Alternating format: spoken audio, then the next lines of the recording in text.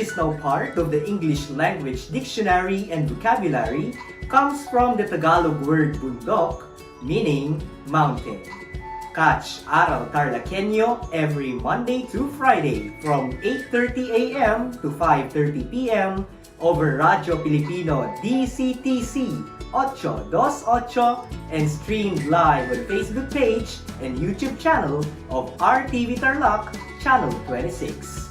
I am Jeremiah Gaputan, your English teacher broadcaster. Let's learn English together only here on Aral TarlakHenyo.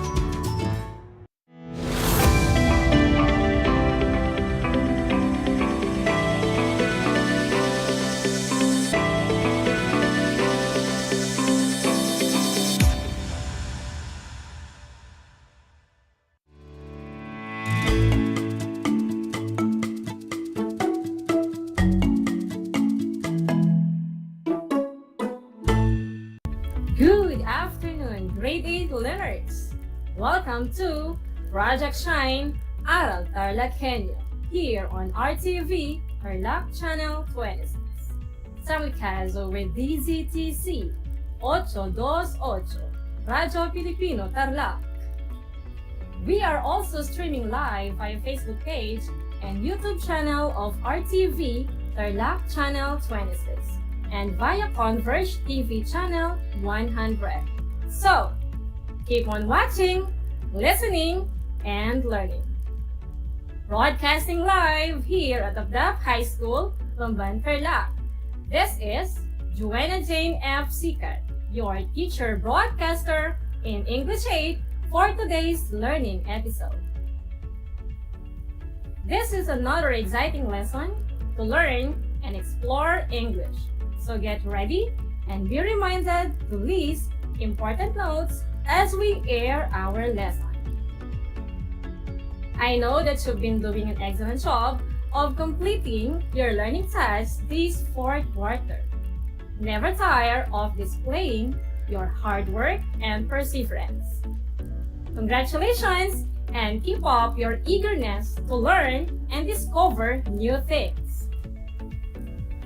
Before we begin the lesson, be sure that you have with you your learning activity sheet, pen, and paper.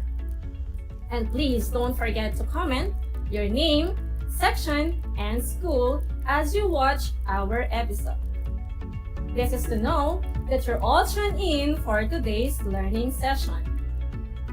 So, grade 8 learners, are you with me now? Are you all excited? Of course, you're all prepared and excited. Okay, let's get started. Our first activity for Let Us Recall is to test your prior knowledge about our lesson today. So your task is to identify what is being asked in each item. You may write the letter of the correct answers on your answer sheets or use the comment section by typing your answers. Okay, learners, listen and analyze the questions carefully. Are you ready, learners?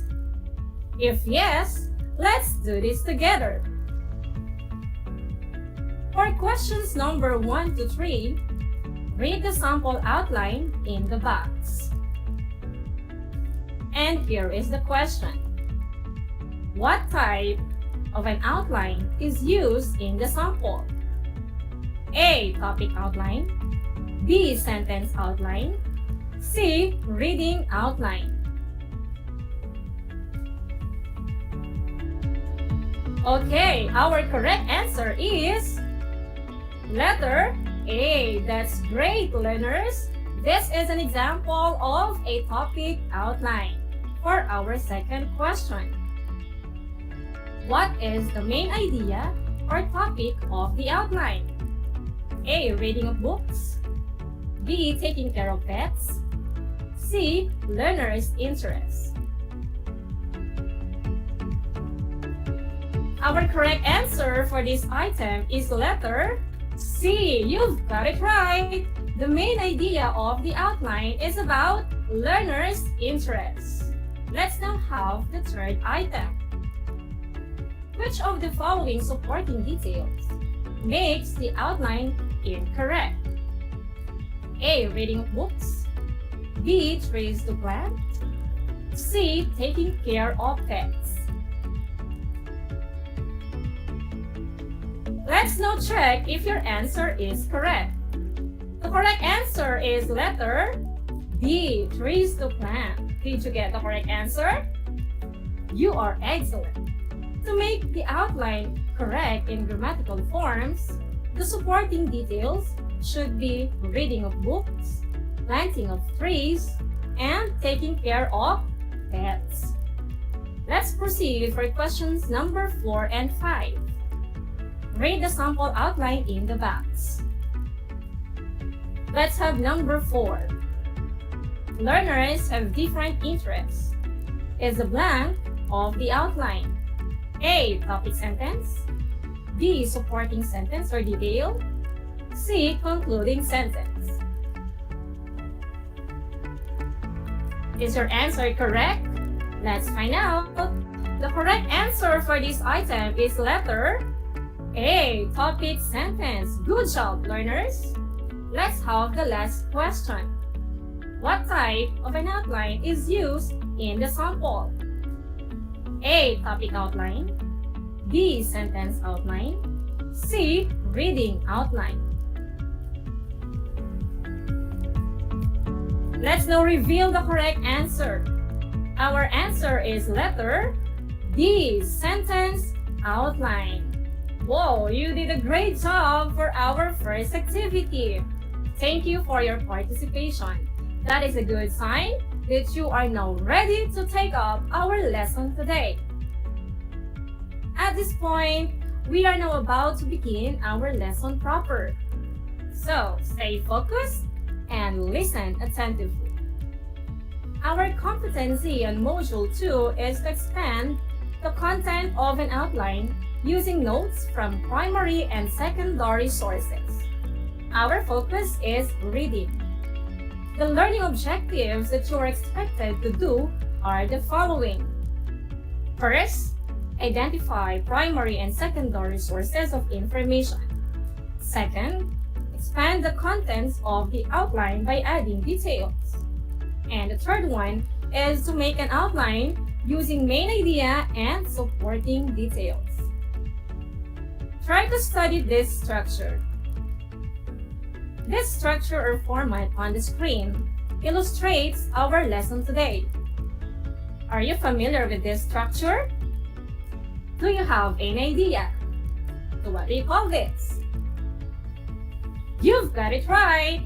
That is an outline. Let us define what an outline is. An outline is a summary that gives the essential features of a text. It shows the idea structure of a text in which the main idea and supporting details are related to one another. Outlines help you to fully understand the material you are reading and allow you to remember the things that you have read. Study these two types of an outline. What do you think is the topic outline here? Is it the first or the second structure? Yes, that's right. The first outline is our topic outline, and the second one is our sentence outline. So what's the difference now between the two types of an outline? A topic outline is a simple list of ideas that take the form of words and phrases, while a sentence outline uses sentences to define the subject matter. Topic outlines are good for their brevity, while sentence outlines are good for their use of specific details. How about a reading outline? A reading outline helps the readers to understand the text structure, and it helps to recognize how a writer connects and sequences the information in the reading. The following are steps that you can follow in making or creating a reading outline. Number 1, Read the entire text first. While reading the text, look for important details. Number 2. Locate the main idea. Please take note that the main idea is the primary point or concept of the text. It answers the question, what is the text all about? As you read the paragraph here, what is it all about? Yes, that's right. It's about cats. Number 3. Locate the topic sentence of each paragraph. A topic sentence is the most important sentence in a paragraph, and it is usually placed in the first sentence of the text. Study the given example here. Our topic sentence is, cats are very good pets for several reasons. And the other sentences after the topic sentence support the main idea. Number 4. The contents of the reading outline are arranged according to levels. The commonly used order is from general idea to specific details. And it follows the Berger method of the 3 parts of the paragraph, from the topic sentence, supporting details to reasons, to the concluding sentence or conclusion. Number 5. Evaluate the supporting details provided. Supporting details can be any kind of facts that help to develop or support the main idea you are trying to convey. These are examples, explanations, results from researches, and statistics. All the sentences in the paragraph after the topic sentence are the supporting details and reasons why cats are very good pets. There you have the 5 steps in creating a reading outline.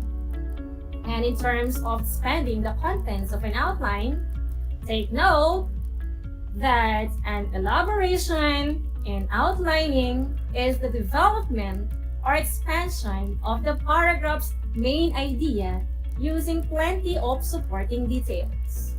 And these supporting details are from the primary and secondary sources. Do you want to know more about the primary and secondary sources? Yes. So let's have now their differences and examples. What is a primary source? A primary source is an original document or physical object which is written or created during the period of the events. It is made or written by a person who witnessed an event. Primary sources help us learn about events or historical periods from people who lived during that time. This can be written, visual, or spoken. The examples of primary sources are original documents such as manuscripts, letters, and diaries. We also have speeches, interviews, recordings, and autobiographies. Primary sources can also be empirical scholarly works such as research articles, clinical reports, case studies, and dissertations.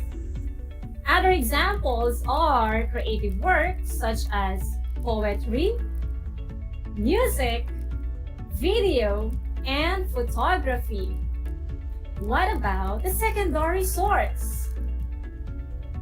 A secondary source of information discusses, interprets, analyzes, consolidates, or otherwise reworks information from primary sources. A secondary source is a material that was written or created by someone who did not witness or experience an event firsthand. These secondary sources are the publications such as textbooks and articles from magazines and newspapers. Book reviews and commentaries are also secondary sources. And our examples are encyclopedias and almanacs as secondary sources. That presentation covers all the key concepts about outlining, grading outline, and its steps, and the two types of sources of information, primary and secondary sources.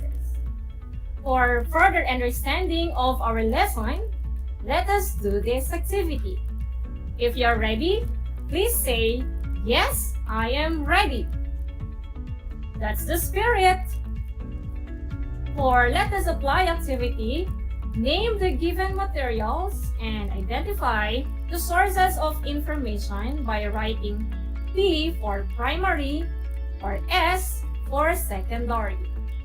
Write your answers on your answer sheets. Let's have now our first photo. What is the name of this material? And is this primary or secondary source of information? Write or type your answer now. Okay, what do you think are the answers? That's correct. Our answer is textbooks, and it is S for secondary source. Let's continue. How about this photo? Exactly, you are really doing well. The name of this material is interview, and it is P for primary source. Very good. How about this one? What do you think are the answers? Sending an amazing clap to everyone. Yes, that is biography. And the source of information is S for secondary. Number 4. Let's see how good you are at naming this material. Whoa, that's really great! That material is named as photographs, and it is P for primary source. And our next photo, name it now. Is it primary or secondary? Okay, let's check your answers. These are encyclopedias and S for secondary source. And lastly, let's have our last material. What do you think is this? You've got it correctly. That is a news article from Inquirer. Our source of information is S for secondary. Congratulations for completing our first activity. Were you able to get all the correct answers? Do not worry if not, because we will have more activities for further practice. And now, let's have the next activity. And that is Let Us Strengthen. For our directions, expand the contents of the outline by adding more details. Choose the most appropriate expanded details in the box. Write the letter of the correct answer on your answer sheets. These are our choices. For letter A, such as cucumbers, blueberries, and raspberries. B, in an attempt to find ways to make us mentally more alert. C, research indicates that eating fruits and vegetables are beneficial for the mind. D, can increase efficiency in thinking. And E, according to Carter in 2013. Here is the outline that you will be completing.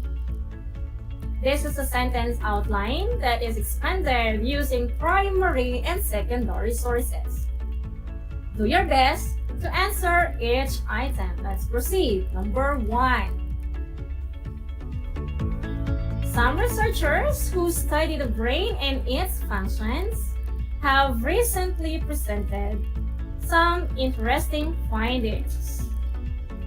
You choose now among the choices from A to E. What do you think now is the best answer? The correct answer for this topic sentence is letter D, in an attempt to find ways to make us mentally more alert. Number 2. Hydrating the brain, they say, blank, drink more water to conduct electrical charges to the brain. You start answering now. For number 2, to complete the supporting detail in the outline, we need to supply letter D, can increase efficiency in thinking. Very good, learners. Let's continue. For number 3, blank, productivity increases as a person drinks water, which people see a 14% increase in productivity at home and at work. What do you think is the most suited phrase here? Okay, so what's your answer? That's absolutely correct. Letter E, according to Carter in 2013. Please read now our next item. What letter is the correct answer? Very good, learners. Our answer is letter A. Another thing that helps is eating foods high in antioxidants such as cucumbers, blueberries, and raspberries. For our last item, analyze our supporting detail. What would you supply here? You've got it right. Our answer is research indicates that eating fruits and vegetables are beneficial for the mind. And that is letter C. Now, who get all the correct answers? Your scores indicate that you have really understood our lesson. So congratulations, because you have successfully completed all the activities.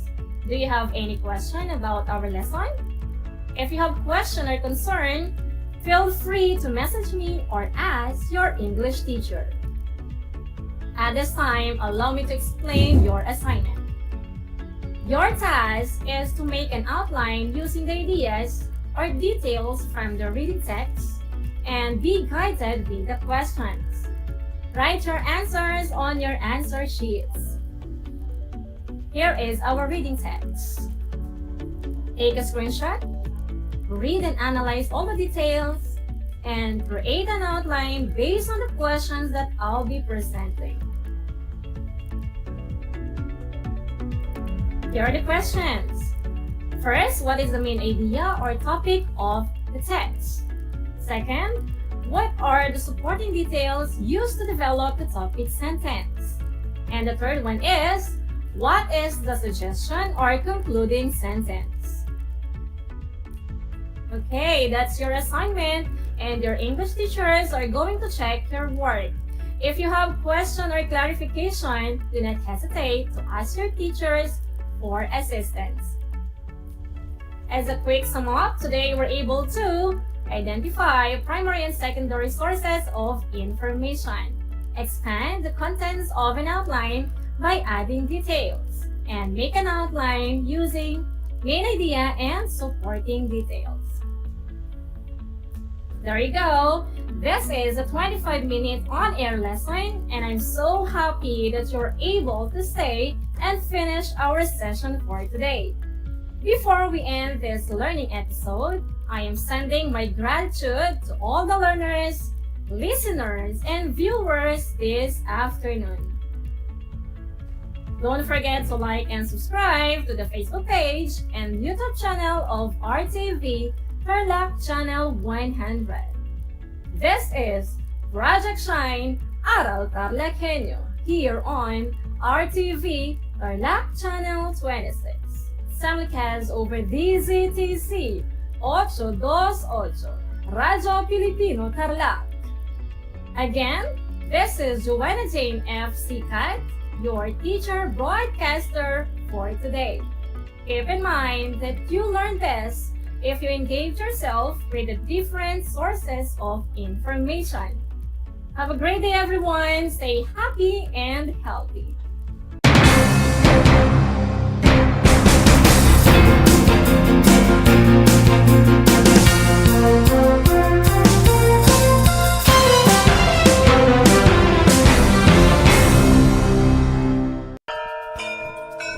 Alam niyo ba, ang Balanggiga Bells ay kinuha ng mga sundalong Amerikano bilang war trophies pagkatapos ng Balanggiga Massacre noong 1901? Matapos ang 117 years, na ibalik ng US noong December 11, 2018 ang iconic church bells sa Pilipinas. Ang church bells na ito ay naglalarawan ng kalayaan, katapangan, at pananampalataya ng mga Pilipino.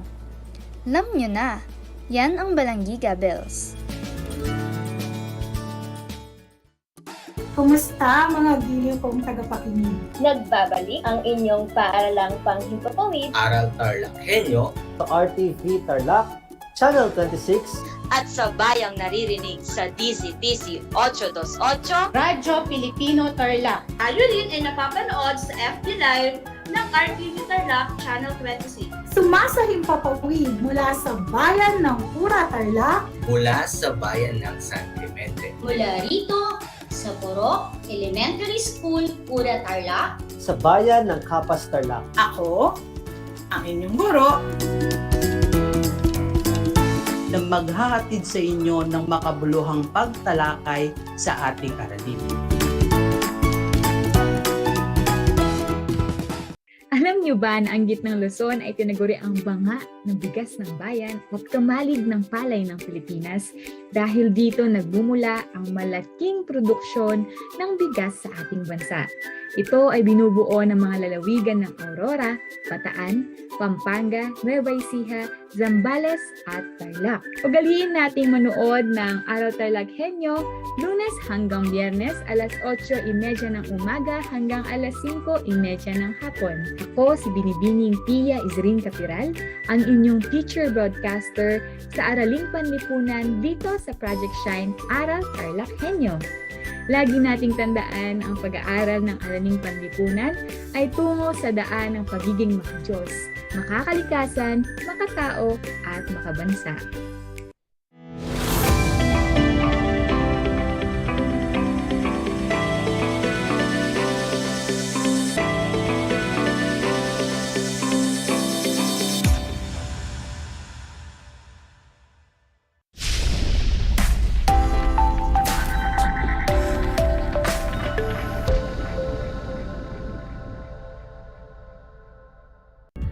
Welcome sa Aral TarlakHenyo ng Schools Division of Tarlac Province. Hatid sa inyo ng RTV Tarlac Channel 26, Converge Cable TV Channel 100 at sa bayang naririnig sa DZTC 828 Radio Pilipino Tarlac. Magandang araw! Naririto na naman po tayo, patuloy na nagsisikap at nagpupunyagi na maging makadiyos, makatao, makakalikasan at makabansa. Kumusta na kayo mga ginigiliw kong mag-aaral? Ang aking pagbati at paghanga sa inyong masidhing pagpupunyagi at patuloy na pag-aaral sa himpapawid upang matuto sa kabila ng hamon ng pagkakataon, ang COVID-19 pandemic. Ako ang inyong magiging teacher broadcaster sa Araling Panlipunan Grade 8, Ginang Jennifer Ocoma Hanoya mula sa Tarlac City. At sa pamamagitan ng remote live broadcast ay gagabayan kayo para maunawaan ang ating aralin. Mga giliw kong mag-aaral, bago natin simulan ang ating talakayan ay meron muna akong paalala sa inyo. Una, siguraduhin kayo ay nasa komportableng lugar habang nakasubaybay sa Aral TarlakHenyo. Pangalawa, ihanda ang inyong learner's material, papel at ballpen na gagamitin sa pag-aaral at panghuli, iwasan muna ang paggawa ng ibang gawain at ituon ang sarili sa paksang tatalakayin. Maaasahan ko ba, grade 8 learners? Salamat kung ganoon. Noong nakaraang linggo ay sinimulan natin ang talakayan tungkol sa ikalawang digmaang pandaigdig. Nalaman ninyo ang mga sanhi at kaganapan sa pagsiklab nito. At para matiyak ko kung naunawaan ninyong mabuti ang ating nakaraang paksa, tayo muna ay magkakaroon ng isang gawain. Para sa ating balik-aral, narito ang panuto. Basahin ang mga clue sa bawat bilang. Tukuyin ang mga konseptong inilalarawan sa pamamagitan ng pagpupuno ng wastong letra sa loob ng mga kahon at isulat ang sagot sa sagutang papel. Sa mga nakasubaybay sa FB Live, ilagay ang inyong sagot sa comment box. Handa na ba kayo? Kung ganon ay magsimula na tayo.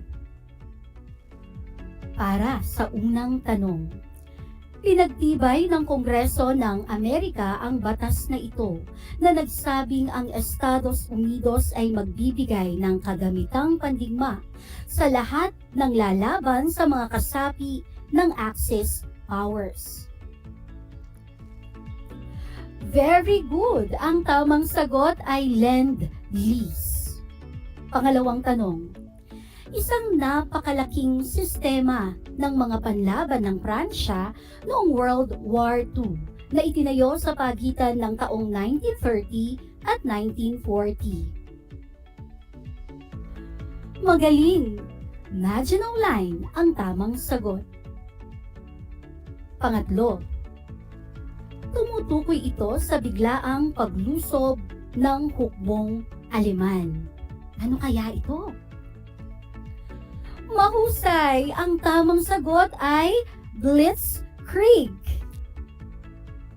Pang-apat, ito ang wag sa pataksil na pagsalakay ng Japan sa Amerika. Very good, grade 8 learners. Ang tamang sagot ay Day of Infamy. Panlima, ito ang magkasamang deklarasyon ni Pangulong Franklin Delano Roosevelt ng Amerika at Winston Churchill, ang punong ministro ng Inglaterra, na lahat ng mga bansa ay mabubuhay sa kapayapaan, malaya sa takot at hindi na muling gagamit ng puwersa pagkatapos ng digmaan. Wow! Nakuha mo ang tamang sagot, Atlantic Charter. Nagagalak ako dahil batid kong mataas ang nakuha ninyong score sa ating balik-aral at tiyak na naunawaan na ninyo ang ating nakaraang paksa. Kaya naman, ngayon ay handa na kayo sa ating ikatlong bahagi ng aralin, ang pagwawakas ng ikalawang digmaang pandaigdig at ang mga pagbabagong dulot nito. Ito ay base sa Most Essential Learning Competency na nasusuri ang mga dahilan, mahahalagang pangyayaring naganap at bunga ng ikalawang digmaang pandaigdig. Paano nakamit ang tagumpay sa digmaan ng mga alyadong bansa? Pag-uusapan natin yan, kaya halina't mag-aral at matuto dito lang sa Aral TarlakHenyo. Taong 1943, nang magsimulang magbago ang ihip ng hangin para sa mga alyadong bansa. Noong ika-6 ng Hunyo 1944, ang mga hukbong alyado ay lumapag at dumaong sa Normandy, samantalang sa silangang Europa ay nilumpo ng mga Ruso ang mga hukbong Nazi at nasakop ang Berlin. Nagsimula ang pagkakapanalo ng Allied powers sa Hilagang Africa noong ika-13 ng Mayo 1945, na sinundan ng pagkakabihag sa Sicily noong ika-11 ng Hunyo. Ang pagsuko ng Italia ay naganap noong ika-3 ng Setyembre 1943. At habang nilalabanan ni General Bernard Law Montgomery ang mga Nazi sa Egypt, Sinalakay naman ng mga puwersang Anglo-Amerikano sa pamumuno ni General Dwight Eisenhower ang Morocco at Algeria. Pagkaraan ng matinding labanan noong 13 ng Mayo, ang Hilagang Africa ay napasakamay ng mga alyadong bansa.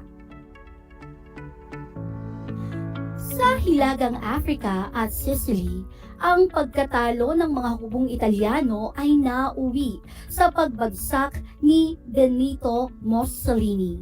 Napaalis siya ni Pietro Badoglio.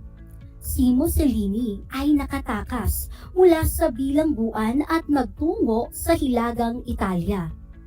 Nagtatag siya ng bagong pamahalaang fasista, ngunit hindi ito tinangkilik ng mga tao. Doon siya nahuli at pinatay kasama ng kanyang kinakasamang babae na si Clara Peracci noong 2 ng Abril 1945. Samantala, noong 2 ng Mayo nabihag ng mga Ruso ang Berlin. Kasunod nito, noong 7 ng Mayo 1945, tinanggap ang walang pasubaling tadhana ng pagsuko ng mga Aleman sa Reims. At nang sumunod na araw sa Berlin, sa wakas ay sumapit din ang tinatawag na VE Day o Victory Day in Europe. Sa puntong ito, pag-usapan natin kung paano naganap ang pagbagsak ng Germany. Noong 6 ng Hunyo 1944, naganap ang tinatawag na D-Day. Ang D-Day ay isang terminong militar na nangangahulugang simula ng pag-atake. Lumapag sa Normandy, Pransya ang puwersa ni General Eisenhower at pagkaraan ng ilang linggong paglalaban, natalo nila ang mga Nazi. Setyembre 1944 nang palayain ng mga alyado ang Belhika. Nakipagsapalaran si Hitler at sinalakay ang mga alyado na malapit sa Luxembourg noong 6 ng Disyembre. Tinawag na Battle of the Bulge ang labanang ito, kung saan natalo na naman ang mga Nazi. Sa huling araw ng Abril 1945, bumagsak ang Germany dahil sa pag-atake ng mga alyado sa kanluran at ng mga Ruso sa silangan. Napagtanto ni Hitler mula sa pinagtataguan ang kanyang kakampi at noong umaga ng 30 ng Abril, hinirang niya si Admiral Karl Dönitz bilang kahalili. Noong hapong ding iyon, siya at ang kanyang kinakasamang si Eva Braun ay nagpakamatay. Sa kabilang dako, natamo din ang tagumpay sa Pasipiko. 20 ng Oktubre 1944 nang bumalik sa Leyte si General Douglas MacArthur sa gitna ng pagbubunyi ng mga Pilipino. Pagkatapos ng mahigit sa ilang buwang pakikipaglaban ng mga Pilipino sa Hapones, idinileklara ni General MacArthur ang kalayaan ng Pilipinas mula sa mga Hapon. At noong 6 ng Agosto 1945, ang unang bomba atomika ay ibinagsak sa Hiroshima, Japan. Sinalakay naman ng Russia ang Manchuria, Korea at Timog Sakhalin. Noong 9 ng Agosto, muling nagbagsak ng bomba atomika sa Nagasaki, Japan ang mga Amerikano. Sa pangyayaring ito, nagimbal ang Japan, kaya tinanggap nito ang ultimatum ng mga alyado noong 15 ng Agosto. At pagkatapos ay tuluyan ng sumuko ang Japan. Ang nabanggit na dalawang pagsabog ay natatanging karanasan ng sangkatauhan sa lagim ng bomba atomika. Noong huling araw ng Agosto, nang lumapag sa bansang Japan si General Douglas MacArthur bilang SCAP o Supreme Commander of the Allied Powers. Ikalawa ng Setyembre 1945, nilagdaan ng bansang Japan ang mga tadhana ng pagsuko sa sasakyang USS Missouri sa Tokyo Bay. Mga giliw kong mag-aaral, itinuturing ang ikalawang digmaang pandaigdig bilang pinakamalawak, pinakamahal at pinakamadugong labanan sa kasaysayan ng sangkatauhan. Ang mga bansang lumahok sa digmaan ay nagbuhos ng napakaraming puwersang militar upang lupigin ang bawat kalaban. Mula sa ating naging talakayan, anong damdamin ang namayani sa iyo sa pagtatapos ng ikalawang digmaang pandaigdig?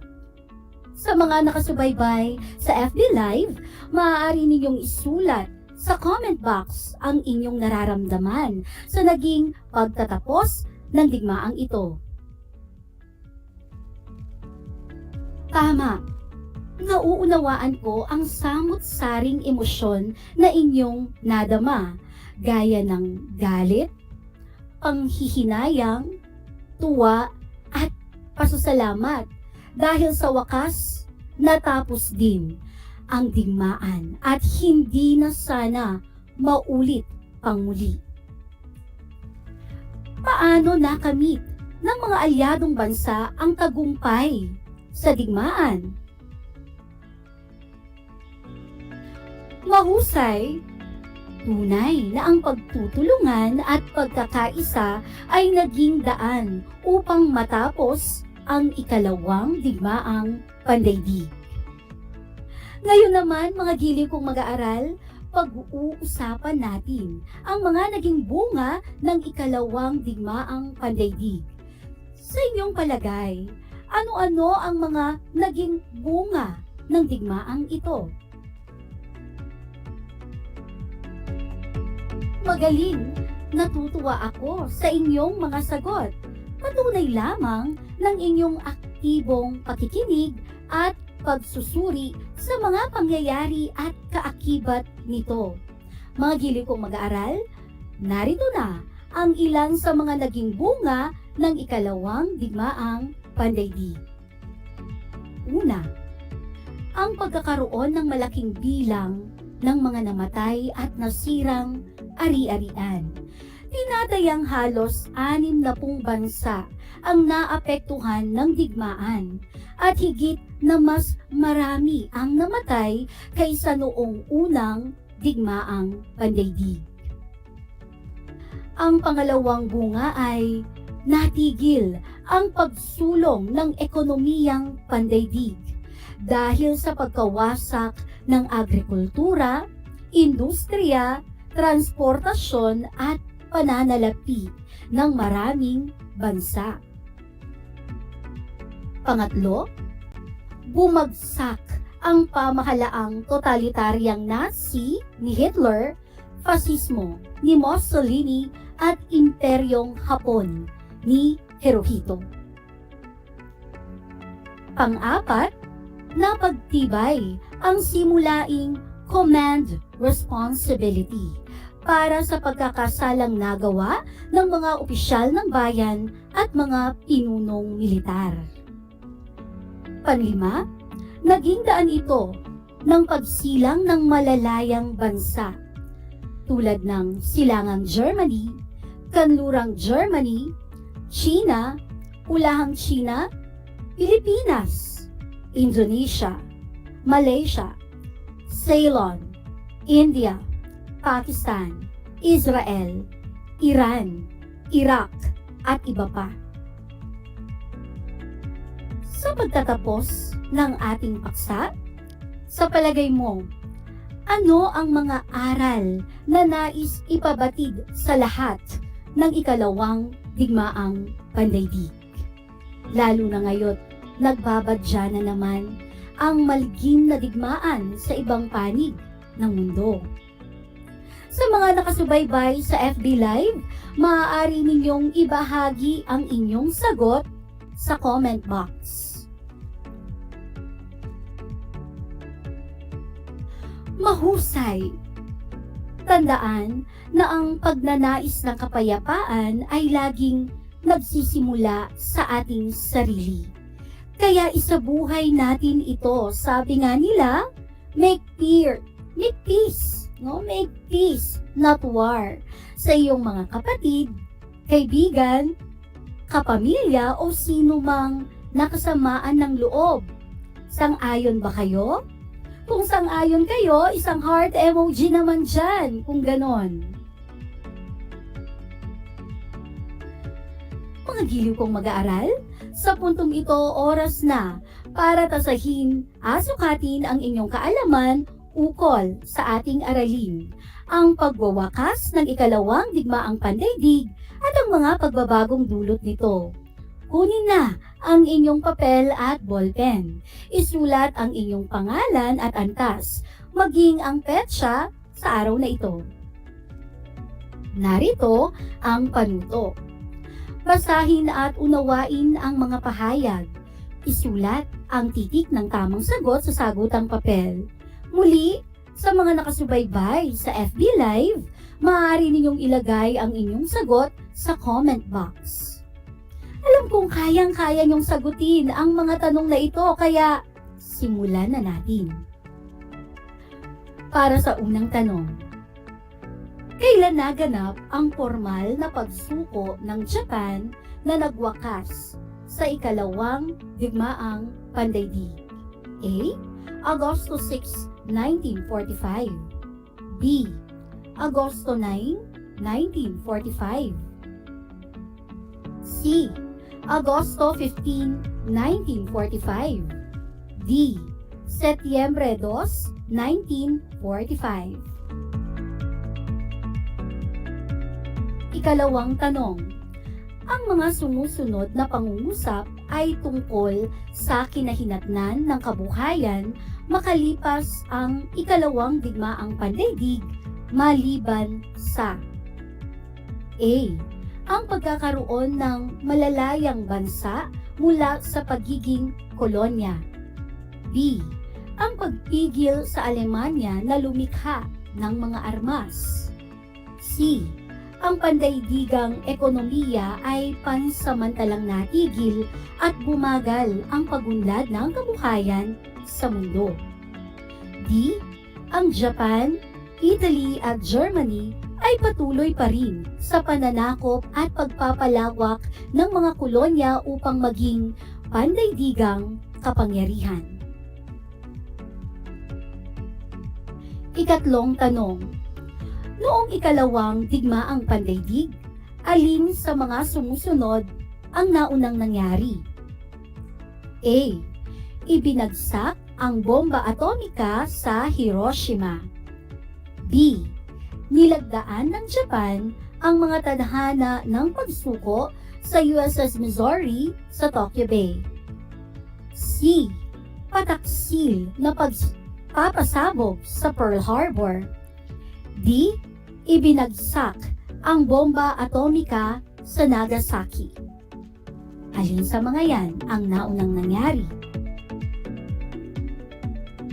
Ikaapat na tanong.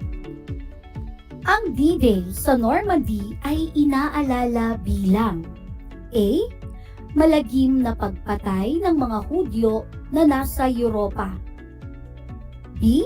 Matagumpay na pagdaong sa Normandy ng mga Allied Powers. C. Pagsuko ng Aleman sa Grand Britanya. At letter D. Pagsalakay ng Alemanya sa Poland. Para sa ating huling tanong, suriin ang mga pangungusap. Ano ang pagkakasunod-sunod ng mga pangyayari noong ikalawang digmaang pandaigdig. Number 1, pagdating ng Allied powers sa Pransya bilang D-Day.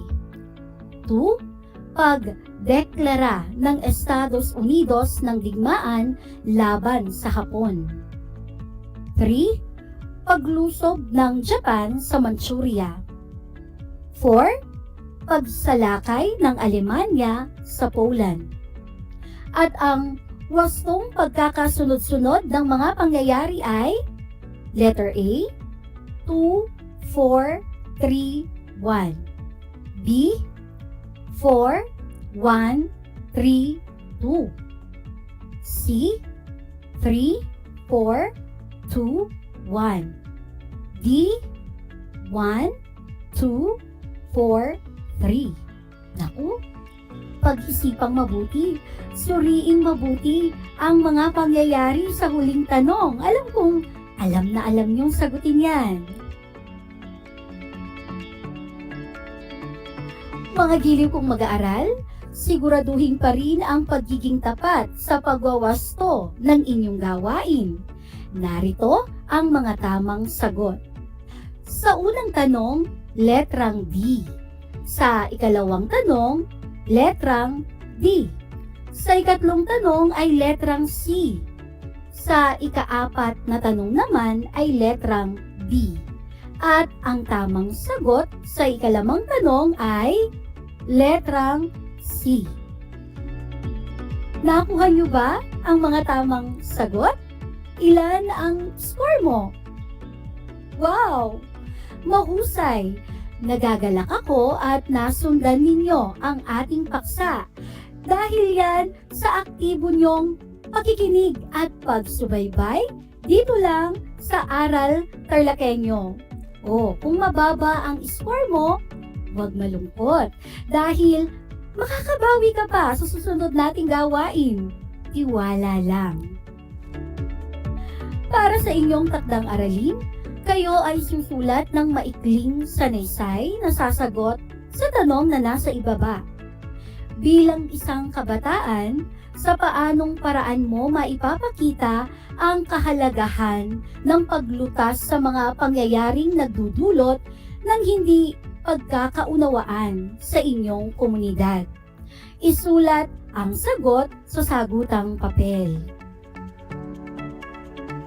Kunan ng larawan ang inyong gawain at ipadala sa FB Messenger account ng inyong guro sa Araling Panlipunan 8. Para sa mga walang access sa internet, maaari ninyong ipasa ang inyong gawain sa araw ng pagpapasa o pagsusoli ng module. Siguraduhin lang na sumusunod pa rin kayo sa ating mga health protocols tulad ng pagsusuot ng face mask, paghuhugas ng kamay, at syempre, ang physical distancing. Ito ay para sa ating kaligtasan at sa kaligtasan na rin ng ating kapwa. Malinaw ba? Isang leksyon na naman ang ating natapos talakayin upang mas maunawaan ninyo ang ating aralin ukol sa pagwawakas ng ikalawang digmaang pandaigdig at ang mga pagbabagong dulot nito. Basahin ang inyong learners material sa pahina 457 hanggang pahina 460. Inaasahan ko na kayo ay natuto sa araw na ito. Muli, ako ang inyong naging teacher broadcaster sa Araling Panlipunan Grade 8, si Ginang Jennifer Ocoma Hanoya, na nagsasabing, ang pag-aaral ng Araling Panlipunan ay daan sa pagiging makadiyos, makakalikasan, makatao, at makabansa. Hanggang sa muli.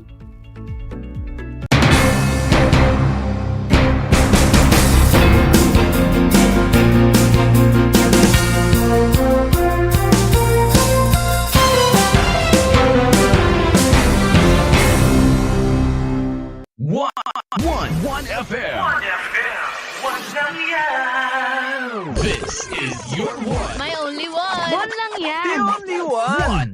One FM. 96.1 Tarlac, 98.3 Lucena, 88.3 Legazpi, 96.1 Surigao, 95.9 Butuan, 92.1 Mindoro, 96.7 Tacloban, 99.3 Baler, 95.1 Puerto Princesa, Palawan.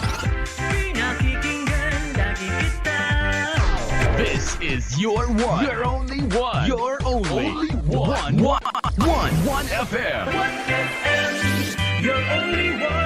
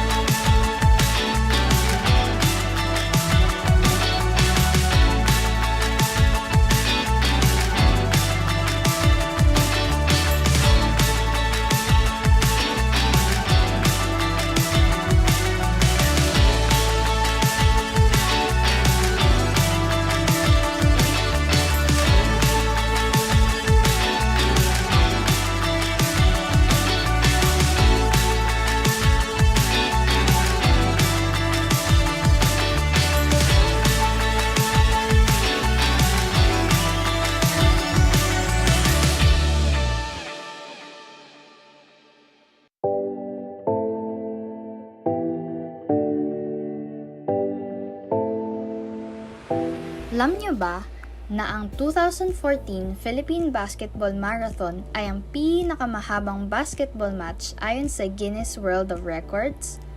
Ang laro ay naganap mula March 24 hanggang March 29, 2014 sa Meralco Gym sa Pasig at tumagal ng 120 hours. Ang marathon na ito ay isang fundraising event para sa mga biktima ng bagyong Yolanda. Alam niyo na, yan ang longest basketball match.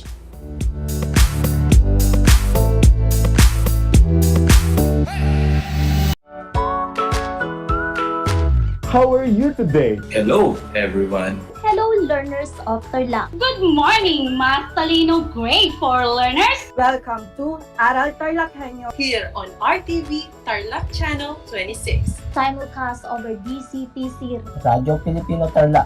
I'm Sir Glenn, your teacher broadcaster. Broadcasting live here at Paniki Tarlac. Remotely here in Concepcion, Tarlac. Live here at Barangay Pedro Elquines, Mayantok, Tarlac. Broadcasting live from Ramos National High School. Your anchor teacher today for grade 9 mathematics. Your partner in education this time of pandemic.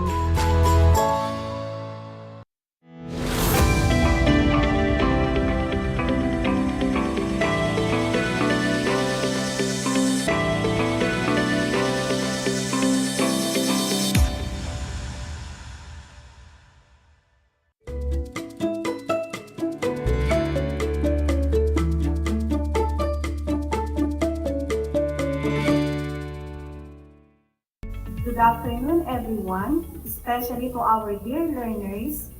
Once again, welcome to Aral TarlakHenyo here on RTV Tarlac Channel 26, simulcast over DCTC 828 Radyo Filipino Tarlac.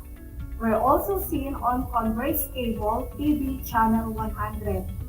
I am Joanne O. Cabalisan, your teacher broadcaster for TME Grade A, live via remote broadcaster here in Paniki Tarlac. How are you doing today? I hope that you are safe and well and ready for another learning experience. Join me today as we will be together to learn new things in TMEA. This time, my dear student, I want you to prepare your compendium of notes in Pupili A, as well as your pen and notebook. Be in a place where you are most comfortable while listening or watching to our broadcast. If you have any question or clarification regarding our discussion for today, you may contact us at 0968-465-1920. Today, we will focus our discussion on how to make petit four. At the end of the lesson, you are expected to identify the different types of petit four. Demonstrate on how to make petit four. Appreciate the food decoration in the presentation of petit four. Before we begin, let us start by having a review of our previous topic.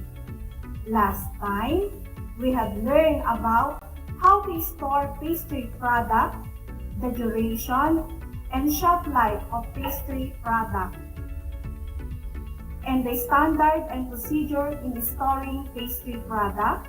We have also discussed the different kinds of packaging materials to be used. Do you still remember the different kinds of packaging materials to be used? Great! Let us name some of them by having a simple brain exercise. I will give you scrambled words, and what you need to do is to arrange these words to form a word that are being described by the given statement. You will be given 5 seconds to give. What you need to do is to arrange the correct answer. Let's begin. For number 1, plastic are extremely useful as they can be made either soft or hard form. The answer is plastic container. Very good. Number 2, transparent or colored plastic is usually used for packaging card, pies, and other types of pastries. If your answer is plastic or cellophane, that is correct. For number 3, it is one of the innovative methods of commercial packaging. The answer is foil packaging. Very good. For number 4, it is a paper-based material that is lightweight yet strong. It can be easily cut and manipulated to create custom shapes and structure. If your answer is paperboard bags, that is correct. For number 5, these are commonly used as shopping carrier bags. You guys are awesome. The correct answer is paper bags. Congratulations! You did a great job. Those are just some packaging materials used in pastries product. I hope that our previous lesson is already clear. Now, are you ready to learn new knowledge and skills? Great! Let us start by defining what is petit four. Petit four refers to small biscuits and cakes, tastefully decorated. It also sweetmeats and cakes designed served as dessert after dinner, coffee, or cocktails. Now, let us discuss the iced petit four. Iced petit four are small cakes with a thin coating of glaze, typically fondant. Let us identify the types or kinds of petit four base. For number 1, cake can be baked in swallow trays, then can be topped with soft cutting cups to shapes desired similar to sponge sheet. Number 2, shortbreads is the mixtures of flour, fat, and sugar enriched with egg and has short eating quality. Number 3, pastry. Puff pastry can make a suitable base for petit four when a sweet filling is used. For number 4, sponge. Bake in thin sheets and laid together with filling which acted as an adhesive to hold the sheet. of sponge together. Let us know the feelings and flavor for iced petit four. First, we have jams. Are high moisture. These are used to enhance flavor and moisture to bind the products. The second one is ganache. Carries the mixture of chocolates and cream to add interest to the petit four. Next is buttercreams. Need to be chilled before cutting. Buttercreams are flexible for decorating tops of petit four as they can be flavored easily flipped. Let me discuss the design and displays iced petit four. It is important to design, decorate, and display petit four to make them more attractive and appetizing, enhance presentation and visual as well as textural diversity. And now, my dear learners, for you to understand better on how to prepare petit four, we are going to make a delicious and presentable petit four.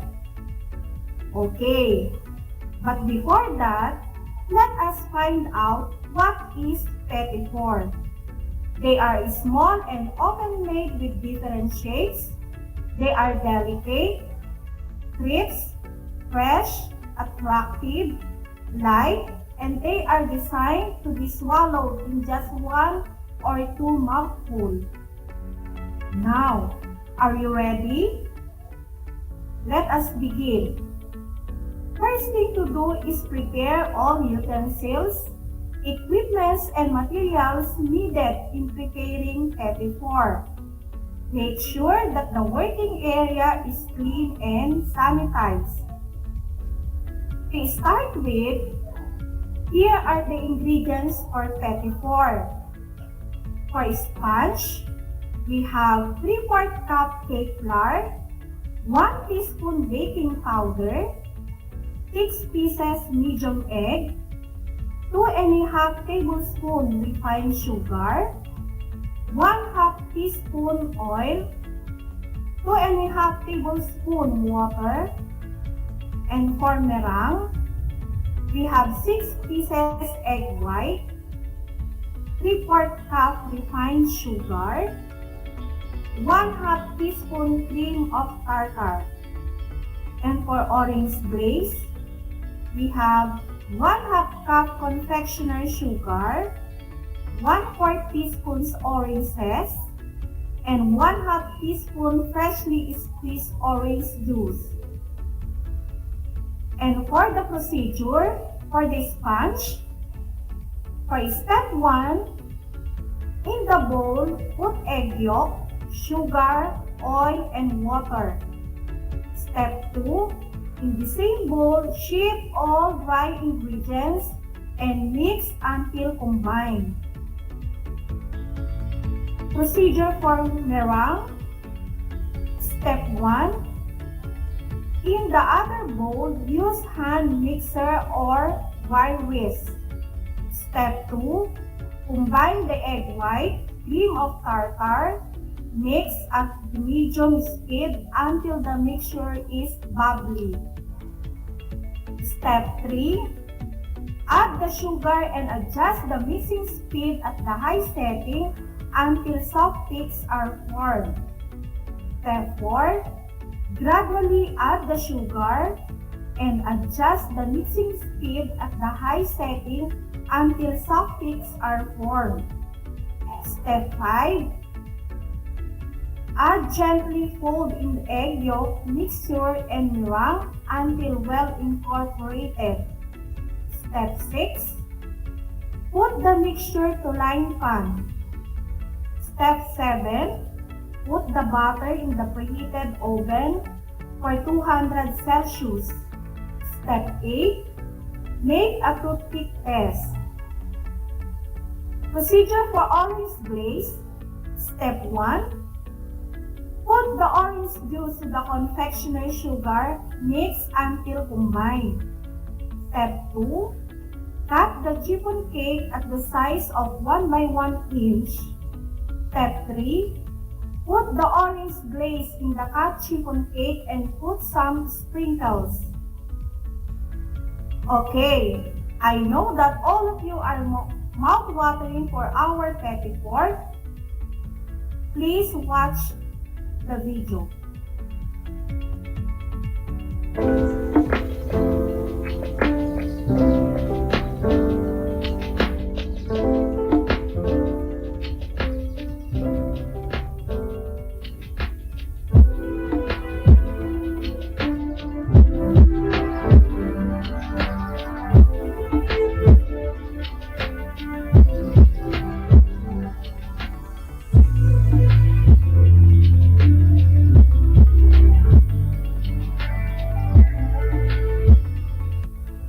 These are the ingredients for sponge cake.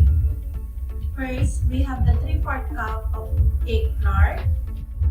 And then, we have 1 tablespoon of baking powder, 6 pieces of egg yolk, 2 1/2 tablespoon of refined sugar,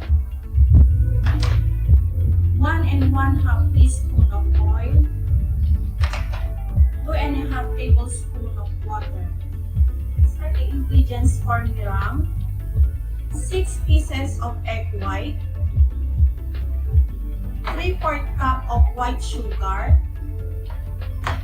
1/2 teaspoon of cream of tartar. These are the ingredients for glazed orange. We have 1/2 cup of confectioner sugar,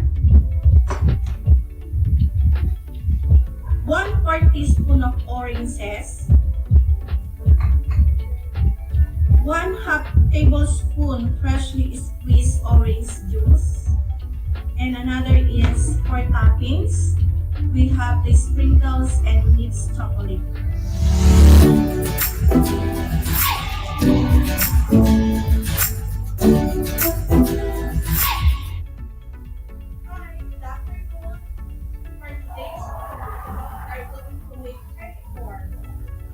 So let us start.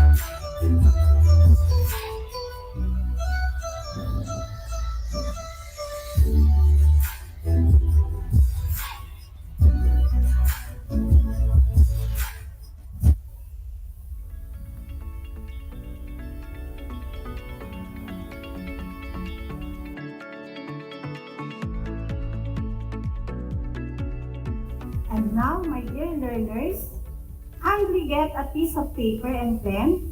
Let us find out if you really learned our lesson this afternoon. This is a multiple choice quiz.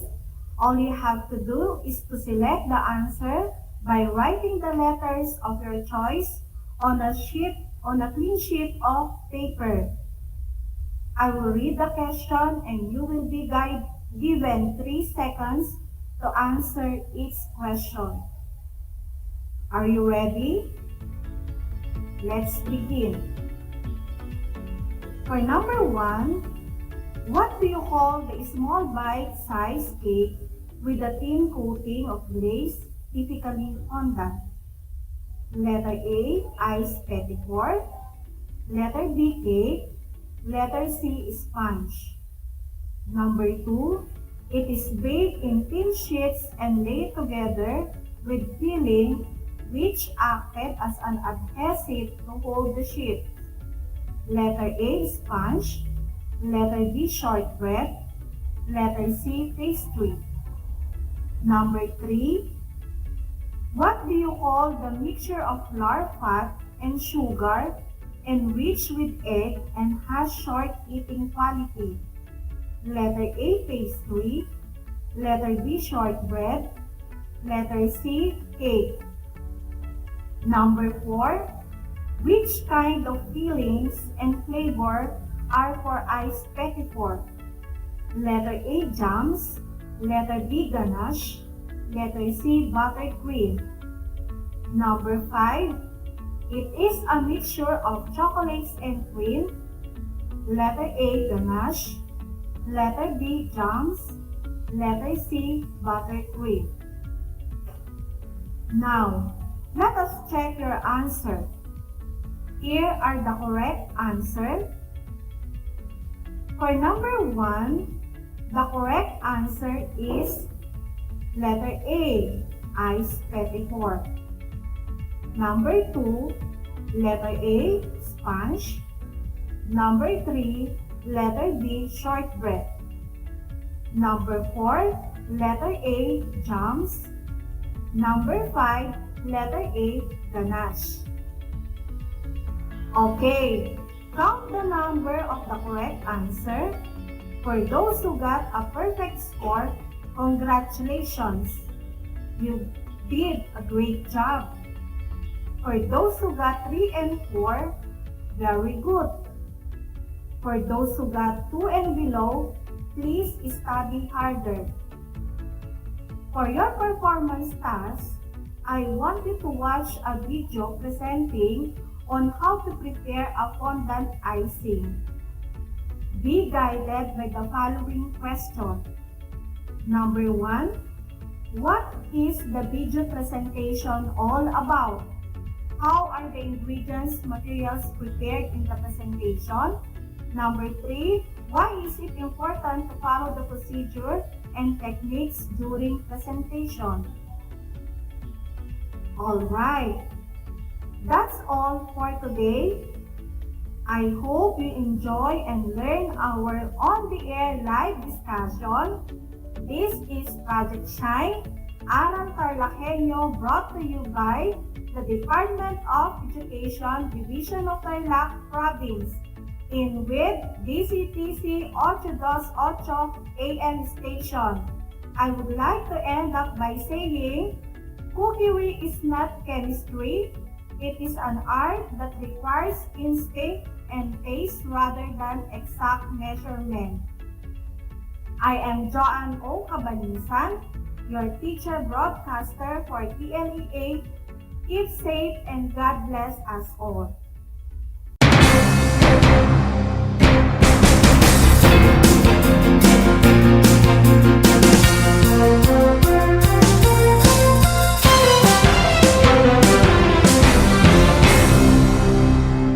Wagi sa kaalaman, kabahagi sa kaligtasan. Gana sa karaman kaparte sa seguridad. Analo at kakapatan, kabiyangan at kilalaban.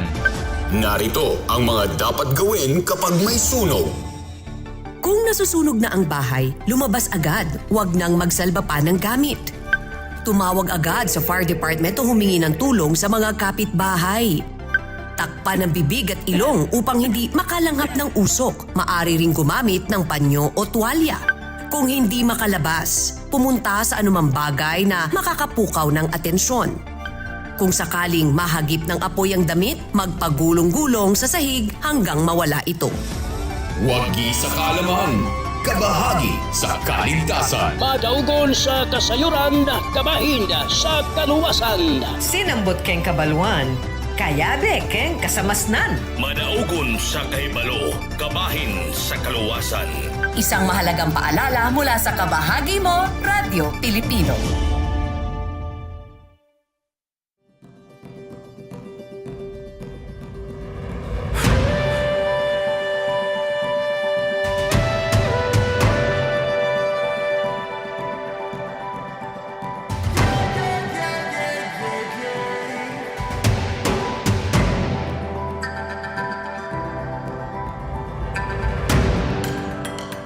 Ang Asia-New Zealand Afforestation Project o ANZAP ay sumusunod at umaayon sa isa sa 5 haligi ng Provincial Government of Tarlac, Kalikasan muna. Although Tarlac is landlocked, the province is teeming with natural resources and beauty, and we TarlakHenyos are the stewards of this bounty.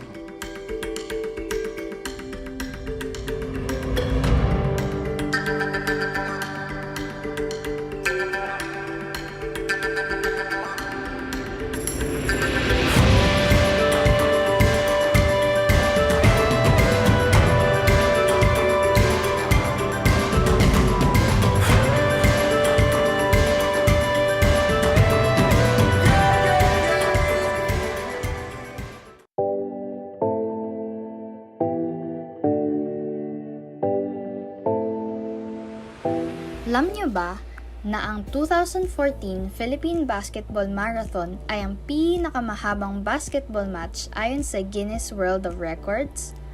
Ang laro ay naganap mula March 24 hanggang March 29, 2014 sa Meralco Gym sa Pasig at tumagal ng 120 hours. Ang marathon na ito ay isang fundraising event para sa mga biktima ng bagyong Yolanda. Alam niyo na, yan ang longest basketball match.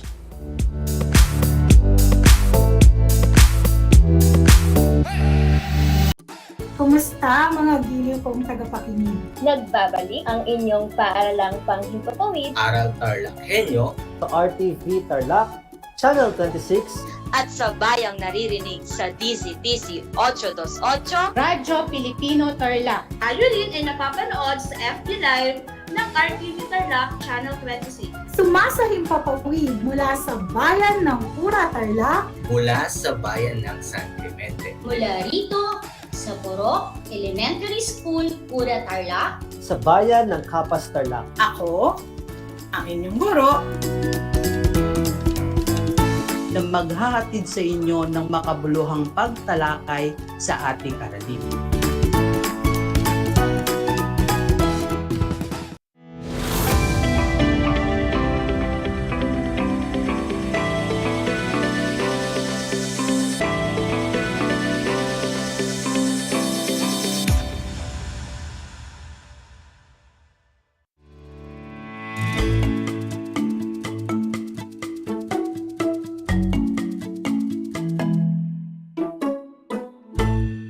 Hello everyone, good afternoon, especially to all grade 8 learners. Welcome to Aral TarlakHenyo here on RTV Tarlac Channel 26, simulcast over DZTZ, Radyo Pilipino Tarlac. I am Sir James Patrick Ramos, live at Victoria Tarlac, your teacher, broadcaster for Arts, Grade 8.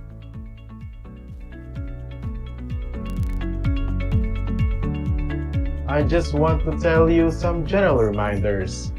Make sure that you are in the most comfortable place while tuning in into our live stream and television. Also, make sure that you have a copy of your learning activity sheet in Grade 8 Arts for the 4th quarter to better understand our lesson for today. Finally, you can write your answer or you may ask questions by typing in the comment section in our live stream on Facebook. Before we begin our lesson, let's have a short recap in our discussion last quarter in RJ. Last quarter, we'll learn about the arts of Southwest, Central, and Middle East Asia. In India, what do you call the art of making designs or patterns on the walls or the floor of the house using finely ground white powder along with different colors? Correct. The answer is Rangoli design of India. Next, it is the Hindus' Festival of Lights and New Year. Correct. Diwali is the Hindus' Festival of Lights and New Year. Another one. What do you call a henna or paste used in Indian wedding tradition held the night before the wedding as a way of wishing the bride good health and prosperity? Correct. The answer is Mehndi tradition of India. Lastly, one of the well-known arts and craft of Pakistan. It is a flamboyant truck painted with images of idealized landscapes, famous personalities, flowers, trees, animals, and calligraphy. Correct. The answer is truck art painting of Pakistan. Very good. I'm glad that you still remember our previous lessons. You all deserve a round of applause for that. Now, let's proceed. I want you to open your learning activity sheet pre-assessment entitled 4 Picks 1 Word. I know we are all familiar with this activity. You will identify the word based on the picture shown. These pictures have something to do with our lesson. Are you ready? Again, you can write your answers in the chat box or in the learning activity sheet and send it to your MAPE teacher. I hope everything is ready. Let's start. For number 1, what do you see in the pictures? You're seeing a yin yang, dragon, traditional Asian dress in a great wall. Now, what is the magic word behind those pictures? Very good. The answer is China. For number 2, what do you see in the pictures? The first picture depicts the traditional hairstyle. Next, that is traditional slipper. Another one is Mount Fuji. And the last picture is showing a cherry blossom. What do you think is the magic word behind these pictures? Very good. The answer is the land of the rising sun, Japan.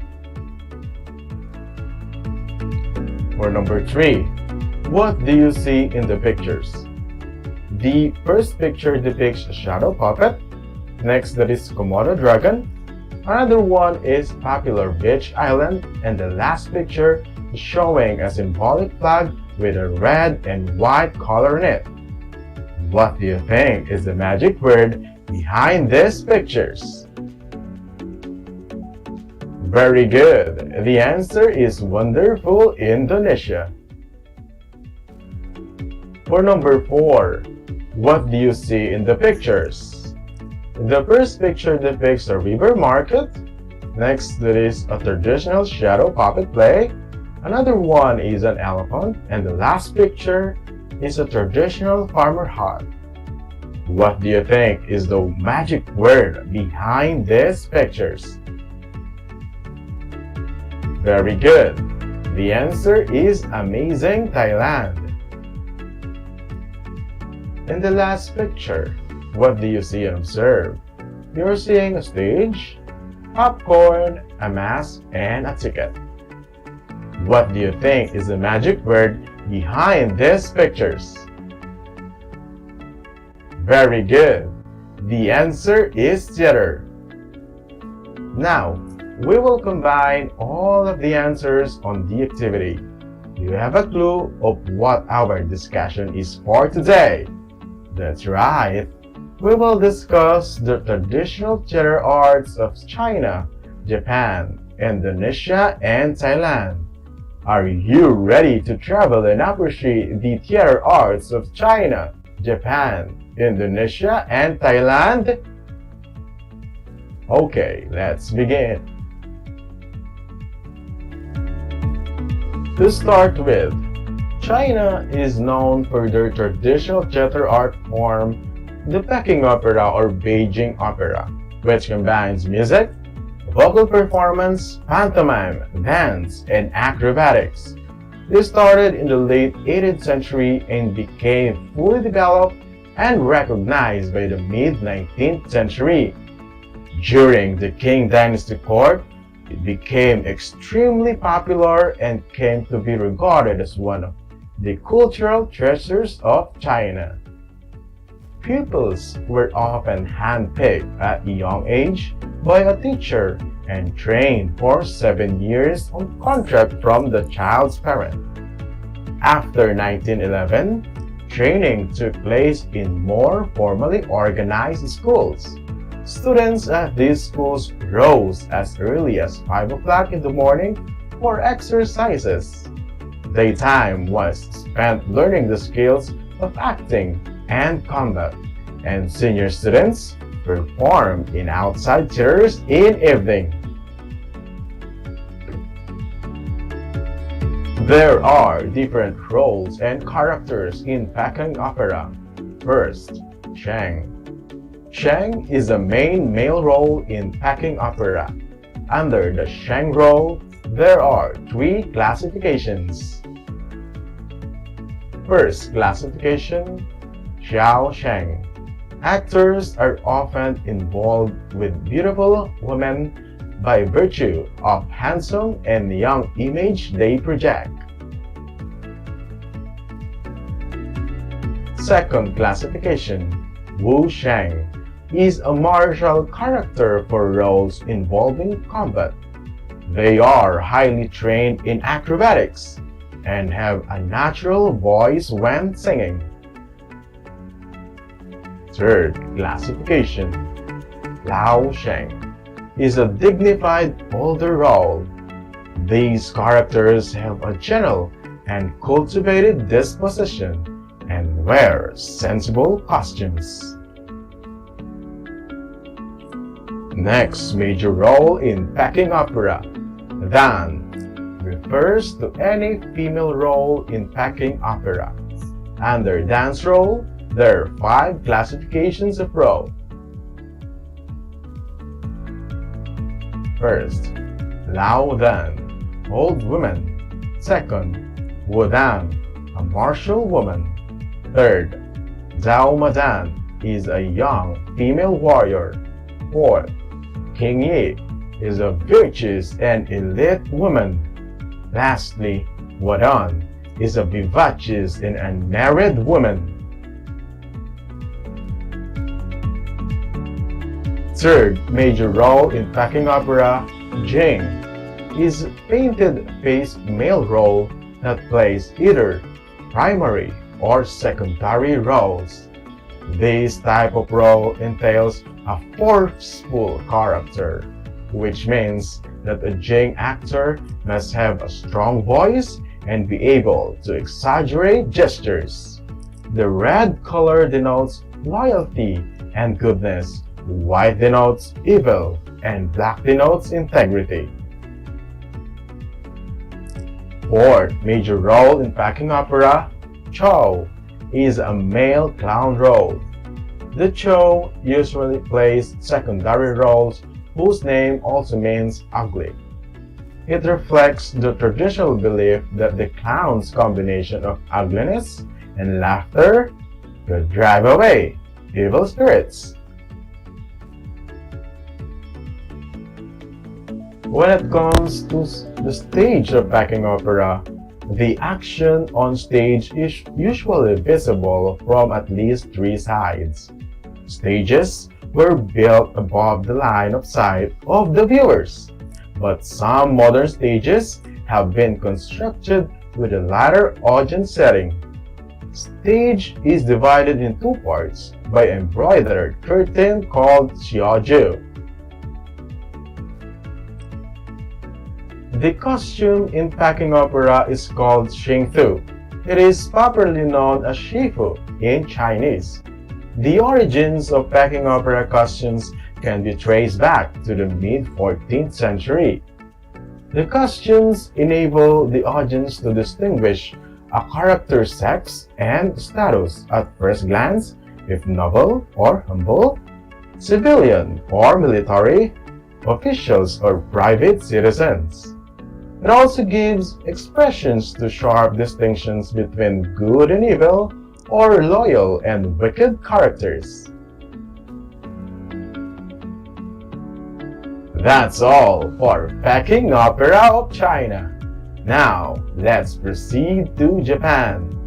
Kabuki is a form of traditional Japanese drama with highly stylized song, mime, and dance, now performed only by male actors. Japanese originally as a verb meaning act dissolutely, later interpreted as ka means song, bu means dance, and ki means art or skill. Izumo no Okuni, the originator of Kabuki theater in the 17th century. Kabuki theater is known for the stylization of each drama and for the elaborate makeup worn by some of its performers. Kabuki is therefore sometimes translated as the art of singing and dancing, since the word kabuki is believed to derive from the verb kabuku, meaning to lean or to be out of the ordinary. And kabuki can be bizarre theater. The kabuki stage features hanamichi, footbridge walkway that leads through the audience, allowing for a dramatic entrance or exit. Also, this walkway cuts through the audience seating area to connect the stage with back of this theater. Next, Mawari Butai. The interior of the theater contains a revolving stage. Next, Sari refers to the stage traps. These traps raise and lower actors or sets on the stage. There are three main categories of kabuki play. These are: first, Jidai Mono, historical or pre-Sengoku period stories. Jidai Mono or historical plays were set within the context of major events in Japanese history. Strict censorship laws during the Edo period prohibited the representation of contemporary events and particularly prohibited criticizing the shogunate or casting it in a bad light, although enforcement varied greatly over the years. Second, Sewamono domestic or post-Sengoku stories. Sewamono focus primarily upon commoners, townspeople, and peasants. It is generally related to themes of family drama and romance. Third, Shoshagoro, which means purely dance pieces on the stage. Actors in kabuki play are separated into two main categories. First, Onagata is the female role in kabuki play. Second, Aragoto plays the male roles in kabuki play. The actors in kabuki play hold a picturesque pose to establish the character.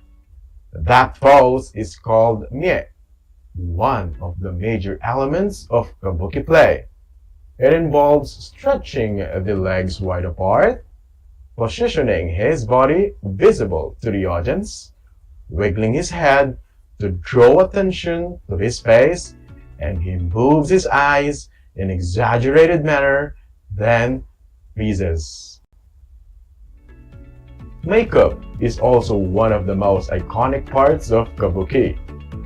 Actors apply their own makeup by painting their faces on necks and white, then adding stylized lines in red, black, or blue. The colors and lines that are used tell you what kind of character is being performed. Kabuki makeup provides an element of style easily recognizable even by those unfamiliar with the art form. Rice powder is used to create the white oshioroi base for the characteristic stage makeup, and kumadori enhances and exaggerates facial lines to produce dramatic, animal, or supernatural character. The color of the kumadori is an expression of the character's nature. The red lines are used to indicate passion, heroism, righteousness, and other positive traits. Pink for youthful joy, light blue for uneven temper, pale green for peacefulness, blue or black for villainy, jealousy, and other negative traits, green for the supernatural, and purple for nobility. That's all for Kabuki in Japan. Now let's proceed to Wayang Kulit of Indonesia. Wayang refers to kinds of puppet theaters. Sometimes the puppet itself is referred to as wayang. Performances of shadow puppet theaters are accompanied by a gamelan orchestra in Java and by gender wayang in Bali. Wayang kulit or shadow puppets is without a doubt the best known of Indonesian wayang. Kulit means skin and refers to the leather construction of the puppets that are carefully shaped with very fine tools and supported with carefully shaped buffalo horn handles and control rods. It was given recognition as a masterpiece of oral and intangible heritage of humanity on November 7, 2003 by UNESCO and required Indonesians to preserve their heritage. Wayang kulit performance consists of shadow cast on a cotton screen and an oil lamp. In Java, most often used as light source is halogen electric light.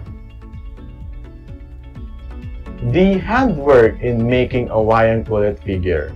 First, they start from master models, typically on paper, which are traced out onto skin or parchment, providing the figures with an outline and with indications of any holes that will need to be cut, such as for the mouth or eyes.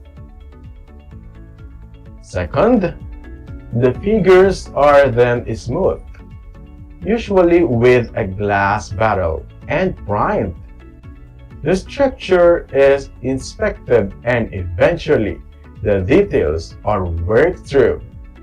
A further smoothing follows before individual painting, which is undertaken by yet another craftsman.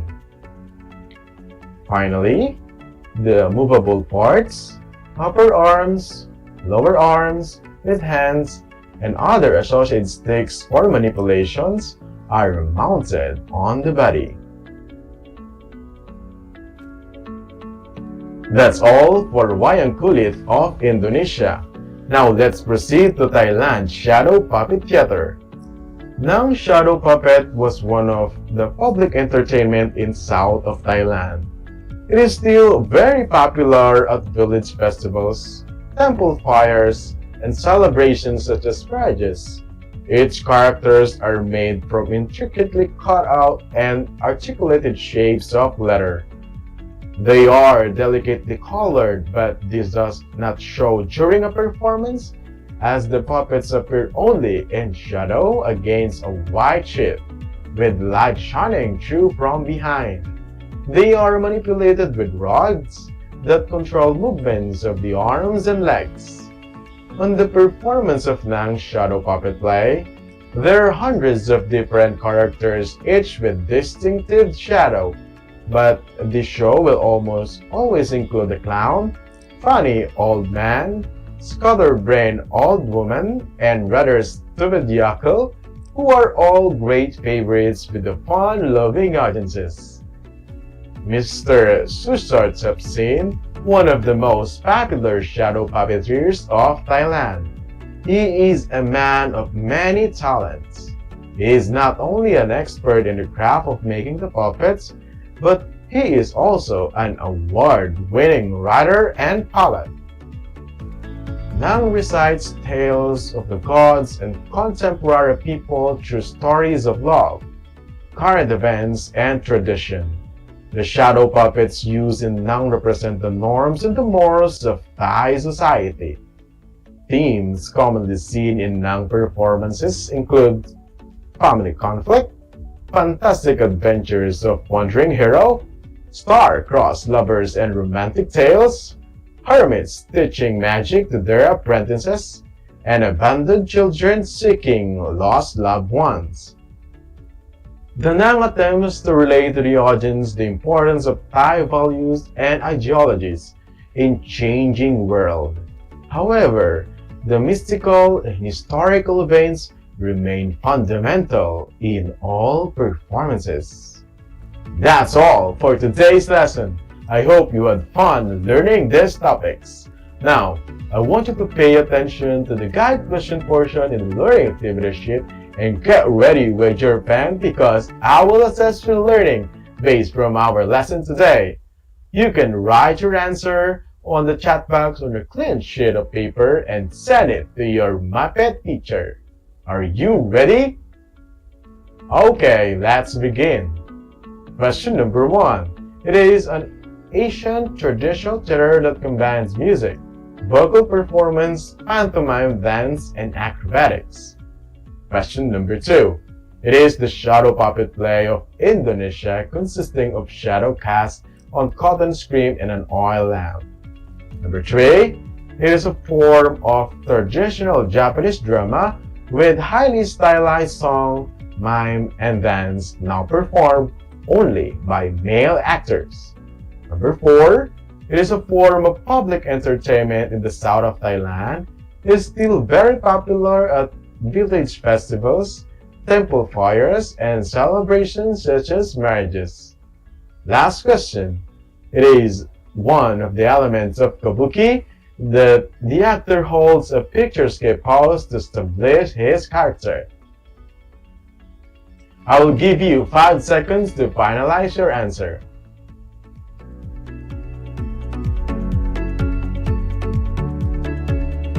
Now, let's check your answer. For number 1, the answer is backing opera. For number 2, the answer is wayang kulit. Number 3 is kabuki. For number 4, Nang shadow puppet. And for number 5, the correct answer is mye. Congratulations, you did great in your assessment. That's all for today. And if you have questions or clarifications about our lesson, you can send your questions through my messenger or to your Muppet teacher. I hope you learned a lot today. I hope all of you had a great time and enjoyed our lesson. Take note, every human is an artist. The dream of your life is to make beautiful art. That's all for today. Once again, I am Sir James Patrick Ramos, your Arts Grade 8 Anchor Teacher. Until next time, happy listening and have a great day.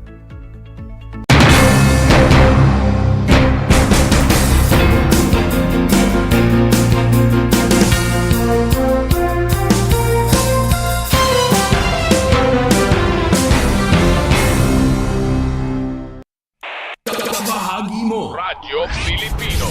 Saan mang bahagi ng Pilipinas. Saan mang bahagi ng mundo. Ano mang uri ng pamumuhay. Kabahagi mo. Kabahagi mo. Radyo Pilipino. Radyo Pilipino. Sumasahim papawid sa DWPR 1296 Dagupan DZTC 828 Tarlac DZLT 1188 Lucena DZYN 1539 Mindoro DWRL 1080 Legazpi DWRN 657 Naga DYRB 540 Cebu DYRL 1035 Bacolod DYRN 1134 Dumaguete DXCO 1044 Cagayan de Oro DXGS 765 General Santos DXOC 1494 Ozamis DXOW 981 Davao at Radio Filipino Podcast Center Manila. Ito ang kabahagi mo Radyo Pilipino, napapakinggan on air and online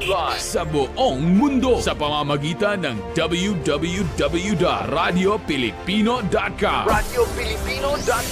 Impormasyong may kalidad at serbisyong may halaga, kasama katuwang kapinoy. Kabahagi mo Radyo Pilipino. Radyo Pilipino. One FM. One lang yan. This is your one. My only one. One lang yan. The only one. One FM. 96.1 Tarlac, 98.3 Lucena, 88.3 Legazpi, 96.1 Surigao, 95.9 Butuan, 92.1 Mindoro, 96.7 Tacloban, 99.3 Balen, 95.1 Puerto Princesa, Palawan. This is your one. Your only one. Your only one. One FM. One FM. Your only one FM. One FM.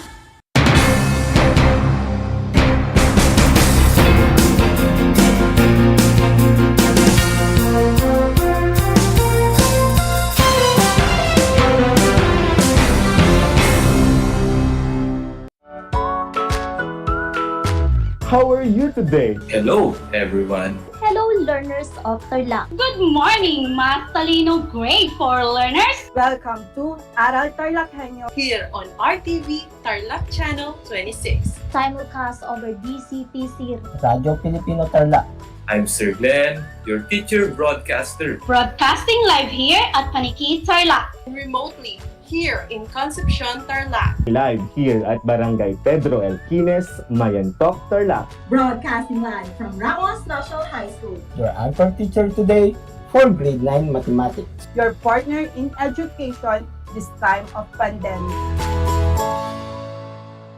The word boondocks, which is now part of the English Language Dictionary and Vocabulary, comes from the Tagalog word bundok, meaning mountain. Catch Aral TarlakHenyo every Monday through Friday from 8:30 a.m. to 5:30 p.m. over Radio Filipino DCTC 828 and streamed live on Facebook page and YouTube channel of RTV Tarlac Channel 26. I am Jeremiah Gaputan, your English teacher broadcaster. Let's learn English together only here on Aral TarlakHenyo.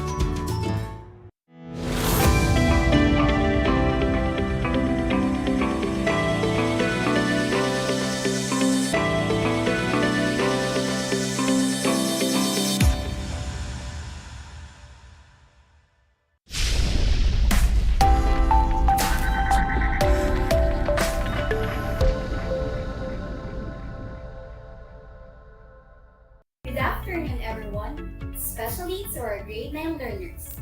Welcome to Aral TarlakHenyo here on RTV Tarlac Channel 26, simulcast over DZTZ 828 Radio Filipino Tarlac. Streaming live also via Facebook page of RTV Tarlac Channel 26. I would also like to acknowledge our viewers via Converge Cable TV Channel 100. You are tuning in to our radio station, committed to serve quality education at the comfort of your homes. Broadcasting live here in Sequana National High School, Pura Tarlac. by remote live broadcast. This is teacher Darlene W. Evangelista, your English 9 teacher broadcaster for this episode. To our dear listeners and viewers out there, join me for the next 25 minutes because we will be unlocking new knowledge and information that will surely be helpful to you. Our episode for today is for grade 9 English. So I am asking our grade 9 students to find a comfortable spot, far from noise, and listen carefully while participating in a fun learning activity. Be sure to have all the things you need for our lesson this afternoon. Prepare your pen and paper, your lecture notebook, and your activity sheets. As you listen and watch carefully, capture and list down the important information and ideas. Are you ready for today's lesson? I'm sure you are. Gear up, grade 9 learners, as we begin our exciting adventure with our topic for today. Our discussion for this afternoon is about the Quarter 4 MELC 2. React to a value judgment on critical issues that demand sound analysis and call for prompt actions. Our lesson focus, genre and related discourse features of a summary. After you have tuned in and listened thoroughly in our radio-based instruction, you will be able to define what a summary is, recognize the parts of a summary, and create a summary based on the text provided by following its qualities and features. This is the walkthrough of our lesson for today. What is a summary? What are the parts of a summary? Activity 1. What are the qualities and features of a summary? Activity 2 and 3. And what a summary should include and should not include. What is a summary? A summary is a comprehensive and objective restatement of the main ideas of a text, be it an article, book, movie, event, etc. Another definition of summary, according to the Oxford Dictionary, is a brief statement or account of the main points of something, and in our case, a text. Note, you simply report back what the writer has said, without making value judgment. Now, what are the parts of a summary? We have introduction, body, and conclusion. First, we have the introduction. A summary begins with an introductory sentence that states the text title, author, and the main point of the text as you see it. Begin with a sentence that includes proper citation of the author's name, the title of the article, and the main idea of the article.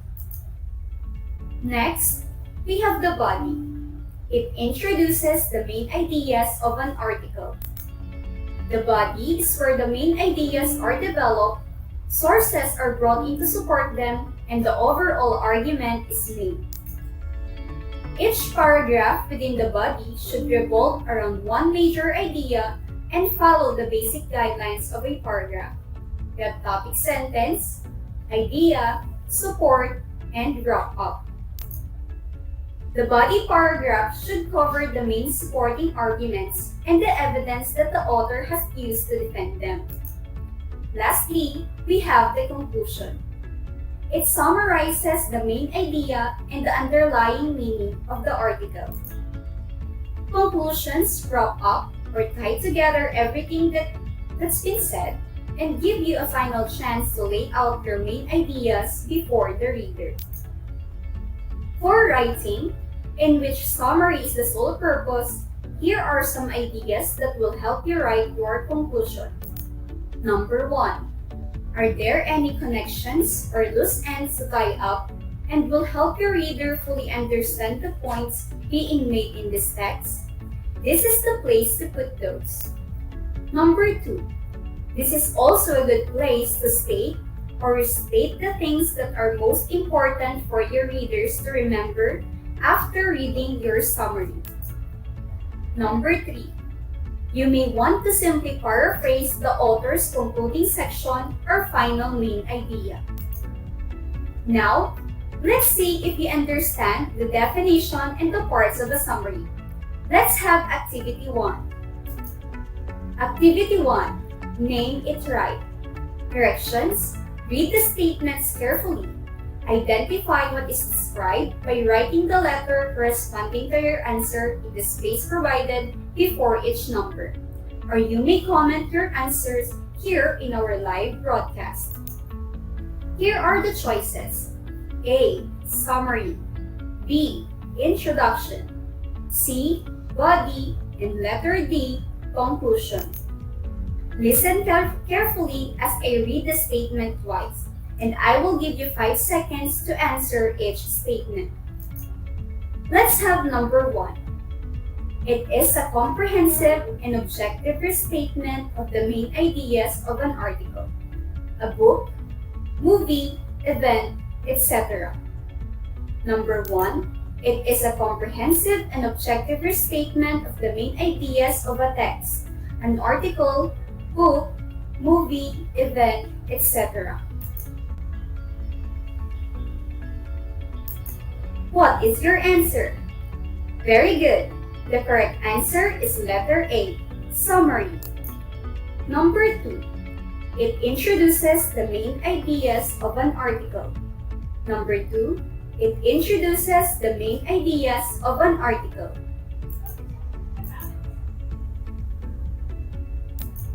What is your answer? You are right. The correct answer is letter C, body. Number 3. It is the overview of the article, which includes the author's name and the article's title. Number 3. It is the overview of the article, which includes the author's name and the article's title. What is your answer? Correct. The answer is letter B, introduction. Number 4. It summarizes the main idea and the underlying meaning of the article. Number 4. It summarizes the main idea and the underlying meaning of the article.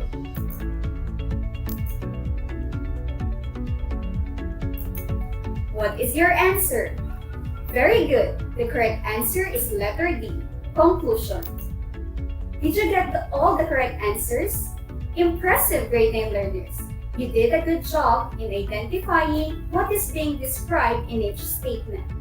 Now, let's move on to the features and qualities of a summary.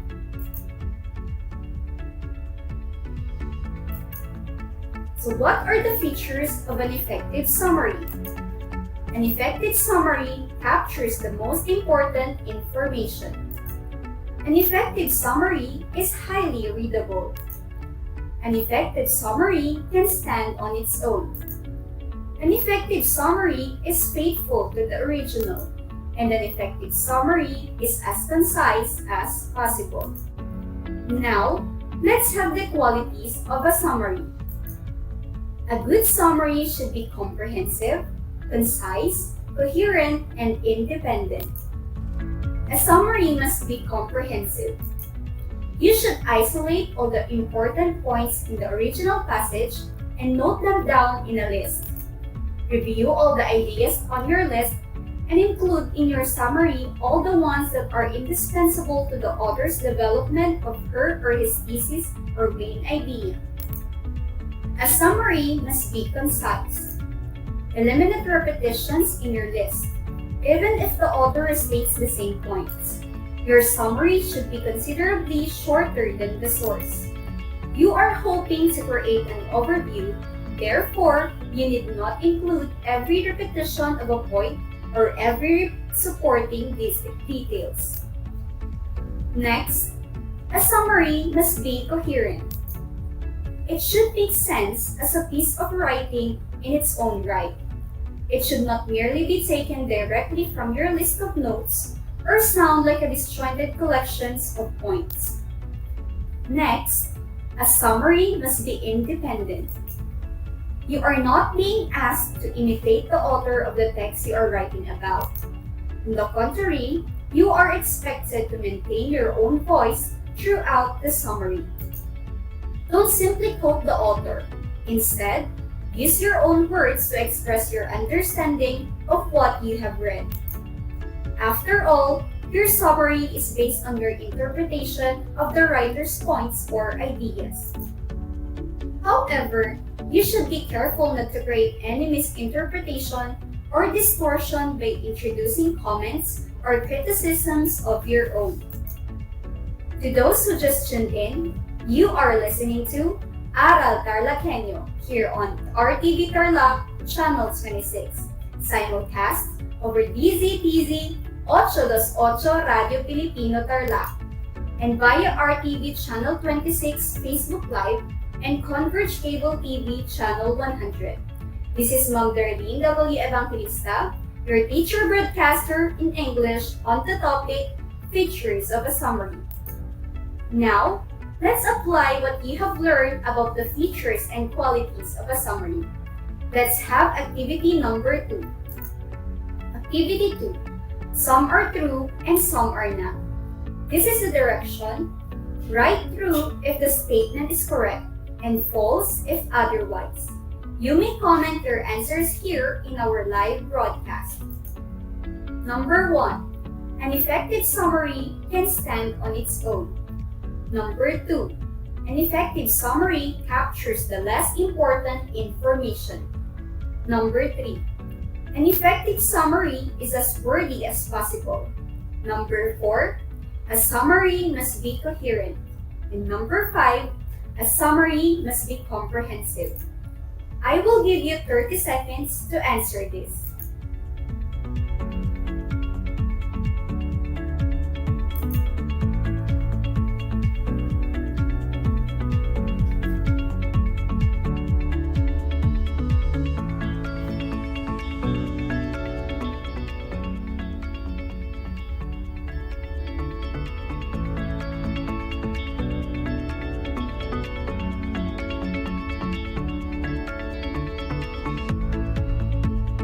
Time's up. Let's check your answers. Number 1. An effective summary can stand on its own. Is it true or false? Correct. The answer is true. An effective summary can stand on its own. Number 2. An effective summary captures the less important information. Is it true or false? Very good. The correct answer is false. An effective summary captures the most important information. Number 3. An effective summary is as wordy as possible. Is it true or false? You got it right. The answer is false. An effective summary is as concise as possible. Number 4. A summary must be coherent. Is it true or false? Very good. The answer is true. A summary must be coherent. And number 5, a summary must be comprehensive. Is it true or false? Correct. The answer is false. A summary must be comprehensive. That's it for our activity number 2. How well did you do with that? Did you get them all correctly? Very good, grade 9 learners. You are good in identifying the features and qualities of a summary. With that, let's have another activity. Activity number 3. Find my match. Directions. Read each plot summary of William Shakespeare's play, Romeo and Juliet, and then identify whether the paragraph refers to the introduction, body, and conclusion. Write A for introduction, B for body, and letter C for conclusion. Listen carefully as I read the paragraphs twice. I will give you 5 seconds to answer each paragraph. Write your answers on your activity sheets, or you may comment your answers here in our live broadcast. Number 1. The first half of the play, with jokes and love poetry, is more like a comedy. With the two teenagers, Romeo and Juliet, rush impetuously into love. But conflict, revenge, and secret plots create an intense pressure on them and lead the lovers to finally commit suicide in despair. Number 1. The first half of the play, with jokes and love poetry, is more like a comedy. Two teenagers, Romeo and Juliet, rush impetuously into love. But conflict, revenge, and secret plots create an intense pressure on them and lead the lovers to finally commit suicide in despair.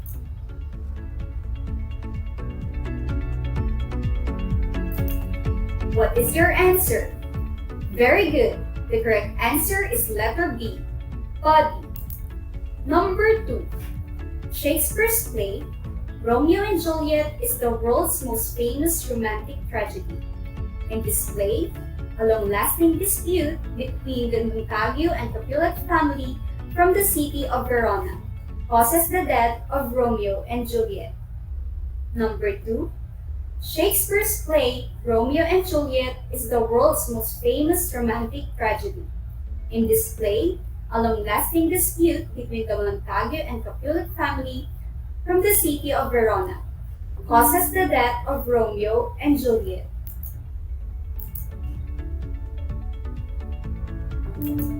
What is your answer? You got it right. The correct answer is letter A, introduction. Number 3. Shakespeare compresses the action of the play to 4 days. By condensing the time frame, he indicates how the speed of events conspires to bring the two lovers to their tragic end. Conflict and implacable fate, the leading themes of the tragedy, anticipate the play's conclusion. The death of Romeo and Juliet is a sacrifice, bringing the end to the bloody warfare between the noble families from Verona. Number 3. Shakespeare compresses the action of the play to 4 days. By condensing the time frame, he indicates how the speed of events conspires to bring two lovers to their tragic end. Conflict and implacable fate, the leading themes of the tragedy, anticipate the play's conclusion. The death of Romeo and Juliet is a sacrifice, bringing the end to the bloody warfare between the two noble families from Verona.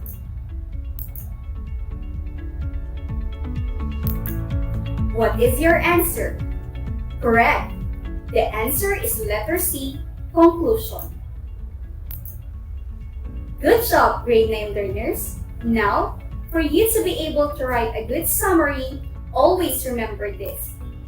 Summary essays specifically should include an introduction, paragraph, a strong thesis statement that focuses on the main idea or purpose of the work, body paragraphs that support the thesis, and a conclusion paragraph that ties it all together. Again, always remember that summary essays specifically should include an introduction paragraph, a strong thesis statement that focuses on the main idea or purpose of the work, body paragraphs that support the thesis, and a conclusion paragraph that ties it all together. The don'ts of summaries.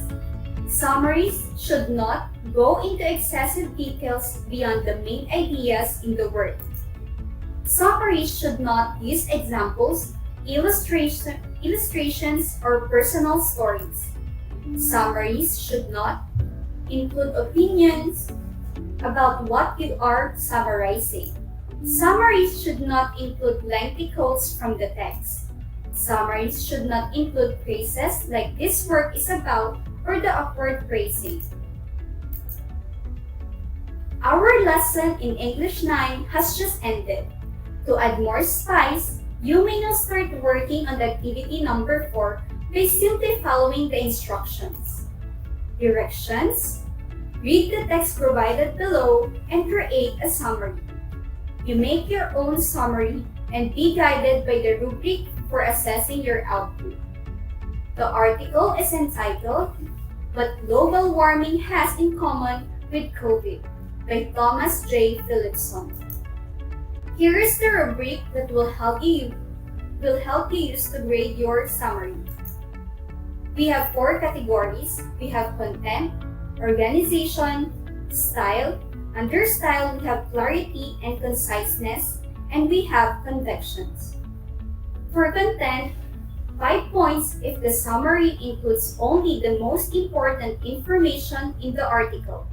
3 points if the summary includes important information about the article.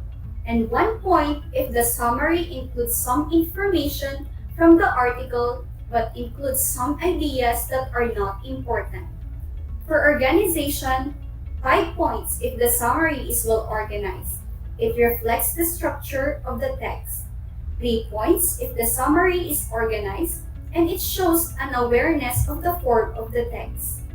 1 point if the summary is not organized. For style, 5 points if the summary uses smooth, clear, and readable prose in a superior way throughout. No cliché or wordiness. It consistently uses effective words of choice.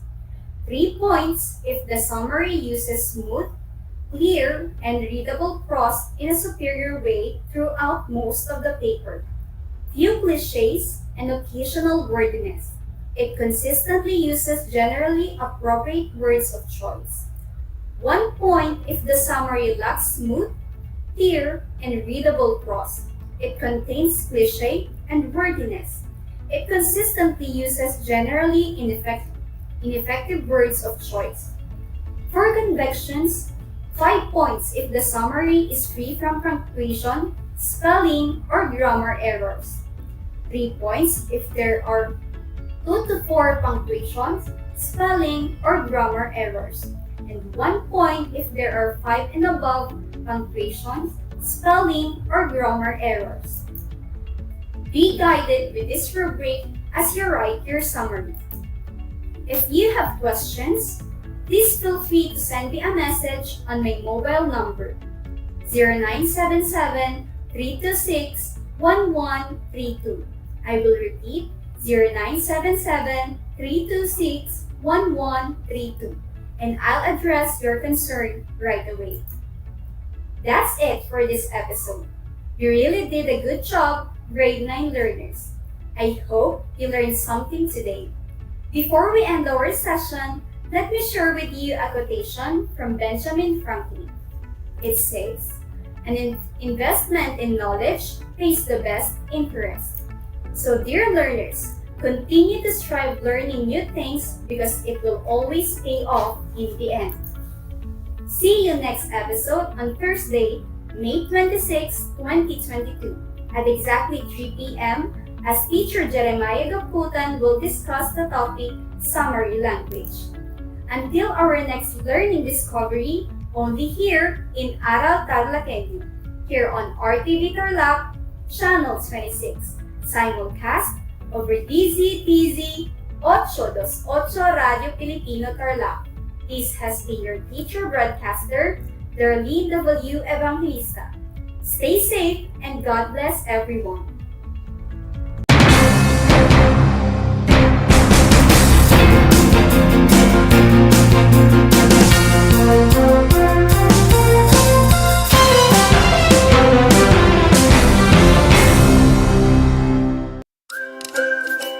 Alam niyo ba na ang Great Barrier Reef ay ang pinakamalaking living structure on Earth?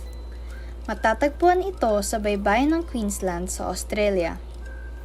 Ito ay pinamamahayan ng 3,000 coral reefs at 900 coral islands na matatagpuan sa ilalim ng Coral Sea. May haba itong higit sa 2,000 kilometers at makikita lamang sa outer space. Ngunit, dahil sa fragile coral colony nito, unti-unti na itong nasisira sa paglipas ng panahon at dulot na rin ng climate change, polusyon at man-made disasters. Alam nyo na, yan ang Great Barrier Reef.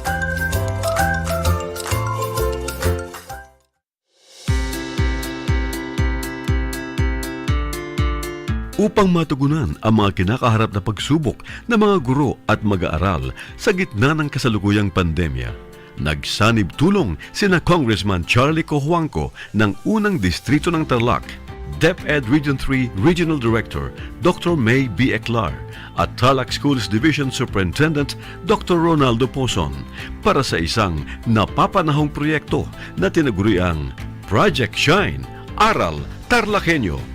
Ang mga mag-aaral ng Grade 4 at Grade 5, ganon din ang Grades 8 and 9 sa buong probinsya ng Tarlac, kasalukuyang sumasailalim sa radio-based instruction. Katuwang ang himpilang DZTZ 828 kHz AM at RTV Tarlac, Channel 26. Ang Tarlac po nangunguna po ngayon pagdating po sa radio-based instruction. Marami pong humahanga sa atin. I'm very happy this station, itong DCTC, could reach the whole of Region 3. Hindi natin alam, we are contributing. We are creating a very big dent in the history of Philippine education. And I am proud. I am here in Tarlac. This is the noble cause of education in which you and I, without you knowing it, we are bound to do.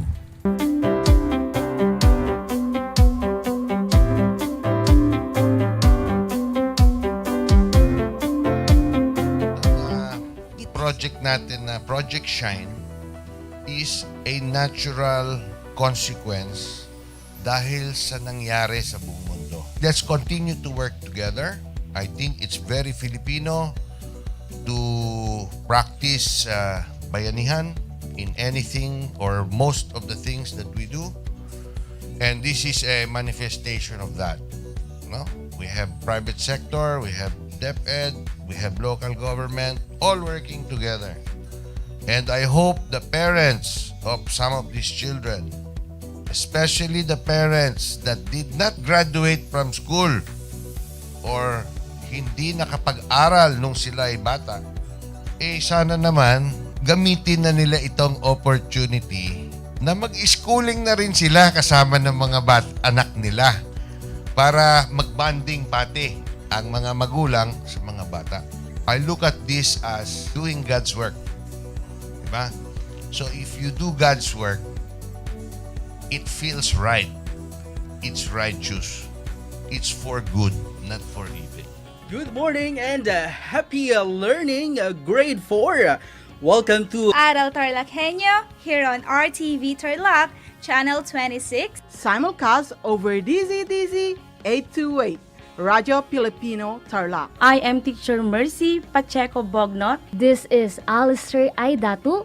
I am Marie Josephine B. Andrade. I am Teacher Princess Marie M. Dueñas, and I will be your teacher broadcaster for today.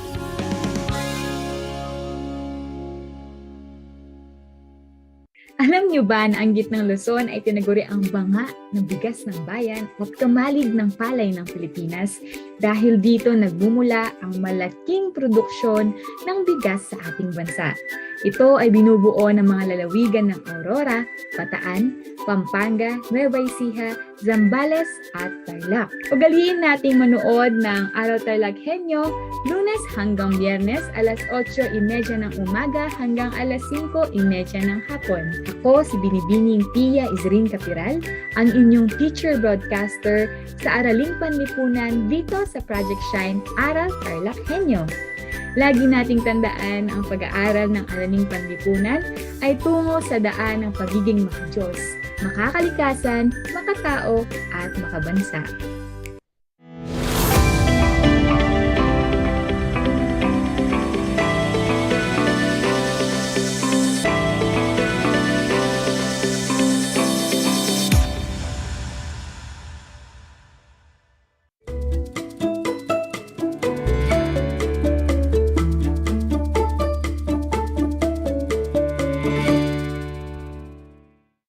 Welcome sa ating Aral TarlakHenyo ng Schools Division of Tarlac Province, hatid sa inyo ng RTV Tarlac Channel 26 at DCTC 828 Radyo Pilipino Tarlac.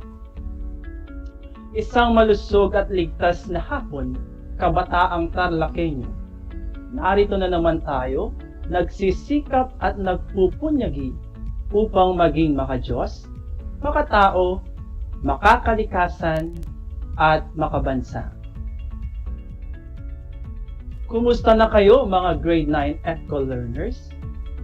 Ang aking pagbati at paghanga sa inyong masinhing pagpupunyagi sa patuloy na pag-aaral sa himpapawid upang matuto sa kabila ng hamon ng pagkakataon, ang COVID-19 pandemic. Ako ang iyong guro sa Araling Panlipunan Grade 9, Ginoong Christopher C. Kabilangan, magtuturo sa inyo via remote live broadcasting mula dito sa bayan ng Concepcion. Sasamahan at gagabayan kayong maunawaan ang nilalaman ng ating aralin kaugnay sa mga gawain sa sektor ng agrikultura. Bago pa man tayo magsimula sa ating talakayan, narito ang ilan sa mga paalala. Siguraduhin ninyong nasa lugar kayo ng komportable at maayos na napapanood at napapakinggan ng ating live broadcast. Tayo pa din ay napapakinggan sa radyo by DCTC 828 at napapanood ng live sa RTV Tarlac Channel 26 at sa kanilang FB Live at YouTube channel. Matanong ko lang, nagmerienda ka na ba? Mabuti naman dahil nararapat lamang na may laman ng iyong tiyan upang mas maging alerto ang iyong pag-iisip at maayos na maunawaan ang ating aralin sa araw na ito. Sa puntong ito, nais kong kunin ninyo ang module nyo sa Araling Panlipunan sa ikatlong linggo para sa ika-4 na markahan. Ihanda nyo rin ang iyong ballpen at sulatang papel upang maitala ang mga mahalagang impormasyon at konsepto na aking mababanggit.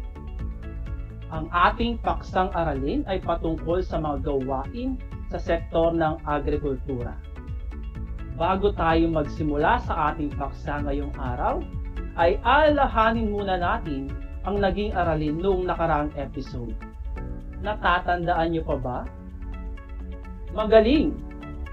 Ating tinalakay ang iba't ibang gampanin ng mamamayang Pilipino at sama-samang pagkilos ng mga ito tungo sa inaasam na pambansang kaunlaran. Bilang mamamayan ng Pilipinas, nararapat lamang na mag-isa at aktibong mag-isangkot sa mga gawain at tungkulin ng bawat mamamayan upang makaambag tayo sa pag-unlad ng bansa. Dahil hindi uunlad ang isang bansa kung hindi tutulong ang kanyang mamamayan. Lagi nating tatandaan na maaaring gawin ang ilan sa mga estratehiya na makakatulong sa pag-unlad ng bansa. Ilan sa mga ito ay tamang pagbabayad ng buwis upang magkaroon ng sapat na pondo ang pamahalaan na magagamit sa iba't ibang serbisyong panlipunan. Pangalawa, maaari din tayong bumuo o sumali sa mga kooperatiba, lalong-lalo na sa mga Pilipinong may mababa o maliit na kita. May mga kooperatiba din na may benepisyong pang-medikal o pinansyal maliban sa dibidendong nakukuha ng bawat miyembro dito kada taon. Pangatlo, pagtangkilik sa mga produktong Pilipino dahil maliban sa dito natin na ipapakita ang ating pagiging makabansa, ay natutulungan din natin ang ating mga kababayan na maging matatag ang kanilang hanap buhay. At pang-apat, tamang pagboto. Ang matalinong pagboto ay nakasalalay sa kaalaman ng botante. Dapat naunawaan ng isang botante ang kahalagahan ng isa niyang boto. At ang panghuli ay pakikilahok sa mga proyektong pangkaunlaran sa komunidad. Tandaan na ang pag-unlad ay hindi magaganap kung pamahalaan lamang ang kikilos. Kinakailangang magising tayo sa katotohanang may obligasyon o responsibilidad tayong dapat gawin upang matamo ang pambansang kaunlaran. At ngayon, sa palagay ko ay handa na kayo sa ating bagong paksa para sa araw na ito. Inaasahan na sa pagtatapos ng aralin na ito ay iyong mapapaliwanag ang mga gawain sa sektor ng agrikultura. Sa lahat po ng mga magulang at mag-aaral sa ikasyam na baitang na nakikinig sa ating broadcast. Kung kayo po ay may katanungan o nais linawin ukol sa ating paksa ngayong araw, maaari kayong magbigay ng mensahe sa ating messenger. facebook.com/christopher.kabilangan, tumawag o mag-text sa numerong ito, 0966-324-6539. Uulitin ko, ang numerong maaari niyong tawagan,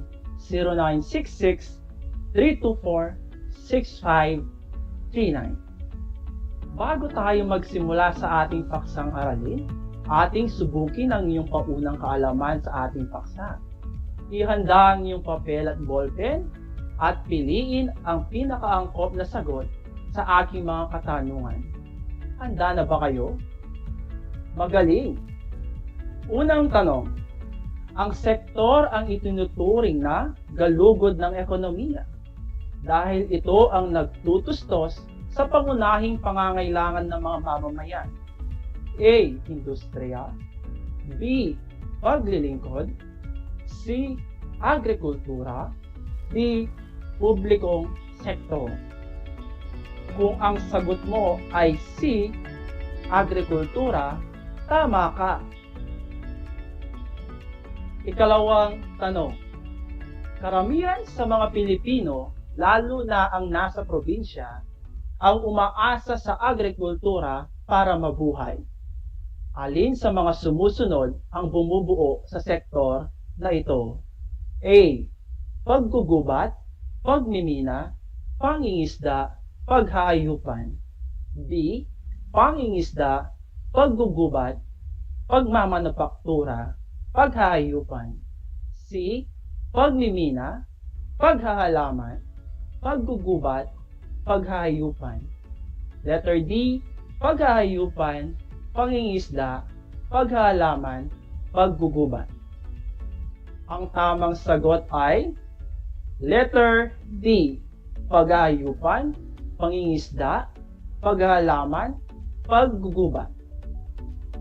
Ikatlong tanong, malawak ang nasasakupan ng agrikultura. Maraming gawain ang nakapaloob dito. Alin sa mga sumusunod na gawain ang angkop sa agrikultura? A. Pagmimina ng ginto upang gawing alahas. B. Pagsusupply ng isda sa mga pagawaan ng sardinas. C. Pagkakabit ng kawad ng kuryente sa mga poste.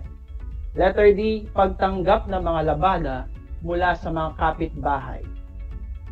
Kung ang sinulat mo ay letter B, pagsusupply ng isda sa mga pagawaan ng sardinas, ikaw ay correct. Ika-apat na tanong, sektor ng agrikultura ang nagtataguyod sa halos kabuuan ng ekonomiya. Alin sa mga sumusunod ng sitwasyon ang nagpapatunay dito? A. Dito nagmumula ang mga pagkain at hilaw na material na sangkap sa produksyon. B. Nandito ang maraming lakas paggawa na may kasanayan at kakayahan. C. Malawak ang mga lupain sa Pilipinas. D. Masisipag at maabilidad ang nasa sektor na ito. Ang sagot mo ba ay A? Dito nagmumula ang mga pagkain at hilaw na material na sangkap sa produksyon? Mahusay ka. Ikalimang tanong, katuwang ng pamahalaan ang agrikultural na sektor sa pagsulong ng kaunlaran. Anong pakinabang ng agrikultura ang higit na nakakatulong sa pang-araw-araw na pamumuhay ng mga mamamayang Pilipino? A. Pinoproseso nito ang produkto na tutugon sa pangangailangan ng tao. B. Nadadagdagan ng dolyar ng Pilipinas sa mga iniluluwas sa pandaigdigang pamilihan. C. Nagbibigay ng kita at hanap buhay sa mga mamamayan. D. Ang mga labis na manggagawa ay pinakikinabangan ng ibang sektor. Ang tamang sagot ay letter C. Nagbibigay ng kita at hanap buhay sa mga mamamayan. Ilan ang inyong score? Huwag mag-alala yung mga hindi naka-perfect score dahil may chance pa kayong bumawi sa susunod. Samantala, tayo nang magsimula sa ating talakayan. Halina't simulan na natin ang ating aralin sa pagtalakay sa sektor ng agrikultura. Ang Pilipinas ay isang bansang agrikultural dahil sa malawak na lupain na taglay nito. Malaking bilang ng mga Pilipino ay nasa ganitong sektor. Sa katunayan ay umabot ng mahigit sa 12 milyon ang mga Pilipino na ang pangkabuhayan ay nasa agrikultura. Pumapangalawa lamang dito ang sektor ng paglilingkod. Ang ekonomiya ng bansa ay nakadepende sa agrikultura. Itinataguyod nito ang lahat ng sektor upang matugunan sa pangangailangan sa pagkain at hilaw na material na gamit sa produksyon. Kalimitang produktong gamit natin sa araw-araw ay nagmula sa nasabing sektor. Ang salitang agrikultura ay nagmula sa Latin na agricultura. A germ na nangangahulog ang field at kultura na ang ibig sabihin ay cultivation or growing. Ito ay isang agham at sining na may kinalaman sa pagpaparami ng mga hayop at mga tanim at halaman. Kung susuriin, ang agrikultura ay may kaugnay sa lahat ng sangkot ng mga hayop at halaman. Bukod nito, ito rin ay isang agham na may direktang kaugnayan sa pagkatas ng hilaw na material mula sa likas na yaman. Ang Luzon ay ang kanlungan na pinakamalawak na kapatagan na siyang may inam na pagtamnan ng palay bilang pangunahing pagkain ng mga Pilipino. Gayon din naman, ang mga kapatagan nito ay tinatamnan rin ng mais, tubo, sibuyas at iba pa. Ang gitnang Luzon o Region 3 ang may pinakamalawak na kapatagan sa bansa at dahil doon, hinirang ang lalawigan ng Nueva Ecija na bahagi ng rehiyon bilang rice granary ng bansa. Ang Kabisayaan naman ay grupo ng mga pulo na naliligiran ng mga dagat na may mayaman sa yamang tubig. Ang dagat Sulu ay nakilala dahil sa angkin nitong yaman. Ang Mindanao naman ay may napakagandang kalidad ng lupa, kaya naman hinirang ang Davao ng isang lalawigan na matatagpuan dito bilang fruit basket ng bansa. Sa bahaging ito ng bansa matatagpuan ang malalawak na kagubatan. Ang agrikultura ay isang agham na may direktang kaugnayan sa pagkuha o pagkatas ng mga hilaw na material mula sa likas na yaman. Ang sektor na ito ang siyang pangunahing nangangasiwa sa paglinang ng ating likas na yaman upang matugunan ang suliranin sa kakulangan at kakapusan. Nahati ang sektor ng agrikultura sa pag-aalaman o farming, paghahayupan o livestock, pangingisda o fishery, paggugubat o forestry. Una ay ang paghahalaman o farming. Maraming mga pangunahing pananim ang bansa tulad ng palay, mais, niyog, tubo, saging, pinya, kape, mangga, tabako, at abaka. Ang mga pananim na ito ay ang karaniwang kinukonsumo sa loob at labas ng bansa. Ayon sa National Statistical Coordination Board o NSCB, tinatayang umaabot ang kabuang kita ng sekundaryong sektor na ito sa 777,000 at 731 bilyong piso noong taong 2012. Kasama rin dito ang produksyon ng gulay, halamang gubat at halamang mayaman sa hibla o fiber. Gayon din ang mani, kamoteng kahoy, kamote, bawang, sibuyas, kamatis, repolyo, talong at kalamansi. Sumunod ay ang paghahayupan o livestock. Ito naman ay binubuo ng pag-aalaga ng kalabaw, baka, kambing, baboy, manok, pato, at iba pa. Ang paghahayupan ay nakatutulong sa pag-supply ng ating pangangailangan sa karne at iba pang pagkain. Ikatlo ay pangingisda o fishery. Ang pangingisda ay nauuri sa tatlo: komersyal, munisipal, at aquaculture.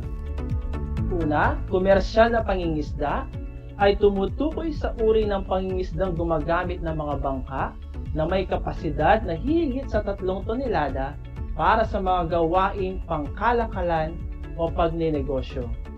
Ikalawa, ang munisipal na pangingisda ay nagaganap sa loob ng 15 kilometro sakop ng munisipyo at gumagamit ng bangka na may kapasidad na 3 tonelada o mas mababa pa na hindi nangangailangan na gumamit ng mga fishing vessel. At ang pangingisdang aquaculture naman ay tumutukoy sa pag-aalaga at paglinang ng mga isda at iba pang uri nito mula sa iba't ibang uri ng tubig pangisdaan. At ang huli ay ang paggugubat o forestry. Isang pangunahing pang-ekonomikong gawain sa sektor ng agrikultura. Patuloy na nililinang ang ating kagubatan, bagamat tayo ay nahaharap sa suliranin ng pagkaubos ng mga yaman nito.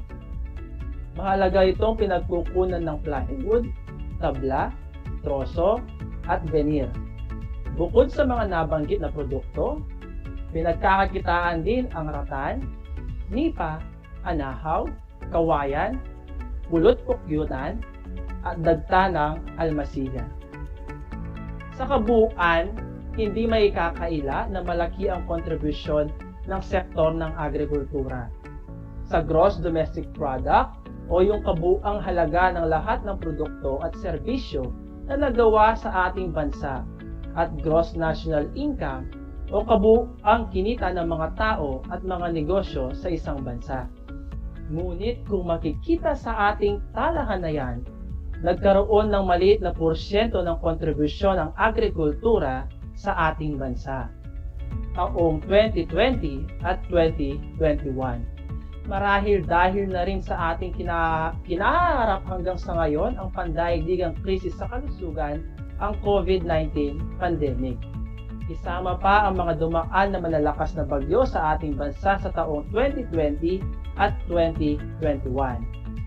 At mga iba pang kalamidad at sakuna na nagdaan.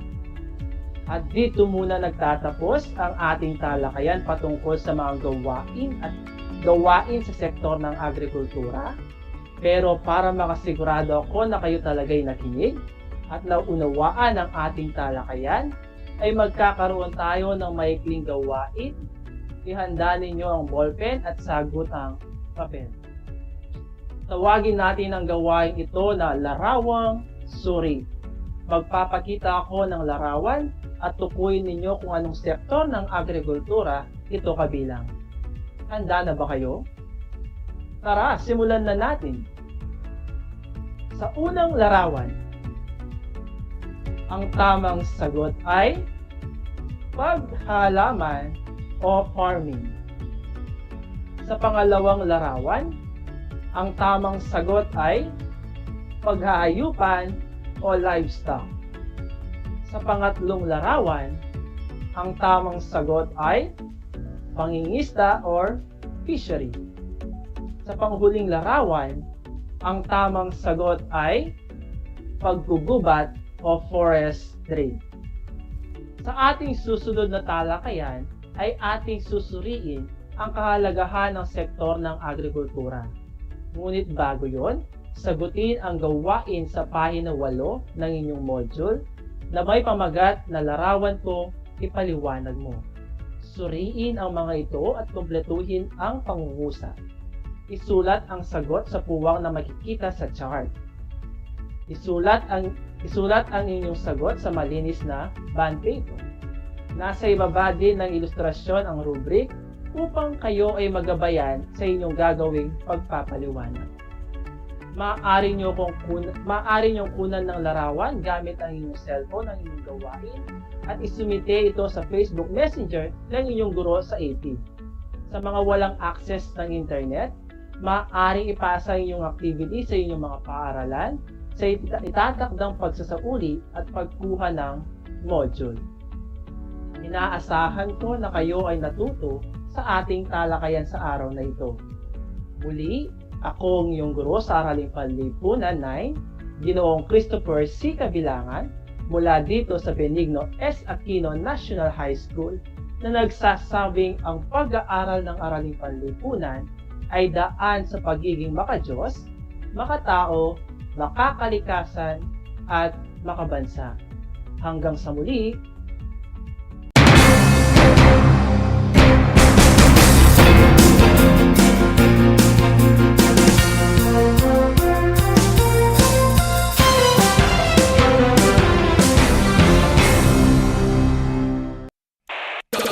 Bahagi mo Radyo Pilipino saan mang bahagi ng Pilipinas, saan mang bahagi ng mundo, anumang uri ng pamumuhay. Ito ang Kabahagi mo Radyo Pilipino, napapakinggan on air and online sa buong mundo sa pamamagitan ng www.radiopilipino.com.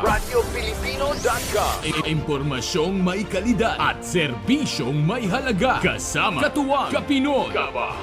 Kabahagi mo Radyo Pilipino. Radyo Pilipino.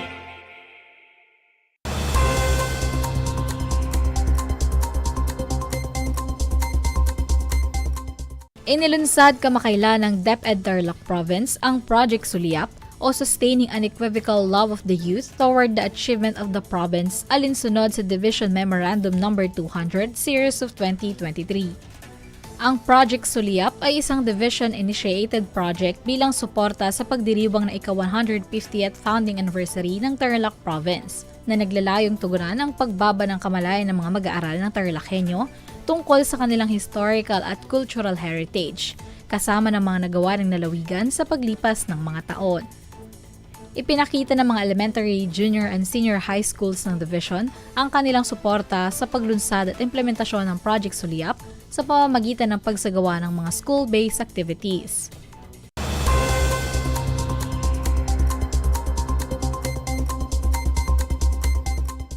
Ipinatigil ang operasyon ng isang poultry sa Concepcion, Tarlac. Sa isinagawang biglaang inspeksyon sa utos ni Concepcion Mayor Noel Villanueva sa isang poultry sa Barangay Kulatingan, kamakailan, napag-alaman na kinakailangan ipasara ang nasabing poultry dahil sa reklamo ng mga residente, dahil sa mabahong amoy nito at pagdami ng mga langaw dahil dito. Layunin ng isinagawang inspeksyon na tiyakin ang kalusugan at kaligtasan ng mga residente, ganoon din ang pagsunod sa mga regulasyon at pamantayan ng kalinisan. Binubuo ng Sanitation Office, Municipal Environment and Natural Resources Office, Municipal Planning and Development Office, Municipal Treasury at Sangguniang Bayan Member Calvin Sardia ang inspection team na siyang naghain din ng notice of violation and to cease operation laban sa poultry owner. Ayon sa Municipal Environment and Natural Resources Office ng Bayan, kung hindi umano makapag-comply at maisaayos ng poultry ang kanilang pasilidad, ay maaaring mauwi ito sa tuluyang pagpapasara nito.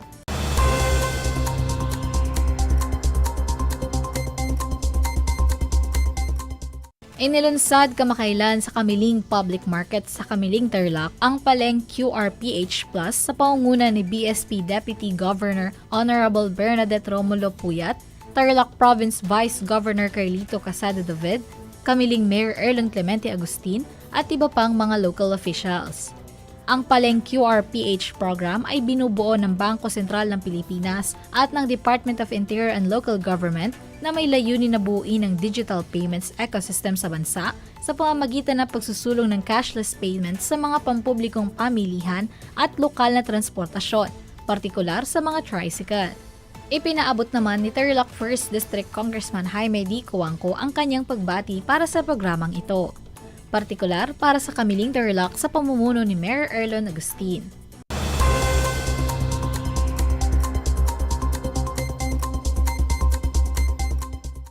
Ipinamahagi kamakailan sa mga magsasaka ng lungsod ng Tarlac ang mga binhi ng palay mula sa DA. Tinatayang nasa 250 na sako ng inbred seeds ang ipinamahagi sa 101 na local farmers ng lungsod. at 21 bags ng hybrid seeds para naman sa 15 local farmers sa Barangay Balibago 2nd. Ang mga magsasaka na nabigyan ng binhi ay rehistrado sa Registry System for Basic Sectors in Agriculture. Patuloy naman ang suporta ng pamahalaang lungsod ng Tarlac sa pamumuno ni Tarlac City Mayor Christy Angeles para sa mga magsasaka sa pamamagitan ng pagtuklas ng iba't ibang estratehiya at paraan upang mapaunlad ang kanilang mga pananim at kabuhayan.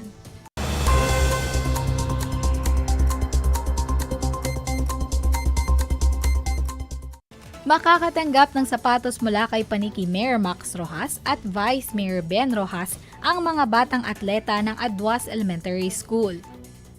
Ang mga atletang ito ay nagwagi ng silver medal sa Tarlac Province Football Elementary sa nagdaang Central Luzon Regional Athletic Association Meet 2023. Parating na umano ang mga nasabing sapatos. Pinaalalahanan naman ng mga ito na mag-antay ng abiso sa araw na personal na tatanggapin ng mga atleta ang sapatos mula kay Mayor Max at Vice Mayor Ben.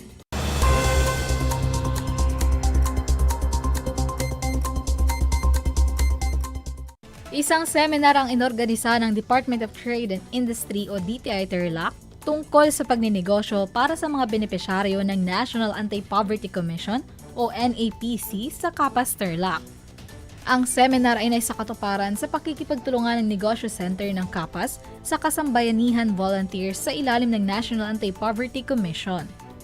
Ang Business and Skills Training ay nakasentro sa bukupay at role-making. Ipinakita sa mga beneficiaries kung paano ang proseso ng paggawa nito, pagsisimula ng negosyo, basics ng entrepreneurship, business opportunities, ang pagrerehistro ng negosyo, at ang mga services na ino-offer ng Negosyo Center. Ayon kay OIC Provincial Director Zaida Garibay, ang aktibidad ay may layunin na turuan ng mga beneficiaries sa importansya ng pagninegosyo at kung paano ito gagawin.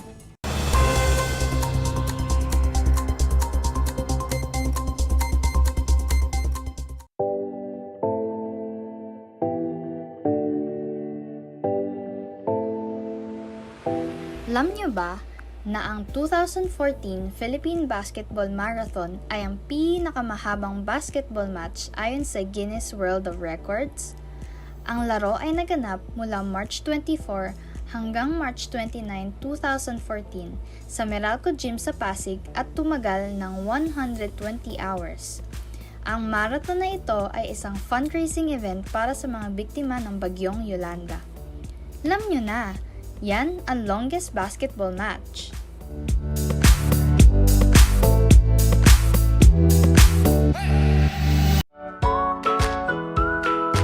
How are you today? Hello, everyone. Hello, learners of Tarlac. Good morning, Math Talino Grade 4 learners! Welcome to Aral TarlakHenyo Here on RTV Tarlac Channel 26. Simulcast over DCTC. Radyo Pilipino Tarlac.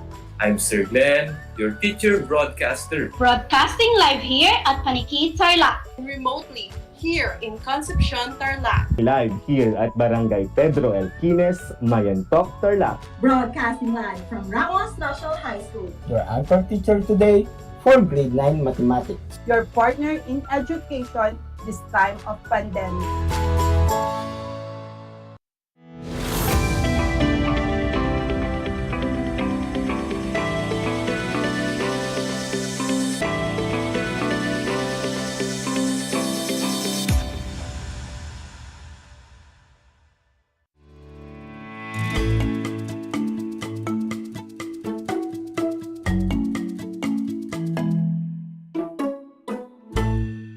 Good afternoon, learners, especially to our grade 9 learners who are excited to learn.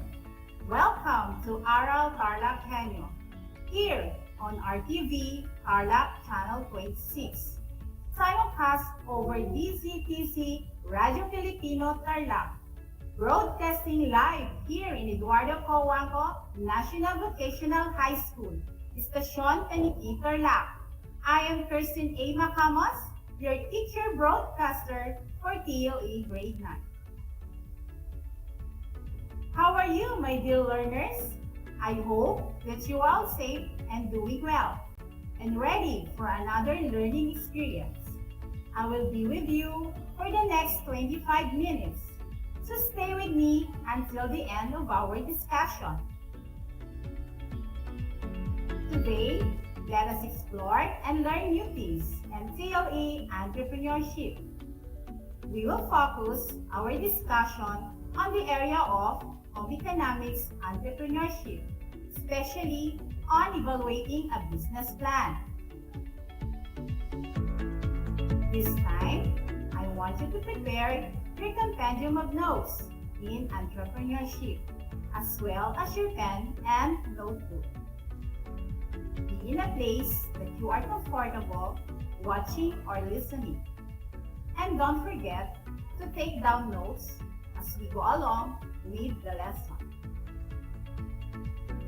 Today, we will focus our discussion on how to create and evaluate a business plan. At the end of the lesson, you are expected to identify the different parts of a business plan, create and evaluate a business plan, appreciate the benefits of business planning. Before we begin, let us have a short review on our previous topic. Can you still recall our last topic? That's great! Last time, we discussed about business plan. We have also learned the different types of a business plan. Do you still remember those types of a business plan? Great! Let us name some of them by having a simple exercise. I will give you a scrambled words, and what you need to do is arrange these words to form a word or words that is or are being described by the given statement. You will be given 5 seconds to give me the correct answer. Are you ready? Let's begin. Number 1. It is a type of lean plan that focuses on the implementation process, achieving milestones, project deadlines, responsibilities of management, departments, and employees.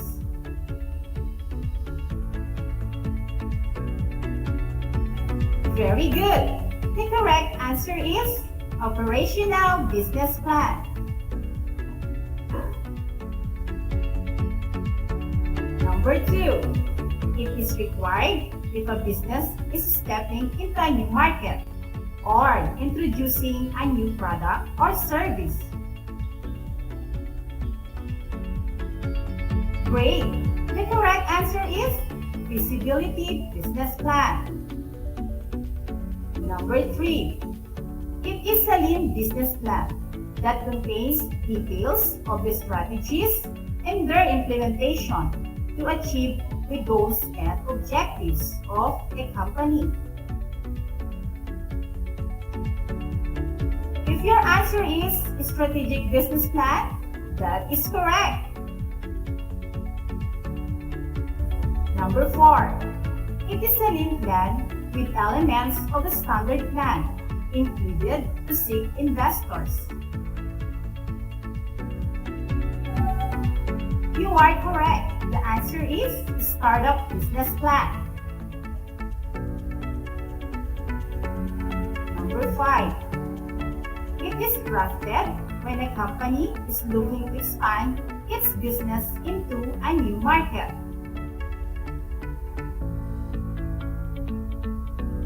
Very good! The correct answer is growth business plan. Congratulations! You did a great job! And now, my dear learners, let us start our new lesson on how to create a business plan. Are you ready to learn how to create a business plan? That's great! Let us now begin by identifying the different parts of a business plan. The first essential part of a business plan is the executive summary. It should effectively summarize the business goals and objectives. It must be clear and concise. but it also has to entice the reader to read the rest of a business plan. What should be included in executive summary? Start strong. Capture readers' attention from the start by including an attention-grabbing statistic of research finding in the first line of your executive summary. Think about your core selling points. It might be helpful to do SWOT analysis to really dig deep into what makes you stand out as a business. Use bullet points to summarize areas that would capture your audience attention. For example, any partnership, your marketing strategy, innovative technology, and customers. Here are some questions that will help you make an executive summary. What makes the startup unique?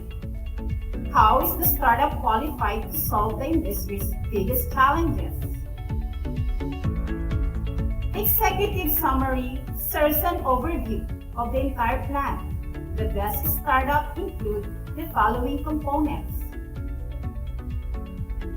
A. Business opportunity. Why do customers need the product or service?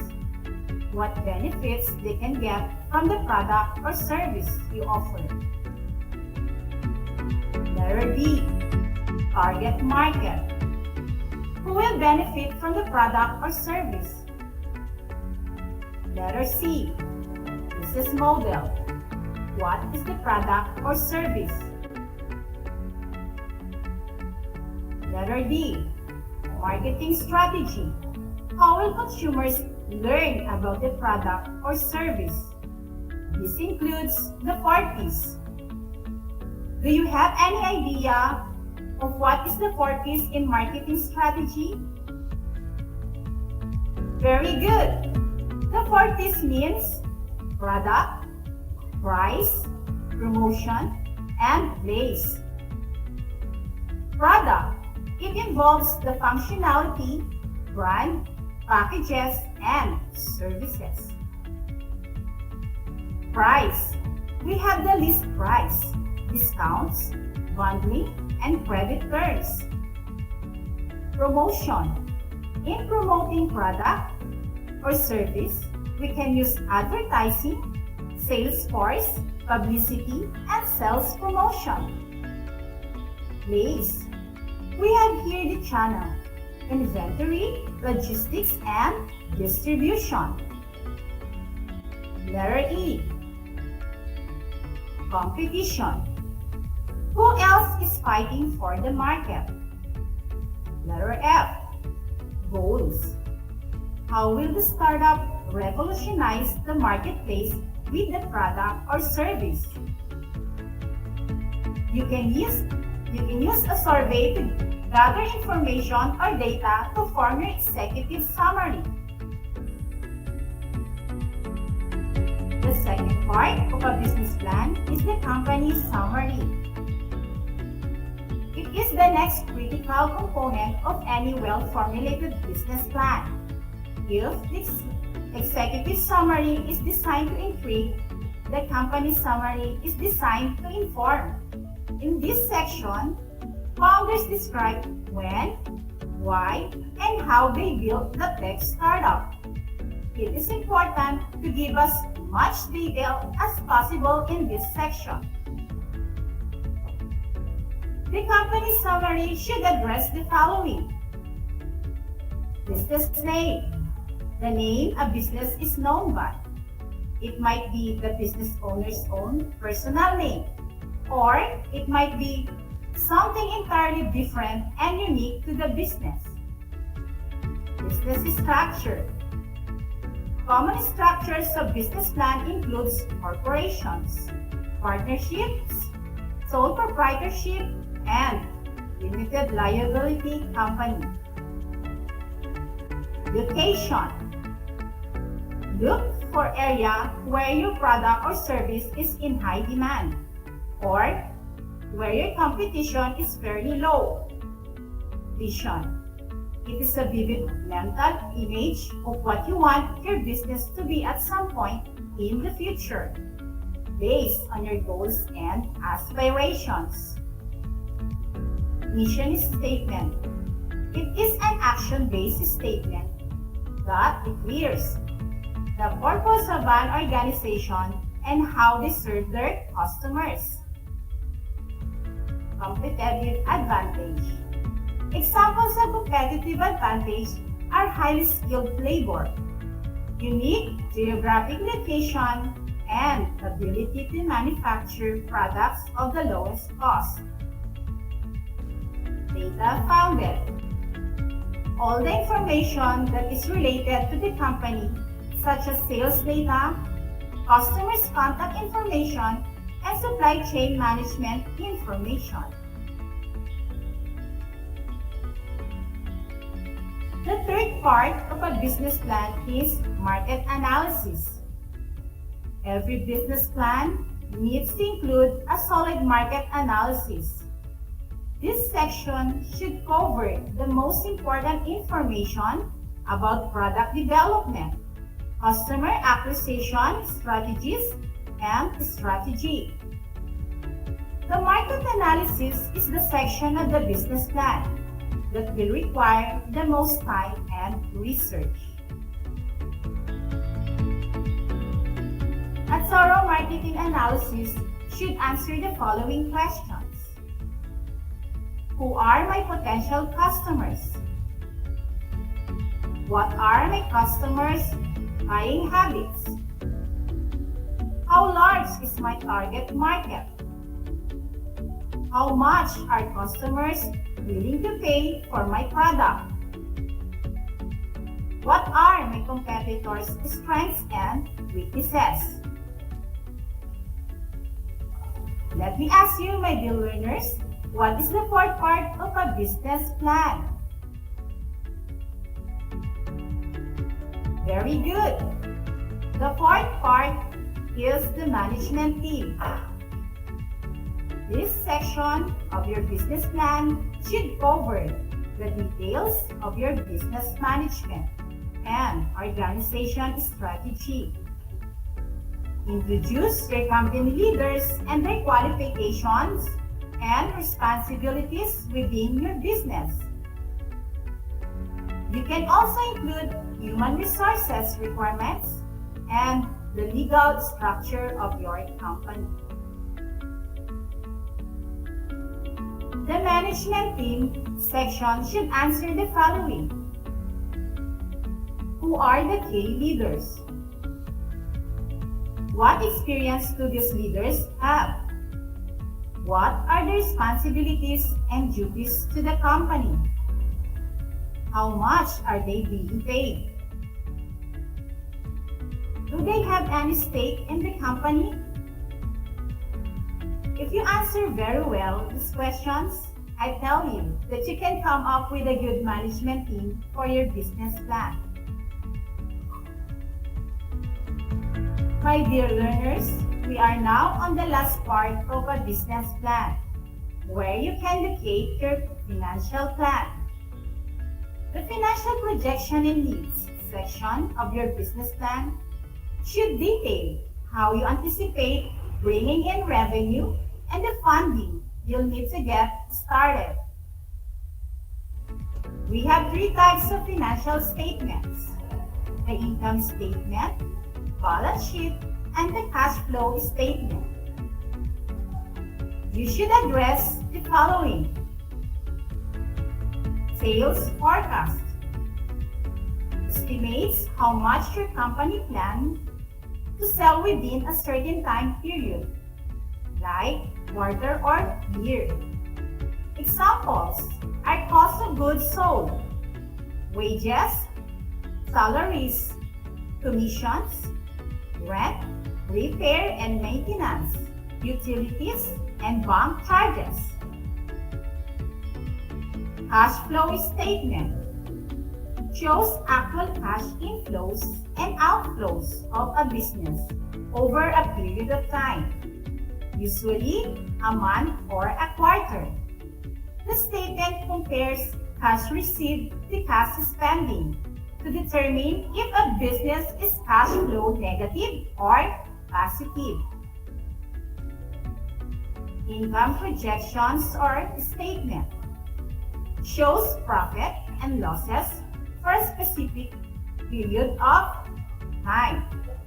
It can be the next quarter or the next fiscal year, for instance. It uses the same format as a regular income statement, but estimating the future rather than the past. It's also known as a budgeted income statement. Assets and liabilities. Assets are the items your company owns that can provide future economic benefit. Liabilities are what you owe other parties. In short, assets put money in your pocket and liabilities take money out. Now, we are done with our discussion. Let us check if you really understand our lesson. I will read the question twice and you write the letter of the correct answer. Now, are you ready, my dear learners? That's great. Number 1. This section of your business plan should cover the details of your business management and organization strategy. Letter A, market analysis. B, executive summary. C, management team. D, company summary. I repeat the question. This section of your business plan should cover the details of your business management and organization strategy. A, market analysis. B, executive summary. C, management team. D, company summary. Number 2. It should effectively summarize the business goals and objectives. A, market analysis. B, executive summary. C, management team. D, company summary. I repeat the question. It should effectively summarize the business goals and objectives. A, market analysis. B, executive summary. C, management team. D, company summary. Number 3. This section should cover the most important information about product development, customer acquisition strategies, and strategy. A, market analysis. B, executive summary. C, management team. D, company summary. I repeat the question. This section should cover the most important information about product development, customer acquisition, strategies, and strategy.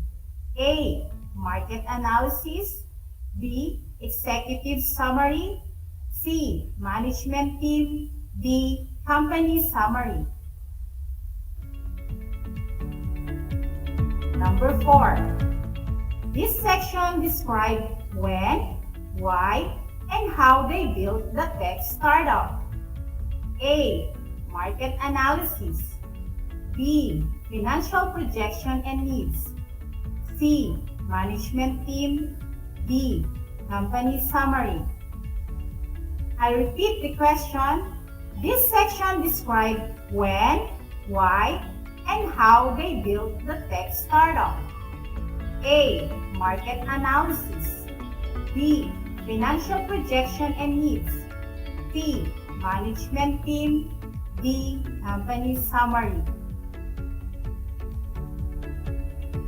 This section of your business plan should detail how you anticipate bringing in revenue and the funding you'll need to get started. A. Market analysis. B. Financial projection and needs. C. Management team. D. Company summary. I repeat the question. This section of your business plan should detail how you anticipate bringing in revenue and the funding you'll need to get started. A. Market analysis. B. Financial projection and needs. C. Management team. D. Company summary. Now, let us check your answers. Here are the correct answers. For number 1, the correct answer is letter C, management team. For number 2, letter D, executive summary. Number 3, A, market analysis. Number 4, letter D, company summary. For number 5, letter D, financial projection and needs. Okay, learners, count the number of the correct answers. For those who got a perfect score, congratulations! You did a great job. For those who got 3 and 4, very good. And for those who got 2 and below, please study harder. Read more and refer to your compendium of notes. For your performance task, I want you to conduct survey and gather information needed for your business plan. Follow health and safety protocols in doing this. Create a business plan using the different parts of a business plan that we have discussed. Just follow the content needed and the procedure from our lesson. To evaluate your business plan, be guided by the following criteria. Executive summary or overview of the business, 20%. All required aspects of the executive summary are included and grasped the evaluator's attention. Next, problem or product or service description, 20%. It must cover all the product or service description with great detail. For marketing plan, 20%. Marketing strategies are well presented, customer demand is demonstrated, and advertising is appropriate and well done. Another criteria is the financial soundness, 20%. The financial plan is excellent and complete. All the important details are presented in an organized manner. Next is creativity in idea and opportunity, 10%. The business idea is creative and plan demonstrate clear opportunity for success. The last one is spelling and punctuation, 10%. There must be no spelling and punctuation errors in the business plan. We have a total of 100% for the evaluation of your business plan. Alright, my dear learners, thank you for listening. That's all for today. Always remember, my dear learners, a realistic and comprehensive business plan for the new location or project is essential for successful growth and expansion. It tells you where you are going, how you plan to get there, and increases your chances for success. From Stephanie Lee. I hope you enjoyed and learned our on-the-air live discussion. This is Project Shine Aral TarlakHenyo, brought to you by the Department of Education, Division of Tarlac Province, in cooperation with DCTC 828 AM station. I would like to end up by saying, MTLE, we aim for knowledge, skills, and progress. I am Kirsten A. Nakamas, your teacher broadcaster for TLA Grade 9. God bless us all. Until next time.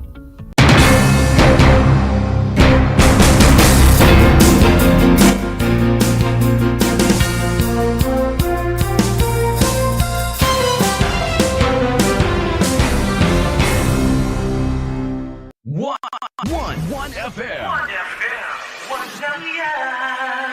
This is your one. My only one. One lang yan. The only one. One FM. 96.1 Tarlac, 98.3 Lucena, 88.3 Legazpi, 96.1 Surigao, 95.9 Butuan, 92.1 Mindoro, 96.7 Tacloban, 99.3 Baler, 95.1 Puerto Princesa, Palawan. Pinakikinggan lagi kita. This is your one. Your only one. Your only one. One FM. 1 FM. Your only 1 FM. Wagi sa kaalaman. Kabahagi sa kaligtasan. Gana sa karaman kaparte sa seguridad. Analo at kakapatan, kabiyangan at kilalaban. Narito ang mga dapat gawin bago magkalindol. Siguraduhing matibay ang bahay at ipakumpuni ang mga sirang bahagi nito. Siguraduhin ding ligtas ang pagkakalagay ng mga mabibigat at mga nakabiting bagay. Ihanda ang emergency kit na naglalaman ng mga pangangailangan ng pamilya kagaya ng radyo, flashlight, first aid kit, tubig, pagkain, pito at gas mask. Makilahok sa mga pagsasanay ukol sa lindol. Wagi sa kaalaman. Kabahagi sa kaligtasan. Madaugon sa kasayuran, kabahin sa kaluwasan. Sinambot keng kabaluan, kayabe keng kasamasnan. Madaugon sa kahibalo, kabahin sa kaluwasan. Isang mahalagang paalala mula sa kabahagi mo, Radyo Pilipino.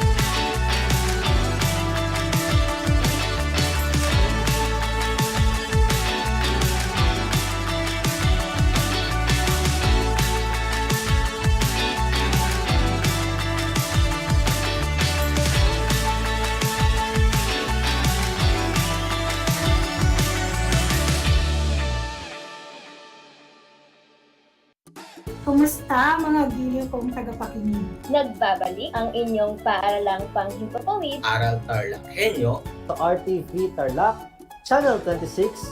At sa bayang naririnig sa DCTC 828. Radyo Pilipino Tarlac. Tayo rin ay napapanood sa FB Live ng RTV Tarlac Channel 26. Sumasahimpapawid mula sa bayan ng Pura Tarlac. Mula sa bayan ng San Clemente. Mula rito sa Purok Elementary School, Pura Tarlac. Sa bayan ng Kapas Tarlac. Ako, ang inyong guro, na maghahatid sa inyo ng makabuluhang pagtalakay sa ating aralin.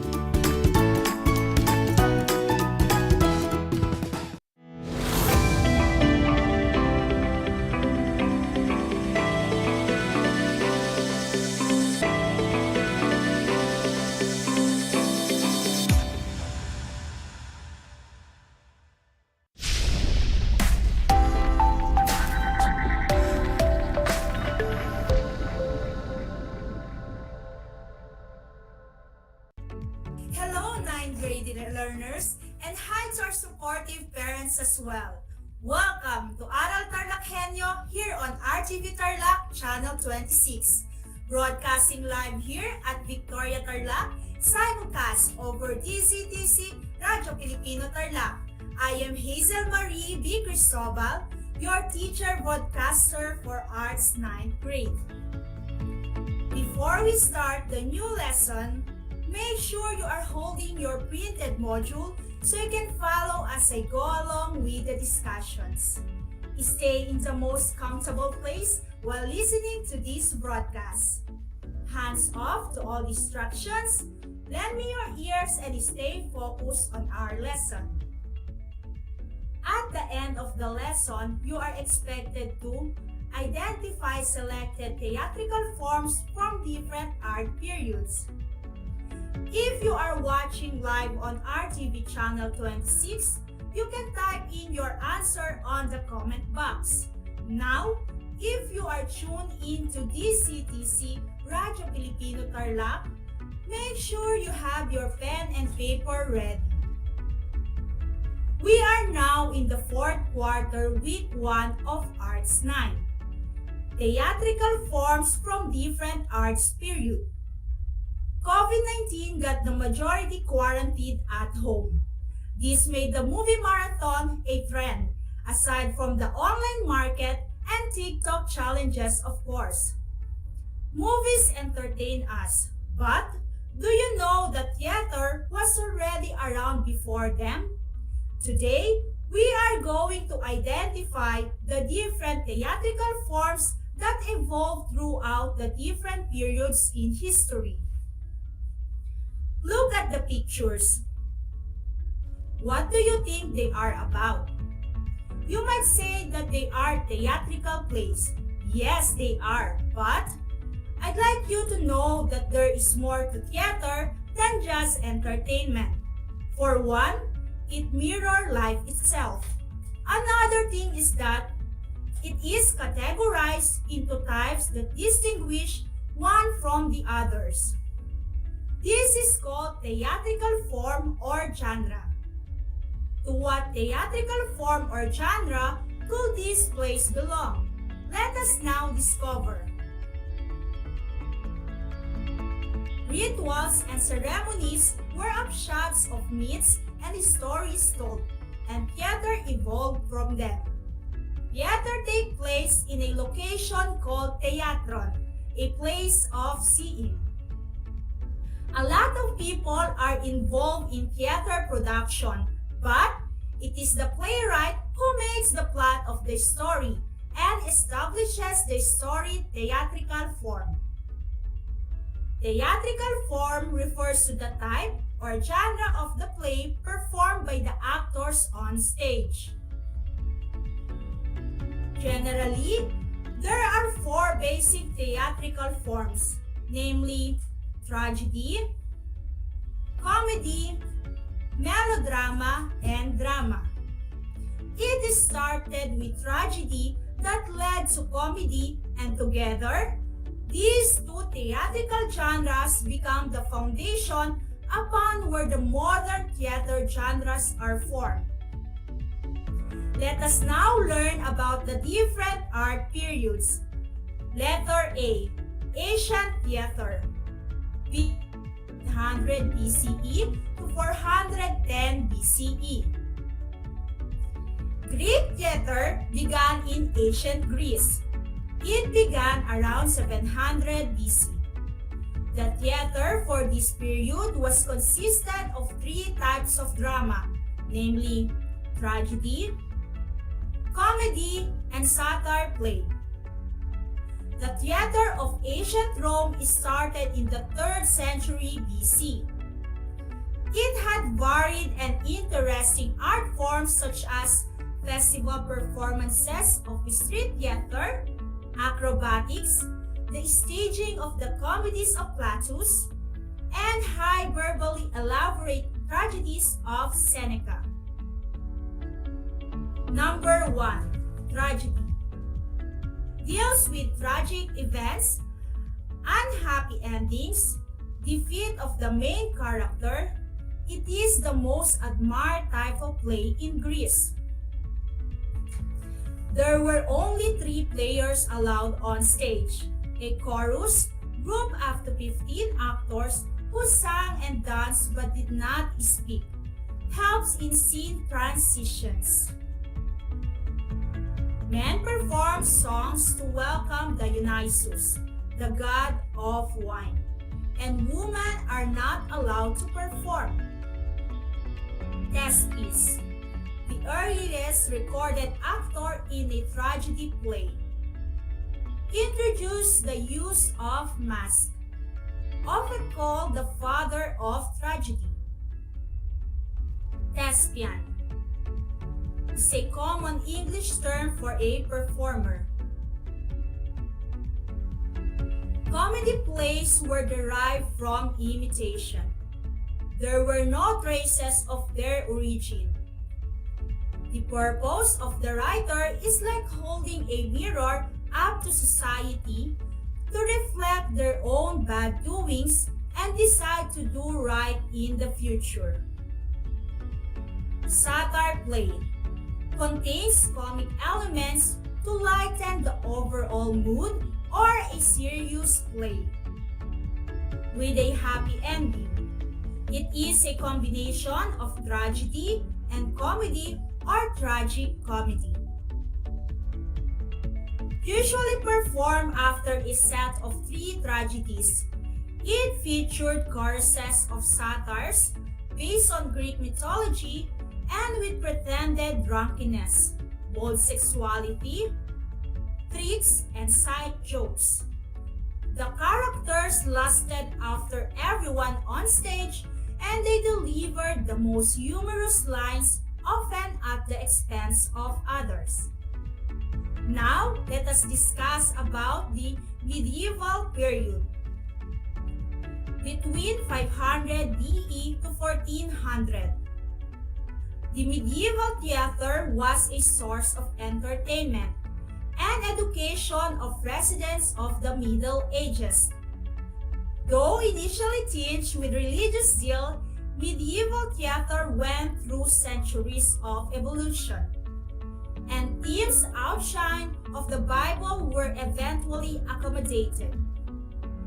It continued to flourish for centuries and served as an inspiration for Renaissance stage plays. The church played a large role in the development of medieval theater. The church did not welcome the traveling entertainers, but medieval theater was accepted. Medieval theater became more secular over time. The medieval theater ended around 16th century. Now let us move on to transition and early medieval theater, theatrical forms. Number 1, we have mime, pantomime scenes or recitation from strategies and comedies. Number 2, liturgical dramas or religious plays. It dramatized version of particular biblical events. Example, Mystery Adam or Mystery of Adam. Moving on to our next topic is the high and late medieval period. Number 3, Feast of Fools Festival, where lesser clergy get to ridicule the superiors and routine church life. Number 4, Mystery Plays, earliest performed developed plays in medieval Europe. Actors were all male amateur locals and uses the vernacular in their play. Number 5, morality plays. Examples are The Castle of Perseverance and Every Man. Number 6, secular performances, not religious. Example, Play of the Greenwood by Alan de la Hale.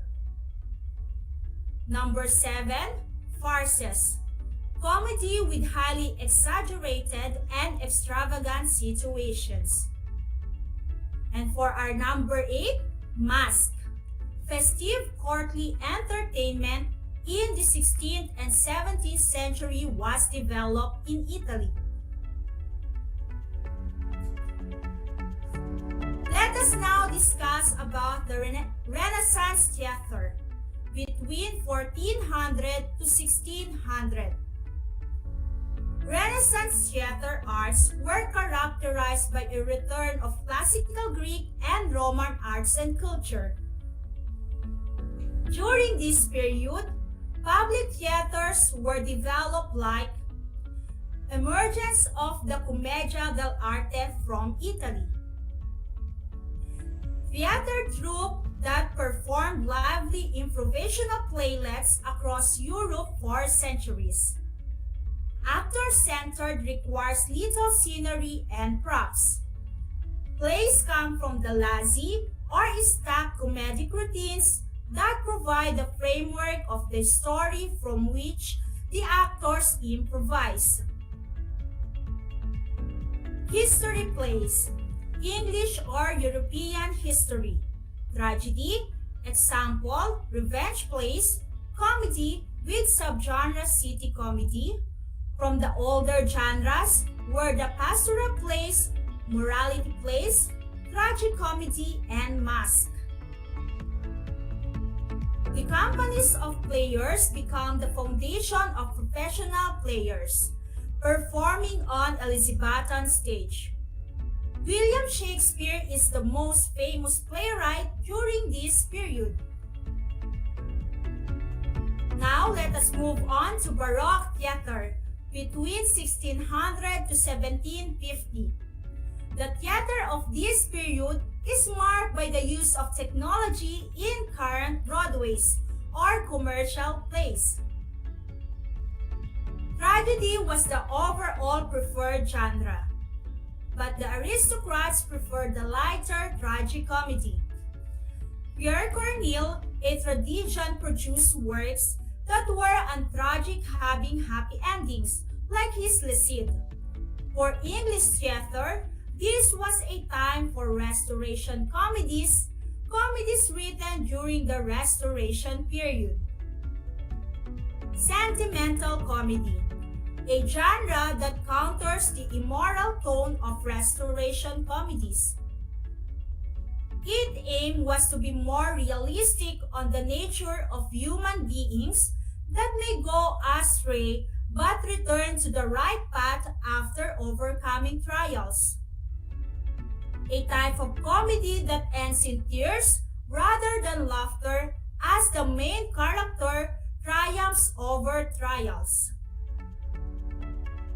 Technological development made way for Broadway's and commercial plays, as ropes and pulleys were utilized to support special effects and scene changes within seconds. Another important product of this period was opera.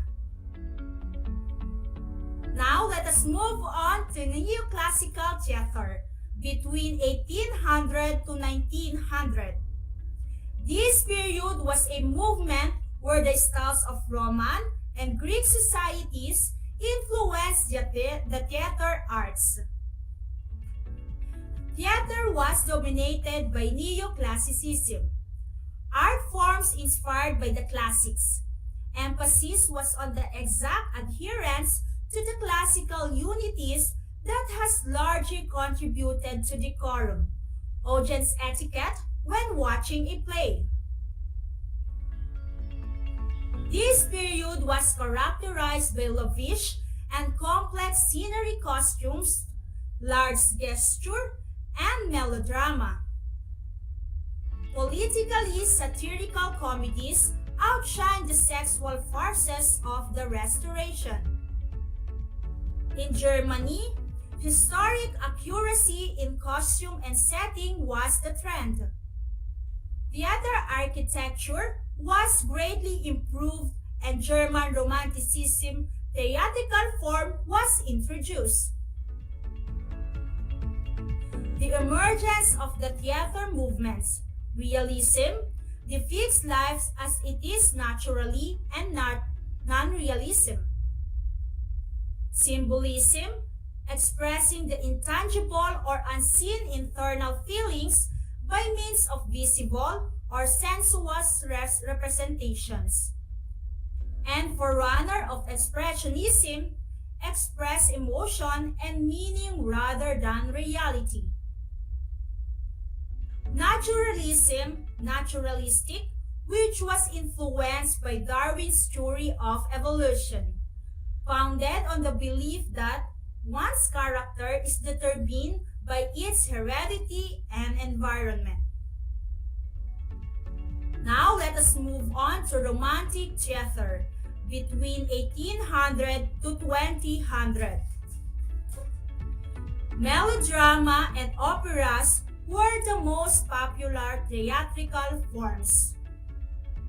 There was an abundance of experimental theater, also known as avant-garde theater, a rejection of the conventional theater styles. The experimental theater changes the theme, language, even the relationship of actors to the audience. Through the breaking of the fourth wall, where the actors addresses dialogues, questions to the audience. Hollywood came out and endangered American theater. But theater was not affected. Instead, it continued to be known and noticed worldwide. To wrap up what you have learned for today, I want you to remember that the distinguishing character of a play is theatrical form of which tragedy and comedy are forerunners, having emerged from the ancient times. From these two are founded the rest of theatrical forms that emerge throughout the course of history. New theatrical forms may have evolved since the ancient period, but if we examine them closely, they are just but a bit of variation from the original tragedy and comedy. A lot of factors may have caused such as changes like the social, political, and economic growth and development, the educational background and exposure of the recent playwrights, the advancement in technology, and others. Whatever it is, as they say, for as long as we live, change is inevitable. Thus, as complex as theater and theatrical forms, still we can expect for newer theatrical forms in the future. There you have it, my dear students. This time, let's check what you have learned from our discussion. On your activity sheet, write your name and grade. You are going to write the letter of the correct answer on the space provided.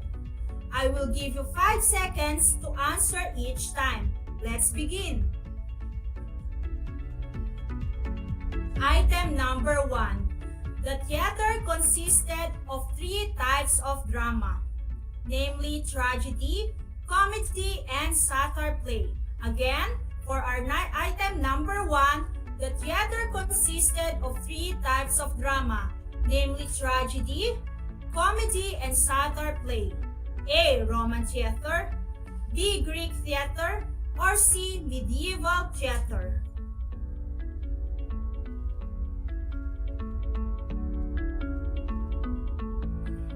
Item number 2. In ancient theater terms, this is the viewing place on the slope of a hill. A. Scene, B. Parodos, or C. Theatron.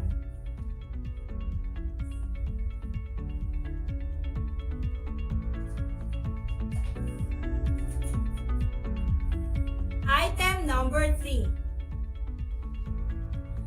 This theater had varied and interesting art forms such as festival performances of street theater and acrobatics. A. Roman theater, B. Greek theater, or C. Medieval theater.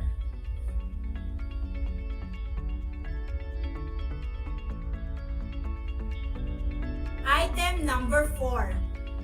During the Middle Ages, mystery plays formed a part of religious festivals in England and other parts of Europe. A. Baroque, B. Medieval, or C. Renaissance. Item number 5. This period was a movement where the styles of Roman and Greek societies influenced the theater arts. A. Baroque, B. Renaissance, or C. Neoclassical. Your time is up. Time to check your answers. The answer for item number 1 is B. Item number 2, C. Teatron. Item number 3, A. Roman. And for our item number 4, B. Medieval. Item number 5, C. Neoclassical. Were you able to get the correct answers? Impressive! Congratulations, my dear grade 9. Thank you so much for your precious time learning with me today. Wait for your teacher instruction on how you will submit your work. For your assignment, make a research and have an advanced reading on the elements and principles of theater. I hope you enjoyed our lesson today. I am Hazel Marie B. Cristobal, your Arts 9 teacher. Keep safe, everyone. Thank you and God bless.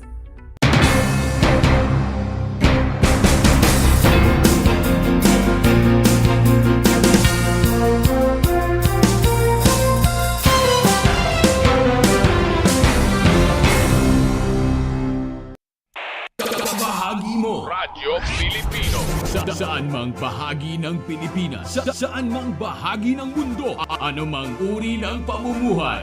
Ito ang Kabahagi mo Radyo Pilipino. Napapakinggan on air, and online, sa buong mundo sa pamamagitan ng www.radiopilipino.com. RadyoPilipino.com.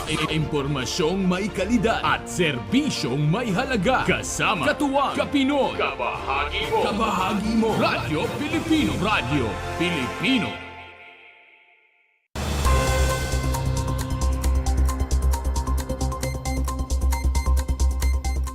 Masayang-masaya ako dahil alam ko makakatulong ito sa aking mga kababayan at sa mga karatig bayan dito sa unang distrito ng Tarlac.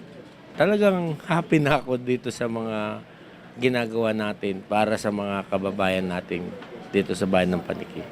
Ayan ang naging tugon ni Paniki Mayor Max Rojas matapos ang ginanap na soft opening ng Paniki Blood Bank.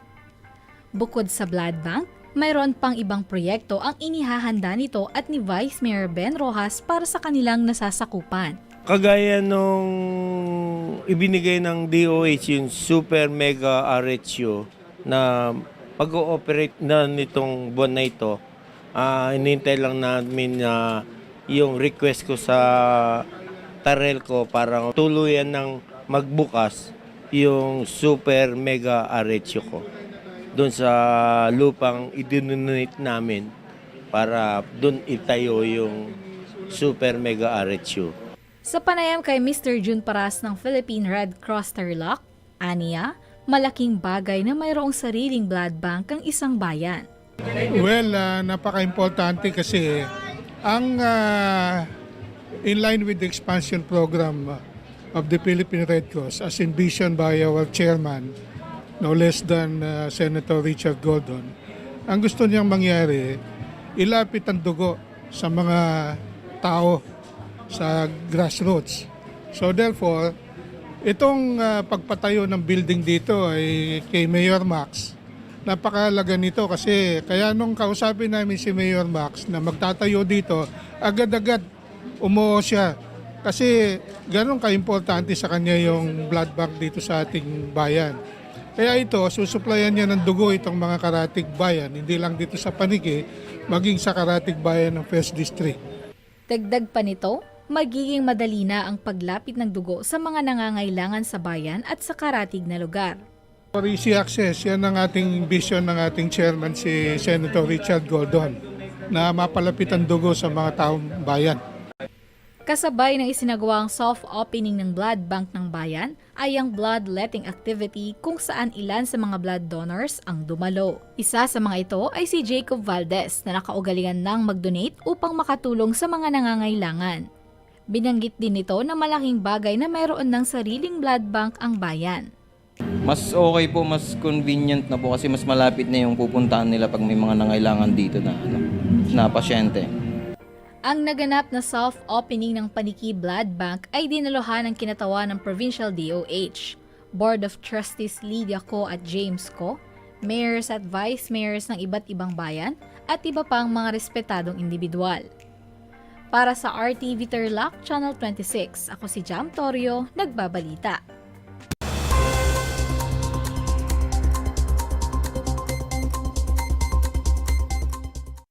Ang pangarap ko ay libreng hospitalization para sa lahat. Ayan ang naging laman ng mensahe ni Tarlac City Mayor Christy Angeles sa isinagawang groundbreaking ceremony ng itatayong Tarlac City General Hospital. Sa mensahe nito, pinasalamatan nito ang lahat ng mga tumulong upang maihatid ang serbisyong pangmedikal sa mga Tarlakhenyo. Maraming salamat po sa inyong taus-pusong malasakit para sa Tarlac City. Makakaasa po kayo na hinding-hindi malilimutan ng bawat mamamayan ng Tarlac City ang inyong mga tulong at malasakit. Ramdam na ramdam po namin ang inyong tunay na pagmamahal at ito po ay hindi na mabubura sa aming mga puso. Ang lahat po ng ito ay naging posible dahil nagkaisa ang national government, ang Senado at ang City Government of Tarlac. Sa mensahe ni DOH Regional Director Corazon Flores, ipinaliwanag nito ang kalagahan ng paghahatid sa publiko ng mga serbisyong medikal. Of course, priority ng ating bansa ang ma-ensure that the health services, it's part of the Universal Healthcare Law, wherein lahat po tayong mga Pilipino magkaroon tayo ng access to health services. At gusto rin po natin na talaga na because of the COVID pandemic, nakita natin napakahalaga how it can affect not only the health of our people, but it can affect naapektuhan din po ang economy natin, di po ba? The hardship that we feel, hindi lang yung epekto dito, kaya kinakailangan we ensure na yung bawat mamamayan po natin, bawat Pilipino malusog so that we can be productive. Ang ginanap na groundbreaking ceremony ay dinaluhan ng mga barangay captains mula sa iba't ibang barangay sa lungsod, DPWH representatives at iba pang mga respetadong individual. Ang itatayong Tarlac City General Hospital ay magbibigay ng iba't ibang libreng serbisyong medikal para sa mga Tarlakhenyo. Para sa RTV Tarlac, Channel 26, ako si Jam Torio, nagbabalita.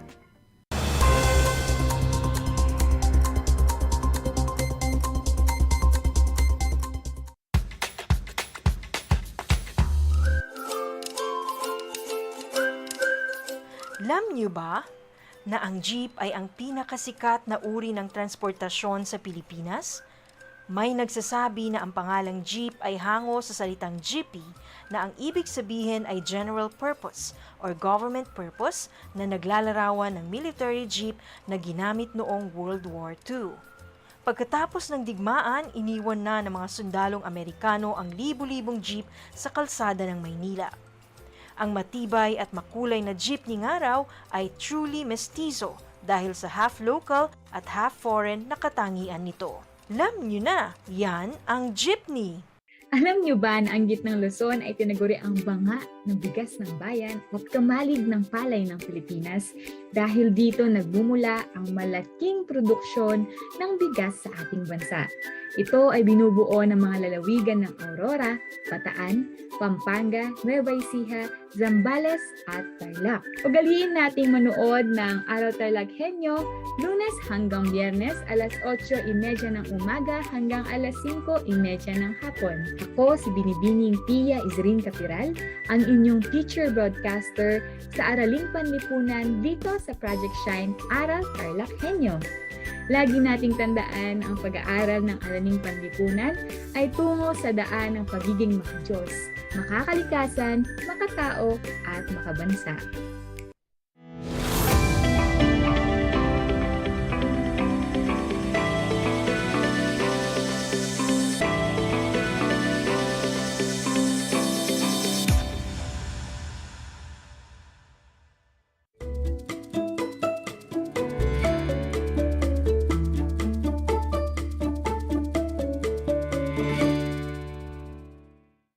Hapon po sa lahat ng taga-subaybay ng ating Project Shine, Aral TarlakHenyo dito sa RTV Tarlac Channel 26. at sa bayang napakikinggan sa DCTC Radio Filipino 828 AM Radio at napapanood via Converge TV Channel 100, FB Live sa FB page ng RTV Tarlac Channel 26 at sa FB page ng DEPED Tarlac Province. Ako po ang inyong segment host, Jomel P. Calderon, guro sa Araling Pantao, Agham, Panlipunan, Pananaliksik at Panlaw Enthusiast. Upang higit na bibigyang kahulugan ang paksang ating tatalakayin sa araw na ito, makakasama po natin ang dalawa sa mga masugid na tagapagtaguyod ng kasaysayang lokal ng Tarlac. Unahin po nating batiin ang ating dalubguro 1 ng Araling Panlipunan mula sa San Pedro National High School. Walang iba ang aking kaibigan, Dr. May Aral Tolentino. Magandang hapon po, ma'am. Hello, sir. Good afternoon. Kasama rin po natin ang dalubguruan ng Hirona North Central Elementary School, ang malikhaing ilustrador ng kagamitang pagtuturo, isang mabait na kaibigan, Ma'am Diana Bifacun. Magandang hapon po, ma'am. Magandang hapon, Sir Jomel. Magandang hapon po sa ating mga tagapakinig at tagapanood ng ating kasalo sa radyo. Magandang hapon pong muli, Ma'am May and Ma'am Dayan. Bago po kayo bigyan ng pagkakataon na bumati, tingin po lamang po ang pagkakataong ito na batiin sa ika-44 na anibersaryo ng kanilang kasal, ng Alicia Binabente Gamboa at Dr. Alberto P. Gamboa, dating tagamasid pandibisyon ng Araling Panlipunan at ang itinuturing nating ama ng kasalo. Happy anniversary po, Ma'am and Sir. Ma'am Dayan and Ma'am May, maaari na po kayong bumati sa ating mga manonood at tagapakinig. Ma'am Dayan, mauna ka na po. Dayan. Sige, unahin ko na po yung batiin ang aking mga kasama dito sa Hirona North Central Elementary School. Nakasalukuyan pa rin nag-stay dito sa school. Hindi klase pa po sila kasi may second chip pa po. So, binabati ko po rin ang aming punong guro na si Dr. Diana Ayugay at ang aming PSDS na walang bakundi si Dr. Marilyn H. Pascua. Magandang hapon po sa inyong lahat at sa lahat ng mga nakikinig at nanonood ng kasalo. Magandang hapon po sa inyong lahat. May? Magandang hapon po sa lahat po ng tagapakinig at nanonood po ng ating kasalo sa radyo.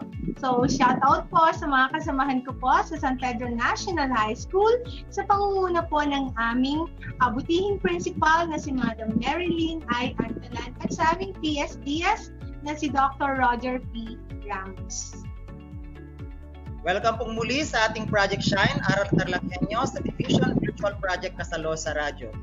Sa pagsisimula ng ating talakayan sa hapong ito, shout out sa lahat ng mga nanonood sa FB Live at ng RTV Channel 26 at ang mga nakikinig sa DCTC Radio Filipino 828 AM Radio. Isang pagbati rin po sa mga manonood at nakapagkinig mula sa San Felipe National High School. Sa episode pong ito ng Kasalo sa Radyo, bibigyang saysay natin ng ilang mahalagang tala ukol sa kasaysayan ng bayan ng Kamiling. Upang matahak ng maayos ang ating pagtalakay sa kasaysayan ng Kamiling, ang sumusunod na balangkas ay ang ating susundin. Tatalakay natin ang lokasyon at topografiya nito, ang pagkatatatag ng Kamiling bilang isang bayan, ang Kamiling sa panahon ng mga Kastila, Amerikano at ng mga Hapon, at ang Kamiling sa kasalukuyan. Handa na ba kayo? Siyempre, handa na. Na ating nabanggit na, Ma'am Dayan and Ma'am May, uunahin nating mabigyang linaw ang lokasyon at topografiya ng Kamiling. Sa ating mga taga-subaybay, mahalagang malaman sa pag-aaral ng kasaysayan ng isang lugar, lalong-lalo na sa pagtukoy ng kanyang pagulan, ang lokasyon at topografiya nito. Ma'am Dayan, alam ko na handa kang magbahagi ng impormasyon ukol sa bagay na ito. Oo naman, Sir Jomel. Dapat talaga na ang isang TarlakHenyo ay maalam sa kanyang sariling bayan. Bagamat ang inyong lingkod ay hindi taga-Kamiling, subalit ang kaalaman dito ay mahalaga sapagkat ang kanyang pagbabago ay may kaugnayan sa mga karatig bayan, katulad ng bayan ng Hirona, kung saan ako naninirahan. Ika nga, ang pag-aaral sa mga bayan ay pag-aaral sa kabuuan ng ating lalawigan ng Tarlac. Para sa kaalaman ng lahat, ang Kamiling ay makikita sa hilagang kanlurang bahagi ng lalawigan ng Tarlac. Ito ay naliligiran ng mga bayan tulad ng Bayambang Pangasinan sa Hilaga, Santa Ignacia sa Timog Silangan, Paniki sa Silangan, Mayantok sa Timog Kanluran, San Clemente sa Hilagang Kanluran, at Mongkada sa Hilagang Silangan. Ang kamiling, tandaan natin sa ating mga manonood at mga bata na ay pangwalo sa pinakamalaking bayan sa Tarlac, ayon sa sukat ng lupain. Ito ay may kabuuang sukat na 14,052 hektarya. Okay, katumbas ito ang halos 300,000 basketball court. Ay, talagang napakalawak nga talaga, di ba? Sa pangkalatan, ang kamiling ay kapatagan. Subalit, ilang bahagi nito ay maburol hanggang sa bulubundukin. May mga ilog na mahalaga sa pangunahing pangkabuhayan ng mga mamamayan. Okay, pinakakilala dito sa lahat ng mga ilog, yung tinatawag nating ilog Kamiling. Kaya Sir Joe, may paborito rin ito ng mga lokal na turista. Kaya kung kayo ay nagbabike, o kayo ay gustong-gusto nyo nang naglilibot sa Tarlac, okay, imposible na aayawan nyo ang Kamiling sapagkat maraming makikitang magagandang tanawin dito at maraming nag-outing dito, Sir Jomel. At alam ko, Sir Jomel, ikasasa ka na doon sa mga nag-outing at naglilibot dito. Yes, Ma'am Dayan, tama ka dyan. Sa katunayan, ilang beses na rin akong nakapasyal sa Kamiling sakay lamang ng aking bisikleta. Isa na dyan yung pagpunta namin noon sa bulubunduking bahagi ng Baksay. Ang Baksay ay isa sa mga barangay na bumubuo ngayon sa bayan ng Kamiling. Malinaw sa paglalarawan mo, Ma'am Dayan, na ang Kamiling ay tulad ng ibang bayan ng Tarlac na sa pangkalahatan ay kapatagan. Sa makatwid, ito ay akmang-akma para sa gawaing agrikultural.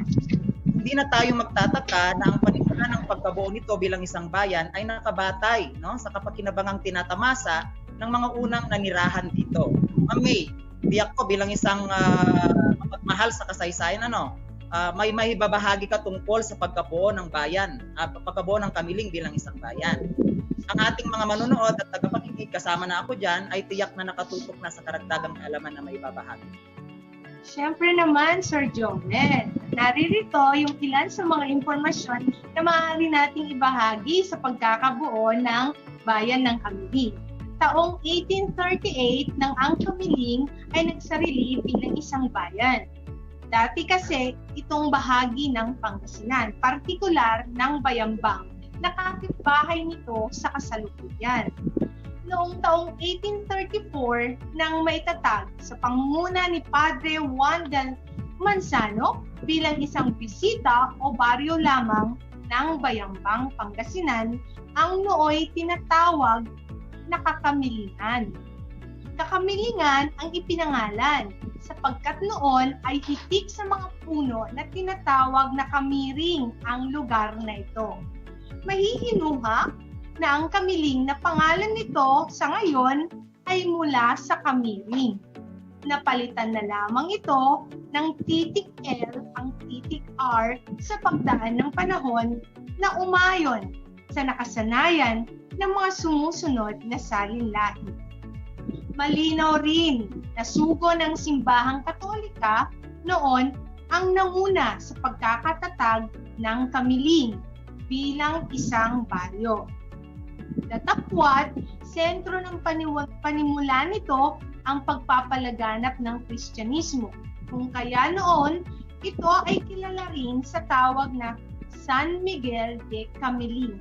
Sunod ito sa pangalan ng kanilang patron ng bayan. Kawili-wiling mapakinggan, Ma'am May, ang mga impormasyon na iyong ibinahagi. Ang pangalan pala ng Kamiling ng bayan ay hango sa kamiring na uri ng puno.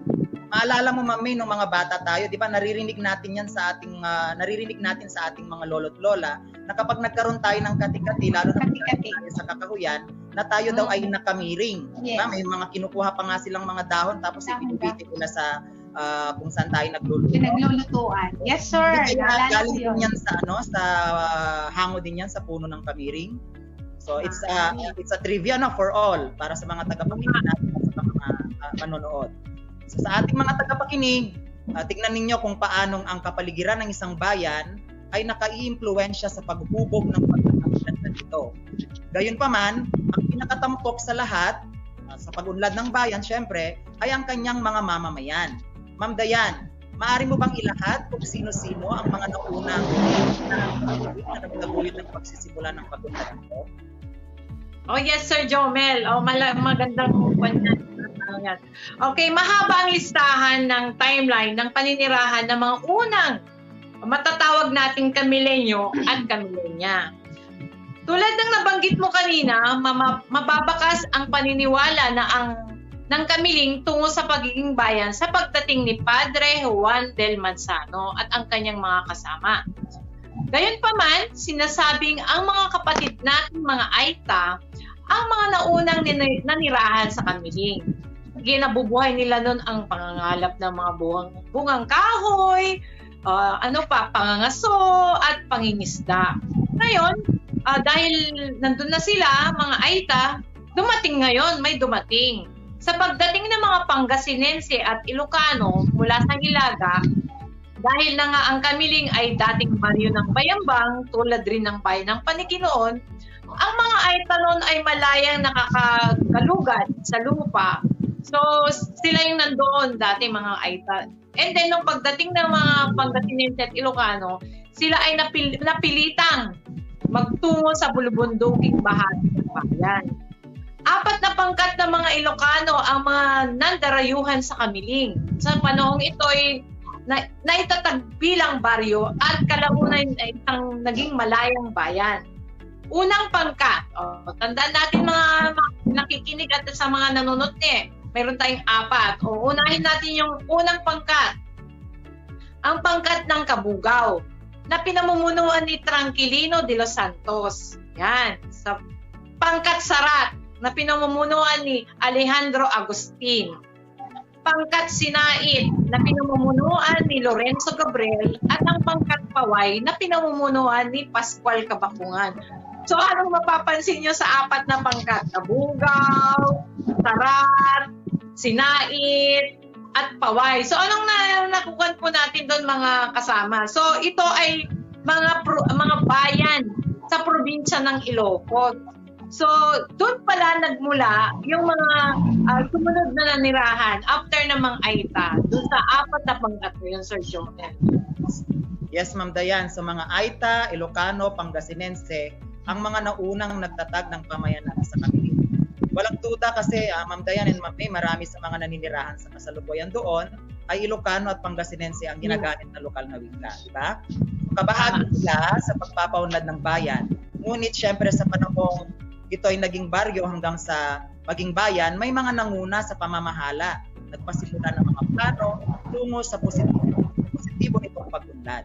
Ma'am May, sigurado ko bilang isang dalubguro sa Araling Panlipunan, ay may maibabahagi ka tungkol sa mga naunang pulutong ng mga lider ng Kamiling bilang isang bayan. Yes, Sir Joel. Mahirap man ang magsaulo ng mga pangalan at hindi man iyan ang pinakamahalaga. Sa pag-aaral ng kasaysayan ay nararapat ding gawin dahil tayo rin ay matuto sa karanasan ng mga personalidad na ito na nagsilbing tauhan ng ating mahabang kasaysayan. Noong ang Kamiling ay naitatag bilang bisita o baryo noong 1834, nagsilbi ang tagapagtatag na si Padre Juan de Alvarez del Manzano na pura paroko. Nais kong bigyang diin iyan sapagkat alam naman nating nangibabaw sa panahon na iyan ang pagnanais ng pamahalang Espanya na tuloy-tuloy na maitindig ang Kristyanismo sa ating bansa.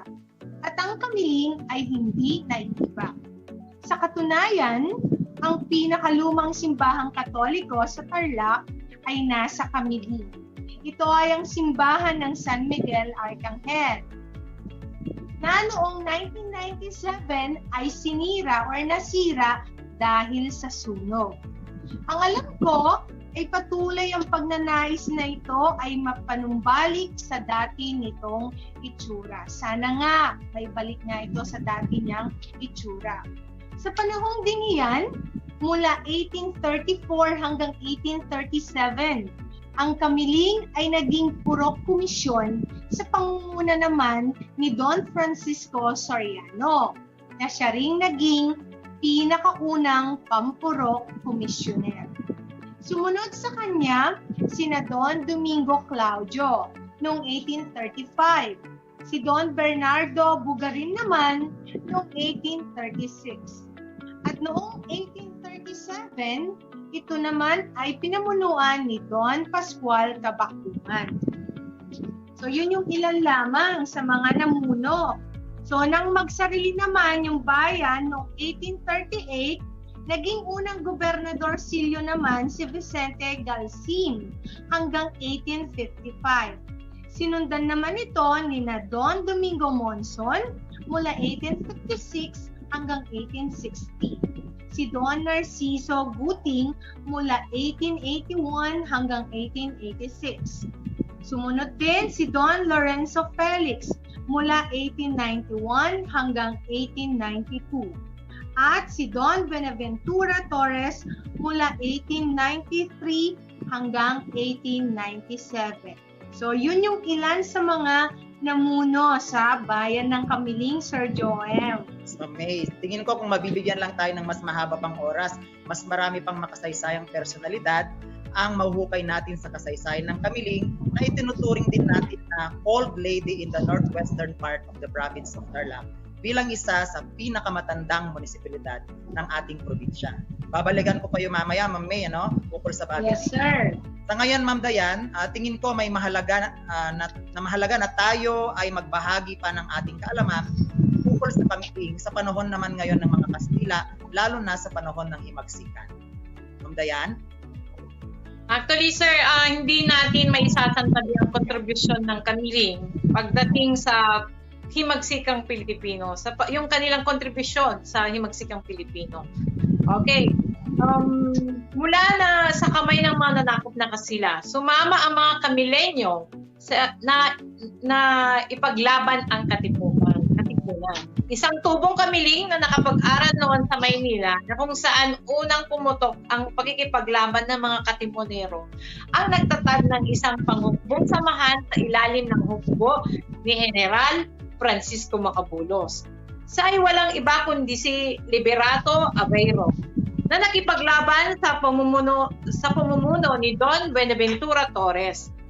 Napasailalim sa kanilang kapangyarihan ang Kamiling na pinamunuan ni Don Tranquilino Pagarigan na naging mas mabait sa mga taong nakipaglaban sa mga Kastila. So, doon pa lang, Sir Joel, makikita mo na matatapang ang mga taga-Kamiling nung panahon ng mga Kastila kasi naki-join sila sa tropa ni Macabulos. So, at naki-join din sila sa mga katipunero. So, talagang hindi lang sila magaganda, matatalino, kundi sila rin ay matatapang nung panahon ng Kastila. So, back to you, Sir Jomel.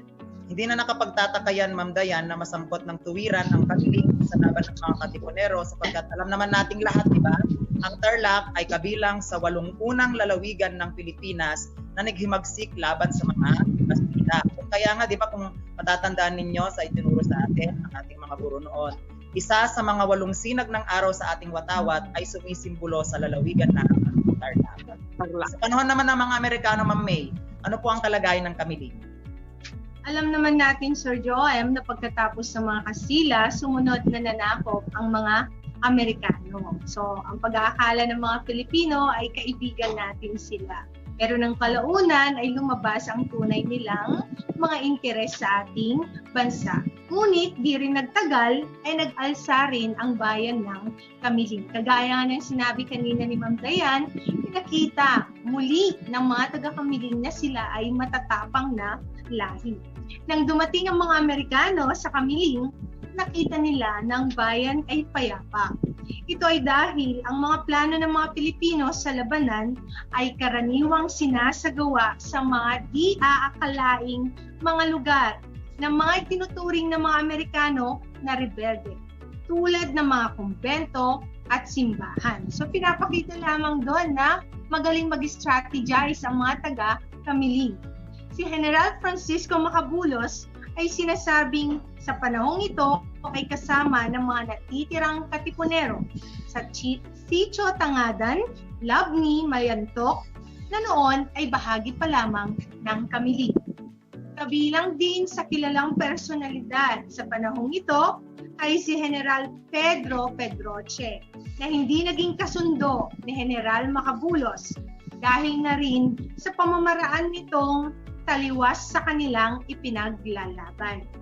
Kalaunay napatay si General Pedroche ng pangkat ni Komandante Aveiro.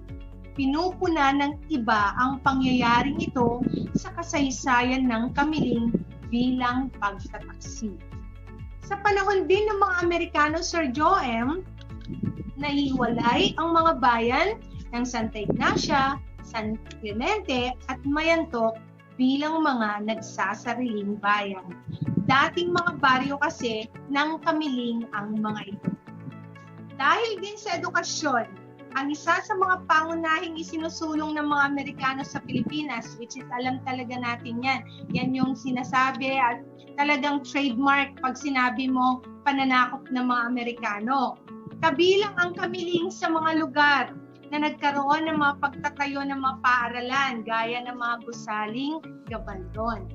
May mga naitayo ring mga paaralang pribado tulad ng Kamiling Secondary Institute na naitatag noong 1932. So yun yung mga pangyayari sa panahon ng Amerikano sa bayan ng Kamiling, Sir Joel. Nagpatuloy pala ang himagsikan, Mami, sa panahon ng mga Amerikano. Yes, Ngunit kahit naman nagpatuloy ang himagsikan, alam naman nating may maganda rin namang programa sa panahon na yan. At nabanggit mo nga na ito ay yung edukasyon. Sa katunayan, ang sistema ng edukasyon sa Pilipinas hanggang sa ngayon ay kahihalan tulad natin sa sistema ng Estados Unidos. Ma'am Dayan, alam mo yung susunod na tanong ko. Kasi after ng mga Amerikano, may sumunod na namang sumakop sa Pilipinas, di po ba? At yan ay ang mga Hapones. So ano naman kaya ang kalagayan ng mga Kamilenyo, Ma'am Dayan, noong panahon ng Hapones?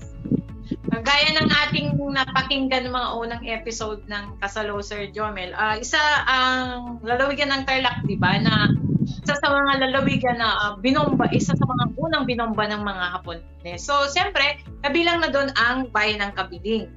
Tapos sa ganyan, Sir Jomel, tulad ng mga Katimonero na nakipaglaban sa mga Kastila at Amerikano, siyempre lumaban din ang mga Kamilenyo laban sa mga Hapones.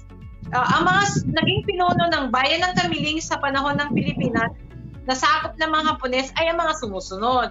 Una, si Angelo Cabrera mula 1941 hanggang 1942, Simeon Santos 1943, Pablo Dumawal 1944 hanggang 1945.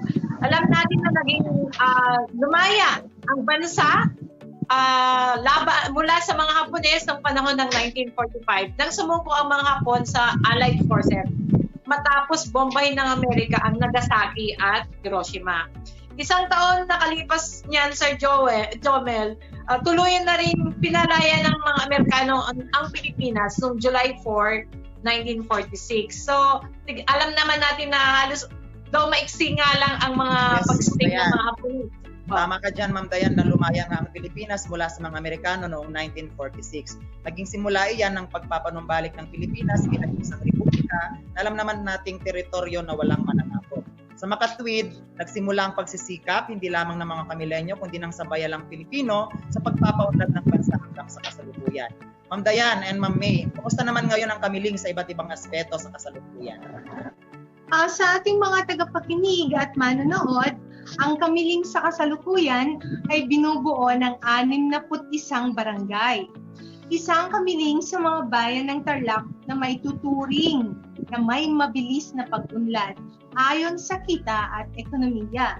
Sa katunayan, Sir Joem, ito ay kasalukuyang first class na munisipalidad na mayroong 87,319 na populasyon ayon sa 2020 census.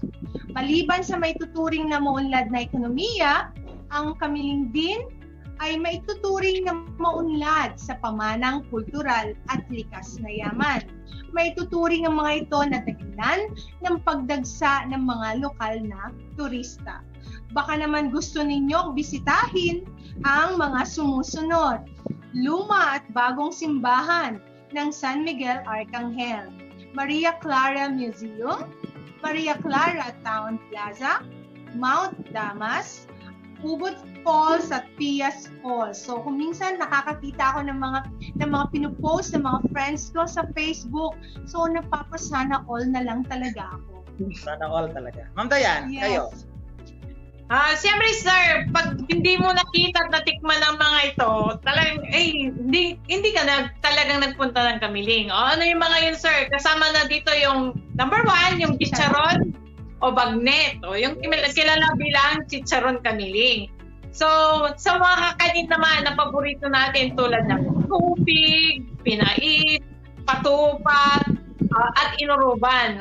Dahil dito, okay, ang Kamiling ay nagtatanghal ng Chicharon at Inuruban Festival na karaniwang dinadaos sa buwan ng Oktubre. Sa pamamagi na makikita natin, nagkakaroon ng street dancing upang maitampok ang kanilang pamanang kultural at mga produkto. Siyempre, hindi din malilimutan ang Kamiling ay sentro din ng edukasyong pangkolehiyo dahil makikita dito yung isang world-class na state university. Walang iba kundi ang ating Tarlac Agricultural University o yung tao. Siyempre, dapat din pag pupunta ka dito, kilala rin, although wala na sila, pero yung kilala sila dito sa lugar na ito, sino ba yung mga yon? Number 1, ang first love. The greatest love siguro pwede kong sabihin na greatest love ni Jose Rizal. Walang iba kundi si Leonor Rivera. Siya yung sinasabi na inspirasyon sa karakter ng Maria Clara sa kanyang nobelang Noli Me Tangere. Di ba, Sir Jovel, alala mo ko yung ating ginawa ng December 30, na kung saan lalo nating nalaman at nakilala si Leonor Rivera sa katauhan ni Maria Clara. And then, sino pa ba? Si Carlos P. Romulo. Okay, si Ginoong Carlos P. Romulo ang naging Pangulo ng Panghalatang Kapulungan o General Assembly ng nagkakaisang bansa o United Nations. Di ba? Kilala naman si Ginoong Carlos P. Romulo noong panahon ni Manuel L. Quezon. Yan. Tapos, ang huli dito ay si Gregorio Brillantes, na kilalang manunulat at ginawaran ng Hall of Famer ng pamosong Palangka Awards. So titignan nyo, hindi lang sila tungkol sa kasaysayan, kundi tungkol din sa leadership at pati na rin sa panitikan, Sir Jomel. Yes, Ma'am Diane and Ma'am May. Kabilang nga yung mga nabanggit ninyo sa dahilan mismo kung bakit ako mismo ay namamasyal sa Kamiling. Sana mapasyal na talaga ng ating mga tagapakinig at manonood kung pa sila na mapunta doon. Okay, salamat Ma'am Diane and Ma'am May sa inyong mga nahibahagi sa araw na ito patungkol sa bayan ng Kamiling. Isa na namang araw ng nag-uumapaw na kaalaman sa kasaysayang lokal ng Tarlac ang natunghayan ng bawat isa sa atin. At muli po, ako ang inyong segment host at kasalo enthusiast, Jomel P. Calderon, na nag-iiwan ng katagang ang pag-aaral ng kasaysayang lokal ay daan upang maunawaan ang nakaraan, mabigyang kahulugan ang kasalukuyan at mapaghandaan ang hinaharap. Ito rin ang daan upang ganap na maunawaan ang pambansang kasaysayan na siyang daan sa pagiging makadiyos, makatao, makakalikasan at makabansa. Susunod kong muli ng Kasalo sa Radyo. Salamat!